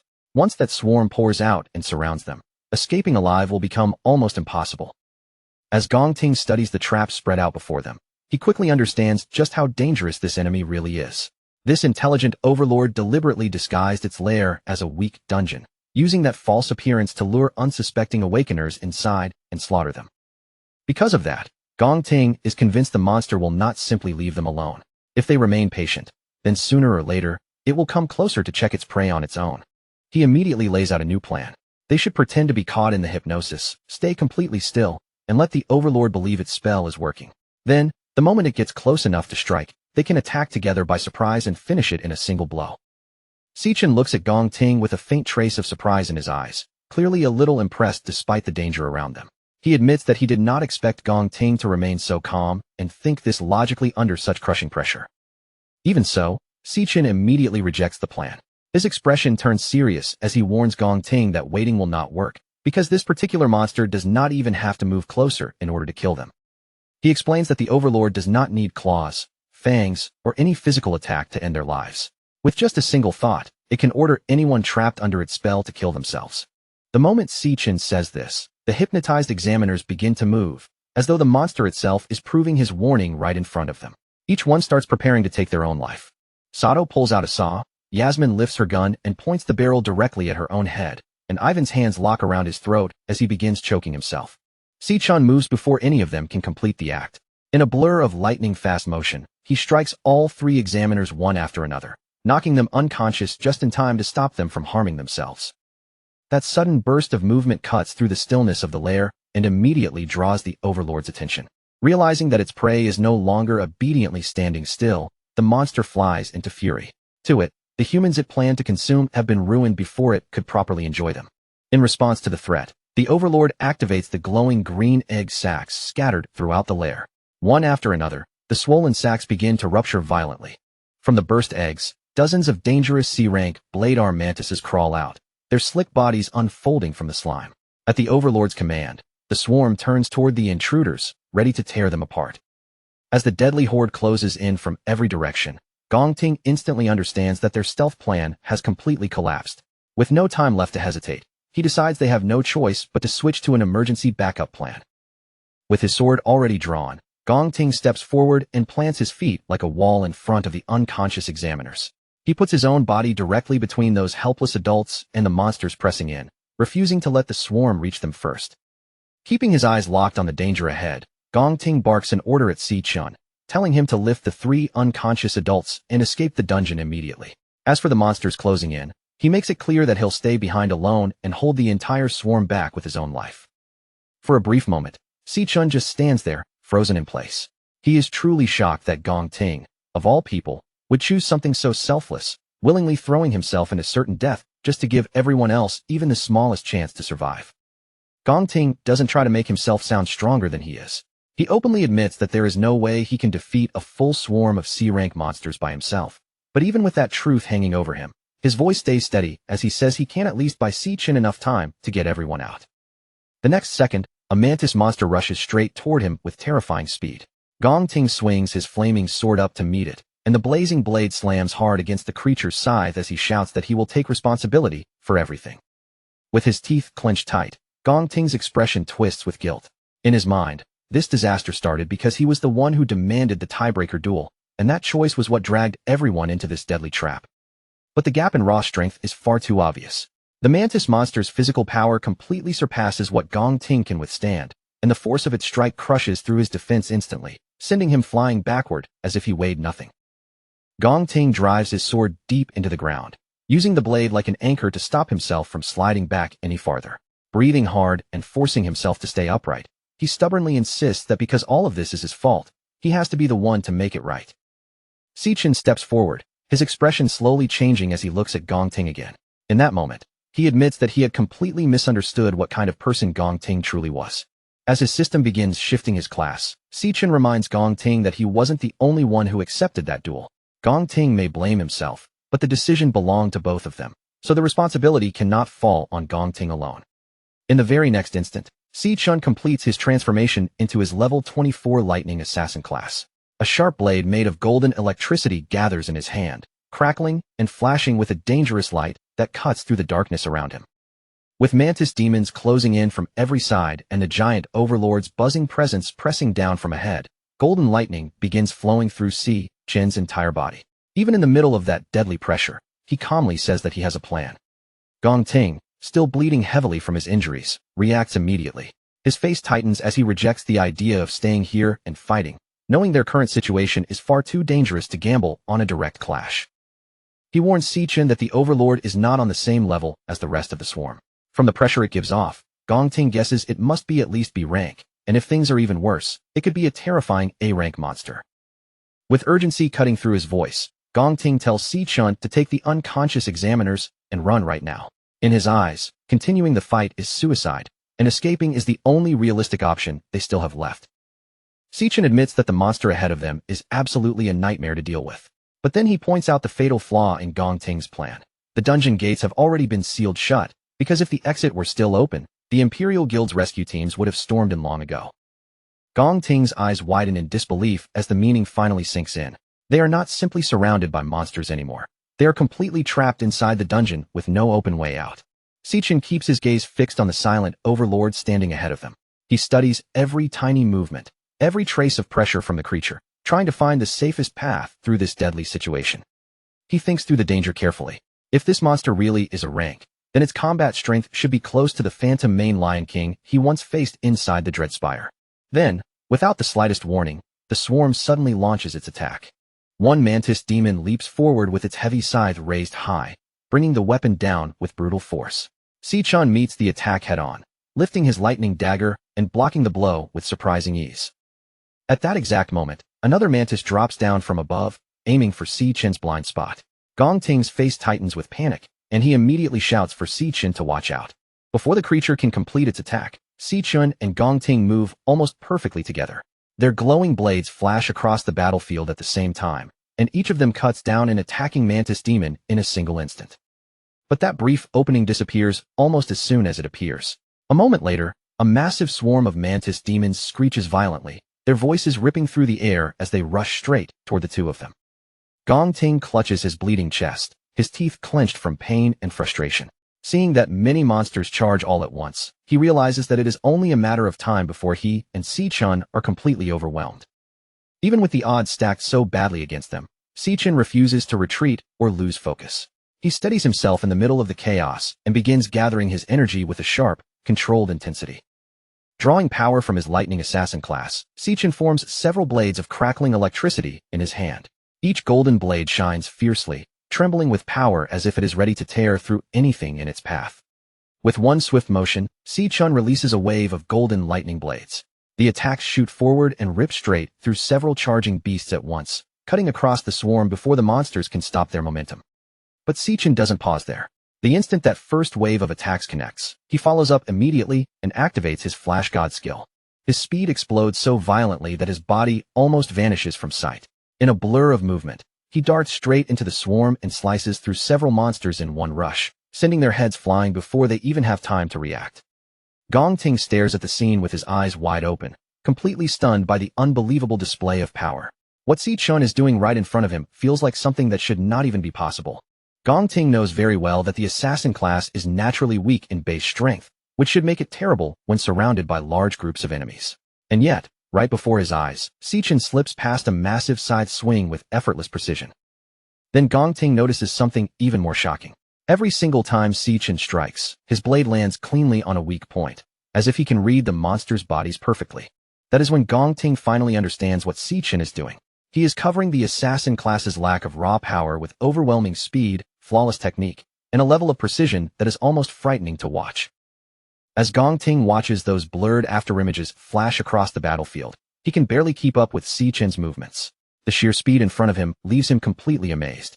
And while Sichin tears through the rest of the swarm in a storm of lightning slashes, Gong Ting reaches a shocking conclusion. His rival's speed has already reached A-rank level, and it might even be beyond that. Seeing Sichin fight with such incredible skill lights a spark inside Gong Ting's chest. He tightens his grip around his glowing sword, and for the first time in this battle, he realizes that they may actually have a chance to survive. But the Overlord, clearly irritated by their stubborn resistance, finally begins to move. A massive wave of dark pink energy gathers around the Overlord's body. The power swells violently in the air, growing heavier and more dangerous as the creature begins activating a powerful boost. That dark energy spreads outward and washes over the remaining Mantis demons. It wraps around their bodies like a sinister aura, sharply increasing both their strength and the pressure radiating from them. Filled with rage, the Overlord gives a brutal command to the newly strengthened swarm. It orders them to tear Sichin apart immediately and chop his body into pieces. Sichin remains where he is, refusing to take even a single step back. Electric blades burn brightly in his hands as the strengthened enemies begin closing in around him. One of the buffed mantises lunges forward, trying to crush him with its newly enhanced power. But Sichin springs over the attack in one clean motion and slices the monster apart while still in midair. Seeing the battle grow even more intense, Gong Ting's fighting spirit surges again. He raises his own blade and shouts for Sichin to hold on, preparing himself to jump back into the fight. Sichin pushes himself right to the edge, unleashing a relentless storm of golden slashes. Again and again, he cuts into the supercharged swarm, forcing his way through the enemies with everything he has. Then, all of a sudden, a mantis demon appears directly behind him. Trusting completely in his insane speed, Sichin vanishes from that spot just in time. The deadly strike cuts through empty air as he slips away before it can connect. He reappears almost instantly and launches a rapid barrage of close-range slashes. But this time, his blades fail to cut through the creature's newly strengthened armor. The enraged mantis wastes no time retaliating. It swings back with a heavy, brutal blow, pouring its enhanced strength into the attack. Sichin raises his blade and blocks the strike head-on, but the impact is still overwhelming. The sheer force drives him far backward, forcing him to give ground as the blow pushes him across the battlefield. Breathing hard from being forced back, Sichin quickly takes in the change around him. The Overlord's boost has amplified every single monster's stats, pushing the entire swarm up into terrifying B-rank territory. The air itself seems heavier with their newfound menace. His eyes narrow, scanning their reinforced shells. The monster's carapaces now gleam like solid iron, almost impervious to direct attacks. He knows that to land a true strike, he must first find a way to shatter this armored barrier. From behind, Gong Ting's voice rings out, laced with gratitude. He shouts that Sichin has already done more than enough. His efforts bought exactly the time needed for what comes next. Without hesitation, Gong Ting sacrifices every ounce of speed, every fragment of stamina, even the delicate control of his elemental power. He channels all remaining energy into sheer strength. Instantly, flames erupt around his sword, coiling upward like a colossal, blazing pillar as he unleashes his ultimate move, Liue. Later that evening, in the warmth of the rental apartment, Ju Tong finally arrives, juggling bags of groceries in both hands. She steps inside, apologizing for taking longer than expected to buy the drinks, her voice tinged with fatigue. CC Yun, Leo perched quietly on her shoulder, smiles gently and reassures her, saying not to worry, their brother still hasn't returned yet. Zhu Tong blinks, surprised, asking in disbelief if he's really still outside. Curious, Zhu Tong asks whether CC Yun's brother already knows about her success at the art academy. CC Yun shakes her head, admitting she hasn't revealed the result, only mentioning that she has big news. Since he's likely just running late, she suggests they begin celebrating without him. Just as they prepare to start, CC Yun lifts an empty jar and frowns, realizing the garlic sauce is completely gone. She instructs Zhu Tong to stay behind while she and Leo make a quick trip to the store. Taking the opportunity, she plans to pick up extra snacks too, ensuring their celebration will be properly indulgent when she returns. A short while later, CC Yun emerges from the nearby convenience store, bags in hand, stepping out onto the quiet street. Leo, safely tucked inside her backpack, nibbles contentedly at his food, peeking out only occasionally with bright eyes. CC Yun chuckles softly, brushing a hand over him and calling him her little angel for staying so quietly hidden the entire time. She praises the cub warmly, telling him he's been such a good boy and promising that next time, she'll buy him cookies as a reward. Unbeknownst to her, shadowed figures lurk in a nearby alley, eyes fixed on her every movement. One man, standing beside a hooded partner, holds up a picture of CC Yun and reports into his radio that they have located their target, then asks if they should attack immediately. A crackling voice responds through the radio, instructing him to wait and follow her until she is safely out of the street camera's range. The man nods silently and resumes his watchful surveillance from the alley. As CC Yun continues along the street, the faint thud of heavy footsteps follows closely behind, each step matching her pace with deliberate precision. The stalkers inch closer, steadily closing the gap as the tension in the air thickens. CC Yun, aware she's been trailed since leaving the store, quietly wonders what these men could possibly want from her, her grip tightening on the backpack strap. Inside the backpack, Leo emits a low, warning growl. Gently, she steadies him, whispering to see if he senses the danger too. She lowers her voice further, instructing Leo to remain hidden for now, keeping his presence secret. Casting a sharp, fearless glance over her shoulder at the men behind her, she murmurs softly, almost with thrill, that her night has suddenly become far more interesting. Deep within the dungeon, Si-chun pants heavily, fully aware that the monster boss's dark energy has now transformed the bug swarm into an even deadlier threat. Seeing the insect's shells gleaming like solid iron, he realizes his blades can no longer slice through them as before. To strike their weak points, he must first find a way to shatter their armor. At that moment, Gong Ting shouts from behind, gratitude and determination lacing his voice, thanking Si-chun for buying him precisely enough time. Throwing caution aside, Gong Ting sacrifices his speed and every remaining ounce of energy, transforming it all into raw strength. Flames explode outward, forming a towering inferno that swirls violently around him. With his body pushed to its absolute limit and eyes blazing with fury, Gong Ting raises his flaming sword and announces, a voice full of resolve, that this is his final move. He swings with all his might, the sword trailing waves of scorching fire, declaring that no matter how formidable the monster is, he will burn it to ashes. The enormous inferno crashes into the charging swarm, engulfing the bug monsters in violent, roaring flames, tearing through their ranks with unstoppable force. The blazing blade cleaves through the mass of enemies, surging past the swarm and heading straight for the calm, waiting boss behind them. The strike connects with the boss, detonating in a blinding explosion that wraps the monster in a massive wave of roaring fire. Gong Ting can barely remain on his feet, his knees buckling as he leans heavily on his sword, utterly drained of both physical energy and magical power. Exhausted, he wipes the sweat from his brow, letting out a long, relieved breath. As the flames slowly die down, revealing the charred remains of the swarm, Gong Ting exhales with relief, muttering that the grueling battle is finally over. But then, slicing through the fading smoke, a sinister, mocking laugh echoes. The boss's voice sneers, questioning whether that pitiful attack was truly all they could muster. Gong Ting freezes, struck by shock, while Si-chun remains calm, his eyes narrowing as he assesses the source of the voice. As the smoke clears, the boss is revealed completely unharmed, enveloped in a massive, glowing green shield. It gazes down at them, voice dripping with disdain, calling their attack disappointing. Pure terror spreads across Gong Ting's face at the sight. The monster hasn't been harmed at all. All hope collapses instantly. He has expended every last ounce of power, yet failed to even scratch the creature. Si-chun remains silent, his gaze fixed on the enemy's formidable defenses, carefully analyzing the shield surrounding the boss. He quickly pieces together what has happened. The boss absorbed the life force from the remaining monster eggs just before the fire attack landed, using that energy to forge an impenetrable barrier. Gong Ting trembles, barely standing, panting heavily from exhaustion. Feeling utterly defeated, he wonders if this is where they are going to die. Then, Si-Chen steps past the broken Gong Ting and calmly extends a deal. As he begins shifting his combat class, he tells Gong Ting he can take first place in the exam, but only if Si-Chen keeps the entire cash prize. He lays down one strict condition. Gong Ting must never reveal a single detail of what he is about to witness. Si-Chen summons his glowing sword, and in the next heartbeat, his form fully transforms into his hidden demonic class. Gong Ting stares, utterly dumbfounded, struggling to comprehend that his rival has been concealing not one, but two combat classes.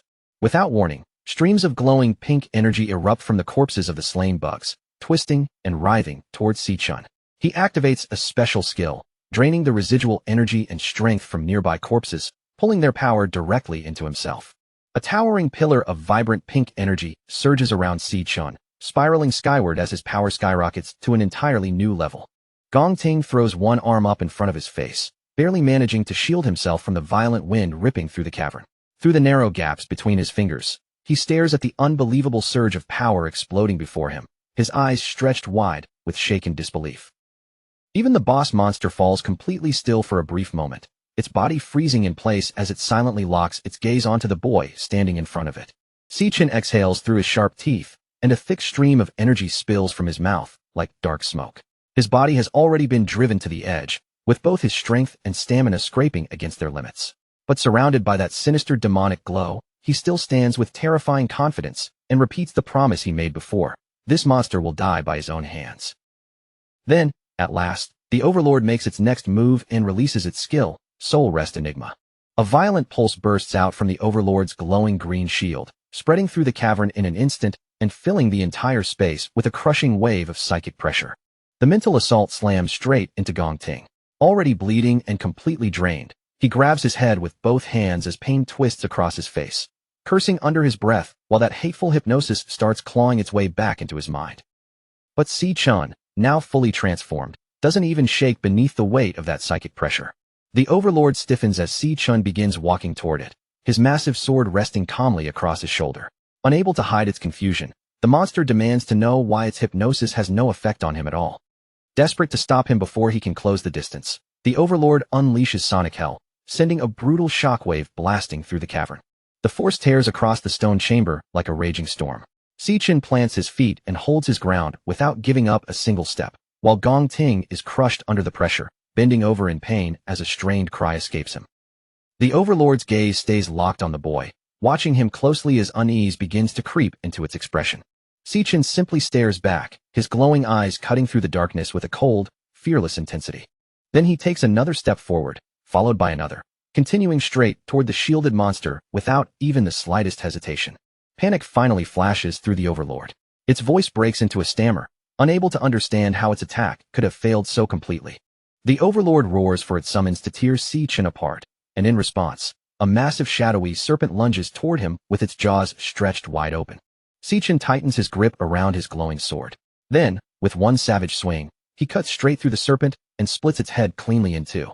The giant beast instantly loses all strength, its massive body crashing down hard against the cavern floor. Before the dust can even settle, two more enormous serpents drop from above, diving at him from the darkness overhead. Si-Chen braces his stance, draws his blade back, and sweeps it out in a wide, merciless arc. With a single cut, both serpents are beheaded at the same time. With nothing left blocking his path, Si-Chen surges forward and charges straight toward the Overlord. The monster bursts into arrogant laughter, loudly declaring that its barrier is impossible to break. Si-Chen looks up at it and asks if that is really true. Then he launches himself high into the air, rising above the glowing shield as his next attack begins to take shape. The system announces the activation of his Stellar Warrior skill, Ossuary Collapse. Power begins draining from the monster corpses scattered across the cavern, their remaining strength being pulled into Si-Chen's body to fuel his strike. With that borrowed force surging through him, Si-Chen lets out a fierce roar.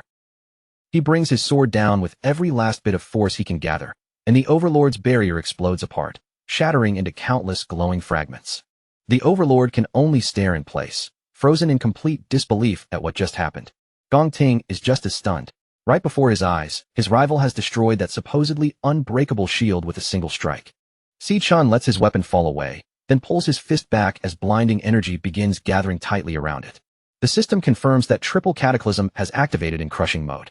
In the next instant, Si-Chen drives his fist straight through the Overlord's body, and a violent surge of raw energy blasts the monster apart from the inside. That devastating punch hammers the Overlord down into the ground with overwhelming force. Smoke rolls upward from the crater. As it slowly clears, the Overlord is left as nothing more than a broken, shadowy remnant, weakly muttering while clinging to the last bit of life it has left. Sichin stands over the shattered monster and coldly orders it to speak. His voice drops as he demands to know what connection it has to Wrath. The Overlord is stunned by the question, staring at him as it asks how a mere human could possibly know Lord Wrath's name. Sichin doesn't back down for even a second. His stare remains cold and firm as he demands an answer. The Overlord spits the words back at him, saying that if it truly knew where the Demon King was, it wouldn't be rotting away inside this dungeon. Instead, it would already be trying to break the seal that held him. Sichin suddenly freezes. The meaning behind those words strikes him hard. Someone in this world had actually managed to seal Wrath away. The Overlord breaks into wild laughter, warning him that Lord Wrath will rise again. It swears that the Demon King will one day reclaim his armies, return to power, and slaughter every last human until nothing remains but bones. Then the Overlord's core ruptures, cracking apart before dissolving into the air. Sichin reaches out as the system activates, pulling in and devouring the monster's glowing green essence. The system confirms the absorption. Sichin gains a new Flower Mage class known as Phantom Sorcerer, along with the Overlord's psychic attacks and barrier abilities. His level rises all the way to 25, and as part of the reward, he also receives 3 rare black scale snake galls.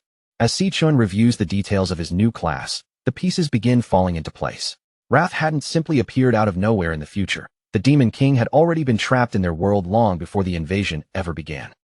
That means a massive hidden conflict must have happened sometime in the past, one powerful enough to seal Wrath away, and Sichin realizes he knows absolutely nothing about it. His thoughts are suddenly interrupted when he notices Gong Ting limping toward him through the cavern. Badly injured and coughing up blood, Gong Ting admits that he never expected to end up fighting someone with dual classes. He acknowledges that Sichin stands on a completely different level from him. With no more excuses left, he admits that Sichin is the winner of their duel. Gong Ting then gives his word that Sichin's secret will stay buried with him. Everything he witnessed today, he promises, will be taken with him to the grave. A moment later, the last of his strength finally leaves his body. He coughs up another mouthful of blood and collapses back against the cavern wall. Sichin quickly tells him to hold on, refusing to let him slip away there. With the Overlord finally dead, the seal on the dungeon's exit should break open at any moment. And once that passage opens again, the guild's rescue teams will be able to rush in from outside and reach them. But before Sichin can even let his guard down, his entire body suddenly freezes in place. His passive pact skill triggers on its own, and a sharp, urgent warning floods directly into his mind.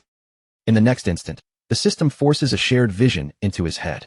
Through the eyes of his contracted beast, Leo, Sichin sees exactly what the little cub is facing. Inside that vision, a hostile man stands ahead, wrapped in dark, swirling energy. The moment Sichin realizes where Leo is, his expression changes completely, and he cries out his sister's name in alarm. Through the psychic link, he sees an awakener with eerie green eyes glowing in the darkness, controlling shadow-like tentacles that twist, stretch, and spread around him. The man is closing in on the terrified Yun, while she clutches Leo tightly against her chest. With her own body, she shields the small cub from the creeping appendages reaching toward them. Late in the afternoon on June 24th, Siyun walks by herself through the cramped backstreets of the city, heading home as the warm daylight slowly drains away between the tall buildings around her. But the uneasy feeling starts the moment she leaves the convenience store. Something is off. No matter which narrow street she turns into, 2 unsettling shadows keep trailing behind her, matching her pace like they have been waiting for the right chance. Just a short distance behind her, 2 rough-looking thugs follow with smug, crooked grins spread across their faces. And the worst part is that they barely even bother pretending their intentions are harmless. Inside Siyun's backpack, little Leo senses the danger before anything actually happens. The tiny cub gives a quiet, protective growl, and when Siyun feels the bag shift against her back, she calmly murmurs to him, asking if he can feel those dangerous men nearby too. Even then, Siyun refuses to panic.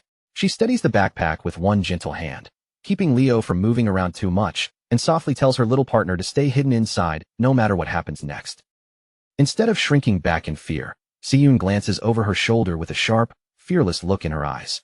Honestly, a small part of her almost seems pleased that they chose to follow her, because what had been shaping up to be a boring evening has suddenly become much more interesting.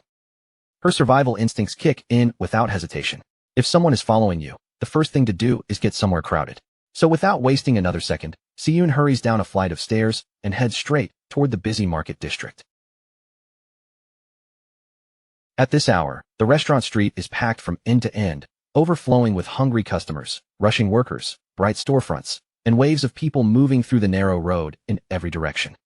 Siyun takes full advantage of the dinner rush. She slides into the thick crowd as naturally as if she belongs there, weaving between shoppers and diners until the stalker's clear view of her begins to break apart. Behind her, the two thugs quickly start losing ground. The man in the beanie grows visibly irritated, pushing people aside with his shoulder and forcing his way through the crowded street, desperate to catch up before she slips away completely. But Siyun's escape strategy is far too clean for them. Every turn she takes and every body she passes behind makes it even harder for the men to keep their eyes locked on her. Then, at the exact moment the crowd pulls their attention away for even a tiny second, Siyun vanishes from their sight, slipping out of the flow of people as if she has disappeared into thin air. The two thugs stop dead in the middle of the street, completely stunned by how quickly they lost her. A second later, panic rushes over them, and they whip around, searching every face, alley, and corner for any sign of where she went. Meanwhile, Siyun has already broken away from the noise and lights, darting into a quiet, isolated alley where she can hide for a brief moment and catch herself. She pauses there, breathing hard, then carefully turns her head and checks behind her. Once she confirms the creepy stalkers are no longer following, the tight tension in her face finally loosens with relief. But just as Siyun begins to think she has truly shaken them off, a heavy footstep suddenly echoes from directly in front of her. Her whole body freezes. Standing right on the steps of her own apartment building is a suspicious older man with slicked-back white hair, waiting there as if he already knew she would come. The man casually smokes his cigarette with the relaxed attitude of someone who owns the place, then mockingly complains that he has been waiting too long because the front door of the building was locked. Siyun's heart drops as the truth hits her all at once. This was never some random encounter. It was a trap set up in advance. Horrified, she steps back and demands to know who they are, and how they somehow knew exactly where she lived. Before the white-haired man gives her any answer, the two thugs from earlier finally catch up behind her, blocking off the way she came while laughing about how fast this little chick can run. With every escape route cut off, Siyun realizes she is completely surrounded. Even so, she refuses to stand there and give up, so she makes a desperate dash down the corridor while the hunters behind her burst into cruel, manic laughter at her hopeless struggle. But these men are not just ordinary street punks chasing a helpless girl. They are awakeners. In the very next instant, a blast of ice magic races across the ground and locks Siyun's foot solidly in place. Her body keeps moving forward, but her trapped foot cannot budge at all. The sudden stop throws her completely off balance, and she crashes face first onto the hard pavement as her backpack is knocked away from her body. Her foot is pinned beneath a thick, broken layer of ice, the frozen shards gripping her in place. Above her, a glowing blue hand wrapped in frost reaches closer, looming over her like a terrifying shadow. The disgusting thug in the beanie stands over Siyun with a warped, drooling expression, looking less like a person and more like a deranged predator enjoying the sight of prey that can no longer run. He mocks her with a nasty grin, asking if she has already run out of energy, then tells her to take a little breather and entertain him for a while. As the creepy stalker bends down and reaches toward her, ready to put his hands on her, Siyun screams out in pure panic. But before his fingers can even touch her, a massive spectral paw crashes straight into his face with terrifying force. The blow launches him backward through the air and sends him slamming brutally onto the pavement, shocking even the white-haired leader. A heavy thud shakes the ground as the thug's body hits the pavement, and for one stunned moment, the entire alley falls into sudden silence. Standing protectively in front of the trembling Siyun is a colossal white lion, enormous and majestic, its overwhelming presence glowing through the alley like something legendary has descended. Siyun can only stare from where she has fallen, her eyes wide and her mind struggling to understand what has just appeared in front of her. As she looks up at the radiant, mythical beast, disbelief spreads across her face. This terrifying predator is not some stranger that came out of nowhere. It is her tiny Leo. The beanie thug clutches his bleeding face with both hands, screaming in horror after being smashed aside by an attack he never could have expected. He frantically shouts at his partner, whining that the client who hired them never said a single word about having to fight a giant, insanely powerful monster lion. Leo opens his jaws wide and releases a deafening roar, the sound exploding through the narrow alley with enough force to shake the air and echo off every wall. The hooded stalker is clearly terrified, but desperation pushes him to move anyway. In a panic, he charges yellow lightning around his fists, trying to prepare one last defense against the enormous beast in front of him. But for a baby cub like Leo, maintaining such a massive legendary form takes an unbelievable amount of strength.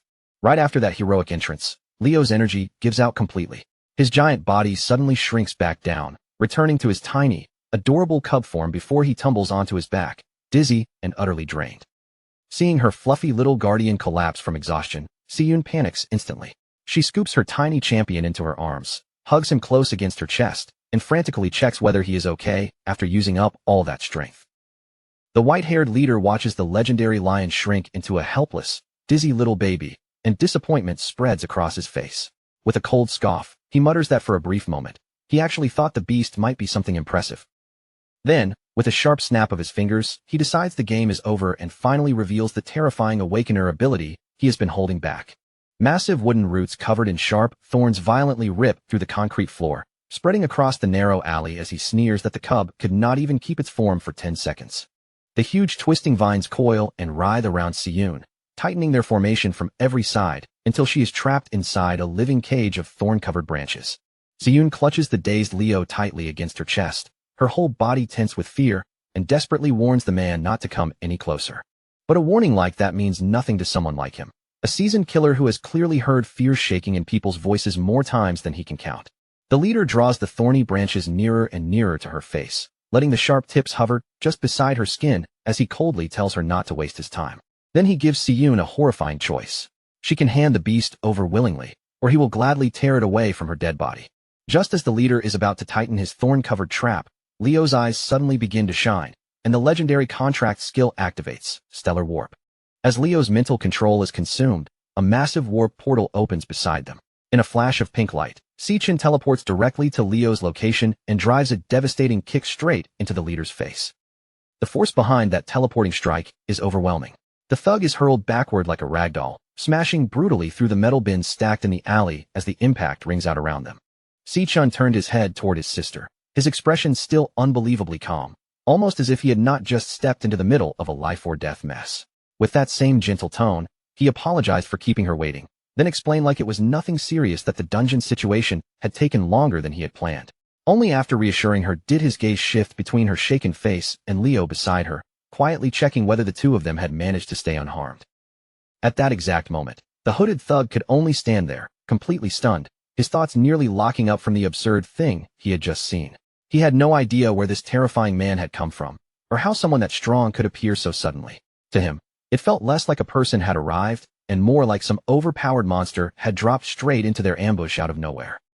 Sichin's sister was still shaking from the shock, her complexion drained pale as the fear from moments ago clung to her body.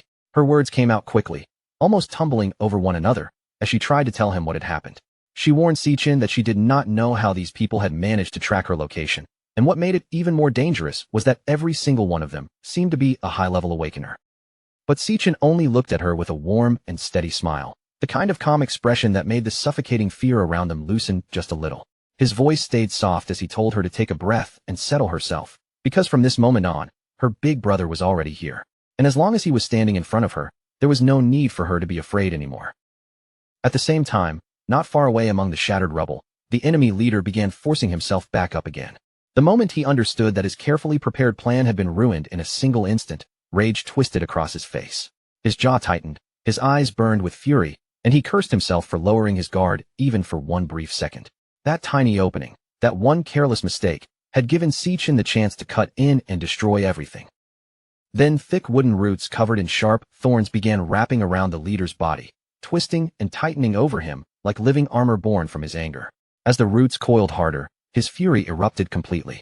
He roared that Sichin had just made the biggest mistake of his life, then swore he would take their severed heads back to his client and demand triple the original payment for all the trouble they had caused. But even after hearing that vicious threat, Sichin did not so much as flinch. He slowly curled his fingers into a fist, and the instant his knuckles tightened, golden lightning began bursting to life around his hand. Sharp crackles flashed through the air, wrapping his fist in violent sparks as the atmosphere grew heavy around him. Without looking away from the enemy in front of him, Sichin calmly told his sister to move behind him and stay there, promising her in a steady voice that this fight would end very quickly. Sichin's mind drifts back to the days when he was still a child. In a filthy, dust-filled alleyway, his small body is getting beaten around mercilessly, slammed into the ground while dirt and gravel scrape against his skin from every direction. Standing at the center of the group is his orange-haired cousin, the one leading the entire assault. With a cruel grin stretched across his face, the boy keeps barking at Si-chun to remember his place and stop acting like he belongs above the rest of the family. Several thugs pin young Si-chun flat against the filthy pavement, holding down his arms and shoulders while trying to crush not only his body, but his spirit along with it. But there was one thing those bullies failed to account for completely. They forgot about his sister. Out of nowhere, young Si-yun rushes straight into the alley, gripping an oversized metal pipe with both hands. Her tiny figure trembles with anger as she screams at the gang to get their filthy hands off her brother immediately. The orange-haired cousin doesn't look intimidated in the slightest. He bursts out laughing, openly mocking the idea that this little girl actually thinks she can save anyone by herself. The second Si-chun sees the gang turning their attention towards Si-yun. Panic flashes across his face. Struggling violently against the thugs restraining him, he desperately screams at his cousin not to go anywhere near her.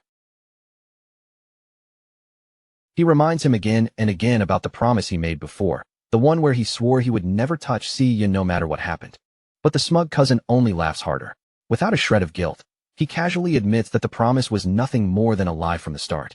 With arrogance written all over his face, he boasts that today is finally the day he's going to teach this unbearable family a lesson they'll never forget. But while the ringleader keeps running his mouth and enjoying the moment, he completely lets his guard down. And that mistake costs him dearly. Taking advantage of the distraction, young Si-chun suddenly notices a heavy brick lying nearby. In one explosive motion, he snatches it off the ground and smashes it straight into the face of the thug holding him down, the sickening impact instantly shocking everyone in the alley. At that moment, young Si-chun is absolutely furious. Rage burns violently in his eyes as every ounce of fear disappears from his face. Clutching the blood-stained brick tightly in his hand, he charges directly toward his cousin without even the slightest hesitation. The arrogant orange-haired leader instantly goes pale. Watching Si-chun sprint toward him with pure killing intent written all over his face, the boy's confidence completely crumbles. Si-chun swings the brick with brutal force and slams it directly into his cousin's face for breaking his word. The impact sends the bully crashing violently onto the hard concrete pavement. Bleeding heavily and sobbing on the ground, the defeated cousin shrieks in absolute terror, screaming that Si-chun is a complete psychopath. Breathing heavily after the fight, young Si-chun finally lets the brick fall from his hand. Then he slowly turns toward the trembling Si-yun and gently tells her everything is okay now, reassuring her that she doesn't need to be scared anymore. Back in the present day, Si-chun calmly tells Si-yun to stay hidden somewhere safe and out of danger. Without the slightest trace of worry in his voice, he assures his sister that he'll finish dealing with these people in no time at all. Unwilling to let their target get away, the stalkers immediately rush straight toward him, weapons ready as they charge in to cut him down. Holding little Leo tightly in her arms, Si-yun panics instantly. She frantically warns her brother that these aren't ordinary people, but three extremely dangerous awakeners who have clearly lost their minds. In her eyes, there's no possible way he can fight all of them alone at the same time. The hooded thug takes the lead, charging forward while pulling back a massive fist crackling violently with lightning energy. As he closes the distance, the thug screams at Si-chun, mocking him for just standing there motionless without even trying to defend himself. But before the attacker can even process what happened, Si-chun counters instantly with a single devastating punch. The blow sends the thug flying headfirst into the concrete wall with terrifying force. Watching her brother casually crush a high-level awakener with one hand, Si-yun's eyes widen so much that her jaw practically drops open in disbelief. Right after that, the bleeding thug in the beanie suddenly leaps into the air, desperately lunging forward with a glowing elemental dagger aimed directly at Si-chun. Without even looking remotely pressured, Si-chun calmly catches the thug's wrist in midair. Before the man can react, Si-chun drives a brutal knee straight into his face. The sheer force behind the strike blasts the beanie thug backward like a ragdoll, launching him directly into a pile of alleyway garbage bins where he crumples motionless. Suddenly, a gigantic thorn-covered root tears violently through the alley toward him from behind. But with unbelievable reflexes, Si-chun casually tilts his head aside at the last possible second and avoids the ambush completely. The massive vine misses him entirely and whips into the tiled brick wall behind him, smashing against it with explosive force. Seeing both of his subordinates get taken down so easily, the white-haired leader completely loses control. Furious veins bulge across his face as he screams that some kid wearing a school uniform is humiliating all of them. Fueled by rage, the boss unleashes his plant magic at full power. Massive glowing wooden spikes erupt around him as he roars that he's going to turn Si-chun into a human pincushion. Even facing the overwhelming barrage, Si-chun remains perfectly calm. Using his absurd speed and godlike agility, he slips through the storm of razor-sharp vines effortlessly, weaving between every deadly strike without receiving even a single scratch. Then, in one smooth and fluid movement, Sichin suddenly bursts through an opening in the defenses and closes the distance in an instant. The white-haired boss is horrified beyond belief. Panic floods his face as he screams that this shouldn't even be possible, unable to understand how anyone could move that fast. Watching her brother completely dominate the fight, Sichin suddenly realizes something important. She almost forgot that Sichin didn't merely pass his graduation combat exam by luck. He absolutely crushed every single competitor there. Sichin calmly pulls back his fist before driving a crushing punch straight into the leader's jaw, making it painfully clear that he exists on an entirely different level from the rest of them. The impact is so overwhelming that the white-haired boss gets launched backward like a missile, smashing violently into the alley wall behind him. And just like that, the white-haired leader collapses onto the pavement unconscious, bleeding heavily and utterly defeated. Meanwhile, over by the overturned trash bins, the beanie thug still hasn't moved an inch and remains completely unresponsive. Not far away, the hooded thug sits slumped lifelessly against the wall, fully unconscious as well. In less than a minute, the entire threat has been wiped out completely. After casually brushing the dust from his clothes, Sichin turns toward his sister and tells her to take little Leo and head straight home, where it's safe. With a relaxed smile on his face, he reassures her that he'll just dump these clowns at the local guard station real quick and be back at the apartment before she even notices he's gone. Still stunned by everything she just witnessed, but feeling completely protected now, Sichin hugs her fluffy little cub tightly against her chest and happily agrees to head home first. Several hours pass beneath the dim glow of a crescent moon before the severely beaten white-haired leader finally starts drifting back into consciousness. Groaning painfully, the battered boss struggles to pry open his blood-covered eyes while every inch of his body aches from the brutal beating he took earlier. But the moment he fully wakes up, confusion immediately turns into pure dread. He realizes that he and his two subordinates have been stripped of all their weapons and tightly tied back to back around a concrete pillar, while Sichin stands nearby staring directly at them in silence. The leader instantly panics, hysterically demanding to know where they are and why they were dragged out to this isolated location. Beside him, the beanie thug whimpers miserably, complaining that his shattered skull feels like it's literally splitting apart. Completely unmoved by their whining, Sichin coldly asks whether they work for the Black Mountain Society. Knowing people like them never move unless someone is paying, he directly demands to know who hired them to kidnap his sister. The battered white-haired boss only lets out a bloody chuckle and refuses to answer. With arrogant defiance still lingering in his eyes, he explains that in their line of work, snitching means death, so there's no chance he plans on opening his mouth. Sichin didn't even bother reacting to their threats. His expression stayed completely calm, like none of this was worth getting worked up over in the first place. Looking at the mercenaries standing in front of him, acting tough and refusing to cooperate, he simply let out a quiet sigh. Since they were so determined to make things difficult, then fine, he'd deal with them the hard way instead. The very next second, a sinister wave of energy suddenly burst out around Sichin's body. Thick black aura twisted violently through the air like a living storm, spiraling around him in dark layers as the system rapidly activated a class transition. The atmosphere instantly turned heavy, and even the surrounding mercenaries could feel an unsettling pressure creeping into their minds. A cold system notification rang out soon after, confirming that the class switch had been fully completed. Standing there within the swirling darkness was Sichin's true form, the terrifying level 25 Phantom Sorcerer.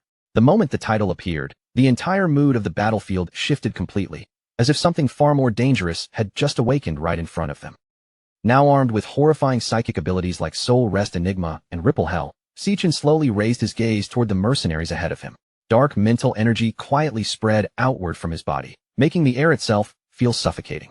These people had wanted to act fearless just moments ago, but they were about to experience a kind of psychological torment far beyond anything they had ever imagined, the kind of nightmare that would stay carved into their minds forever.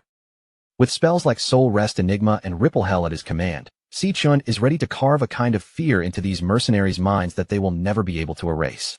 As he begins interrogating the captives in front of him, Sichin does not waste even a second. He immediately activates the Phantom Sorcerer magic he has just obtained, forcing that eerie power straight into the white-haired leader's mind. Pressed down by the hypnosis spell, the mercenaries' minds start to buckle, and the defenses they were clinging to begin cracking apart one layer at a time. Before any of them can fully understand what has changed, the concrete beside them suddenly splits open, and a thorn-covered root bursts up right next to their bodies. The thug in the beanie instantly goes pale with fear, screaming at the top of his lungs as he demands to know what is happening to his boss. Si-chin does not react to their panicked cries at all. With his expression still cold and steady, he releases Soul Rest Enigma and chooses the legs as the first place to strike. In the next instant, a razor-sharp vine shoots forward and punches straight through the leader's thigh, sending fresh blood splattering across the floor. Then Si-chin's eyes shift with frightening calm, and he quietly marks the man's hands as the next target. Another thorny branch rips up from below and drives through the mercenary's palm, pinning it in place so he can never raise that hand against anyone again. And in that moment, the pain feels less like punishment and more like the price they owed for daring to touch Si-chin's sister. After watching his partner get torn apart so effortlessly, the beanie-wearing thug completely loses the last bit of courage he had. His voice cracks as he screams in terror at the terrifying power standing in front of him. Si-chan turns his icy gaze toward the remaining man and tells him that his turn has finally come. Around them, the wooden roots begin twisting closer, as if they are already preparing to repeat the same torment. That single threat shatters the mercenary on the spot. He breaks down, sobbing and begging for his life, before spilling everything in a rush and revealing that the person behind the kidnapping is the son of the first hospital's director. Trying desperately to save himself, the thug blurts out the client's name, Jean Duishin. And later that evening at 5 o'clock, high above the city at the luxurious rooftop pool party on Purple Peak Tower, Jean Duishin is still lounging in comfort, completely unaware that his hired men have already betrayed him. Around him, his rich friends begin laughing and teasing him, openly mocking the so-called campus heartthrob who somehow managed to get rejected twice by the same junior schoolgirl. Jean Duishin sits there fuming without a word, humiliation burning behind his eyes. In his mind, she had embarrassed him in front of everyone, and tonight, he swears she is going to regret every second of it. The constant mocking finally pushes his temper over the edge. When a girl tries to follow after him, he snaps at her in irritation, then storms away toward the restroom, trying to cool his head. While he stands at the urinal, the lights above him suddenly begin to buzz and flicker, the strange flashing instantly pulling his attention upward.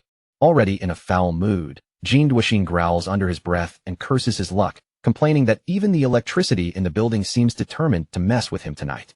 Then, without warning, a dark shadow falls over him from behind. Jean Duishin whips around in alarm, only to see Si-chan standing right there behind him. Si-chan looks at him with unsettling calm and asks directly whether he is Jean Duishin. Down in the surveillance room, the security guards are chatting among themselves, gossiping about how those rich kids bought out the entire top floor and even had all the security cameras turned off so they could party without anyone watching. One guard lowers his voice and leans closer, whispering an even darker rumor. Many of the girls upstairs may not have come by choice, but were tricked and lured into that place. The other guard is stunned by what he hears, his face tightening as he struggles to believe something that disgusting could really be happening right above them. The informant confirms it without hesitation, explaining that not long ago, a student ended her own life after being abused at one of these parties, but the rich parents smothered the whole scandal with a massive pile of hush money. He warns his colleague not to be fooled by their designer clothes, polished smiles, and pretty faces, because once the doors close, those spoiled heirs are no better than beasts. Meanwhile, inside the restroom, Jean Duishin's confidence collapses into panic. He shouts at Si-chan, demanding to know who he is, and threatens to call the police and have him thrown out on the spot. Si-chan does not bother answering him. Instead, he calmly takes out a phone and places a call. Jean Duishin's body goes rigid when his own phone suddenly starts ringing, and the caller name on the screen shows an incoming call from his mercenary contact, Blackie. Holding Blackie's phone in his hand, Si-chan fixes Jean Duishin with a cold stare, confirming without a doubt that he is the one who ordered the attack on his sister. Jean Duishin turns horrified and demands to know what happened to Blackie. But instead of giving him a normal answer, Si-chan crushes the phone in his hand with terrifying ease, lightning crackling as the device breaks apart. Fear completely overtakes the spoiled heir. He stumbles backward, screaming at the monster in front of him to stay away, while desperately asking what kind of person he has provoked. In the blink of an eye, Si-chan sends Jean Duishin flying straight through the restroom's glass window. The window explodes into glittering shards, and Jean Duishin's body crashes down toward the pool deck below as broken glass rains around him. He lands hard on the floor, battered and bleeding, then immediately starts shrieking for help, begging anyone nearby to come save him. But when he turns his terrified eyes toward the pool area, what he sees makes the blood drain from his face. Every single guest from his party is already down, either floating face down in the water or collapsed unconscious around the deck, like discarded bodies. Then Si-chan steps out onto the pool deck, his figure wrapped in a dark and oppressive aura that makes the entire rooftop feel colder. Jean Duishin scrambles backward on his hands and knees, cursing in a broken panic as he tries to put even a little distance between himself and Si-chun. Looking up at the glowing eyes of the person stalking toward him, he screams in desperation, demanding to know who Si-chun is, what he ever did to deserve this, and why he is being hunted like prey. With nowhere left to run, Jinduoshin tries to use the last weapon he has, loudly bragging about his father's powerful position as the director of the first hospital. He shrieks that if Si-chun dares to lay even one finger on him, his father will use every bit of his status, influence, and connections to bury him completely. Si-chun has no patience left for his empty threats. He coldly orders Jinduoshin to shut his mouth, and in the same instant, his hypnosis spell takes hold, seizing control of the heir's mind. The moment the spell sinks in, Jinduoshin's body loses its resistance, and he drops heavily to his knees like a puppet with its strings pulled tight. Si-chun looks down at him without a trace of mercy and gives his next command, ordering him to pick up one of the sharp shards of shattered glass scattered across the deck. Jinduoshin's hand moves on its own, reaching down toward the floor before closing around the jagged piece of glass. At that moment, one thing becomes painfully clear. True evil is not something that only crawls out from inside dungeons. Sometimes, it walks openly among ordinary people every single day. Jinduoshin and his friends had committed unforgivable crimes against a helpless student who had no power to fight back. These spoiled brats relied on their endless wealth to cover up what they had done, pushing that poor girl deeper and deeper into despair until she finally took her own life. And when the tragedy could no longer be ignored, they simply leaned on their family's power and influence, making sure the blame slid away from them as if their crime had never happened. Jinduoshin had gone so far as to fabricate the autopsy report himself, twisting the truth until the whole thing looked like nothing more than a heartbreaking accident. And with that same arrogant confidence, he even bragged that in this world, money was the real power, and people like him could buy their way through anything. This was the very same monster who had thrown a fortune at those mercenaries, paying them without hesitation and ordering them to destroy Si-chun's life no matter what methods they had to use. But this time, Jinduoshin had crossed a line he never should have touched. He had aimed his cruelty at the wrong person's sister. Now, with his mind trapped under hypnotic control, his fingers tightened around that razor-sharp shard of glass as he slowly lifted it toward his own throat. Si-chun's resolve turned ice-cold as he silently swore that he would track down and erase every single threat that dared to come near his sister, even if that meant becoming the judge, the jury, and the executioner with his own hands. Even if the path ahead forced him to step into the deepest and filthiest darkness the world had to offer, Si-chun would not flinch, would not retreat, and would never hesitate for even a second. Then, without the slightest mercy left in his eyes, Si-chun gave his puppet the final order to end everything right there.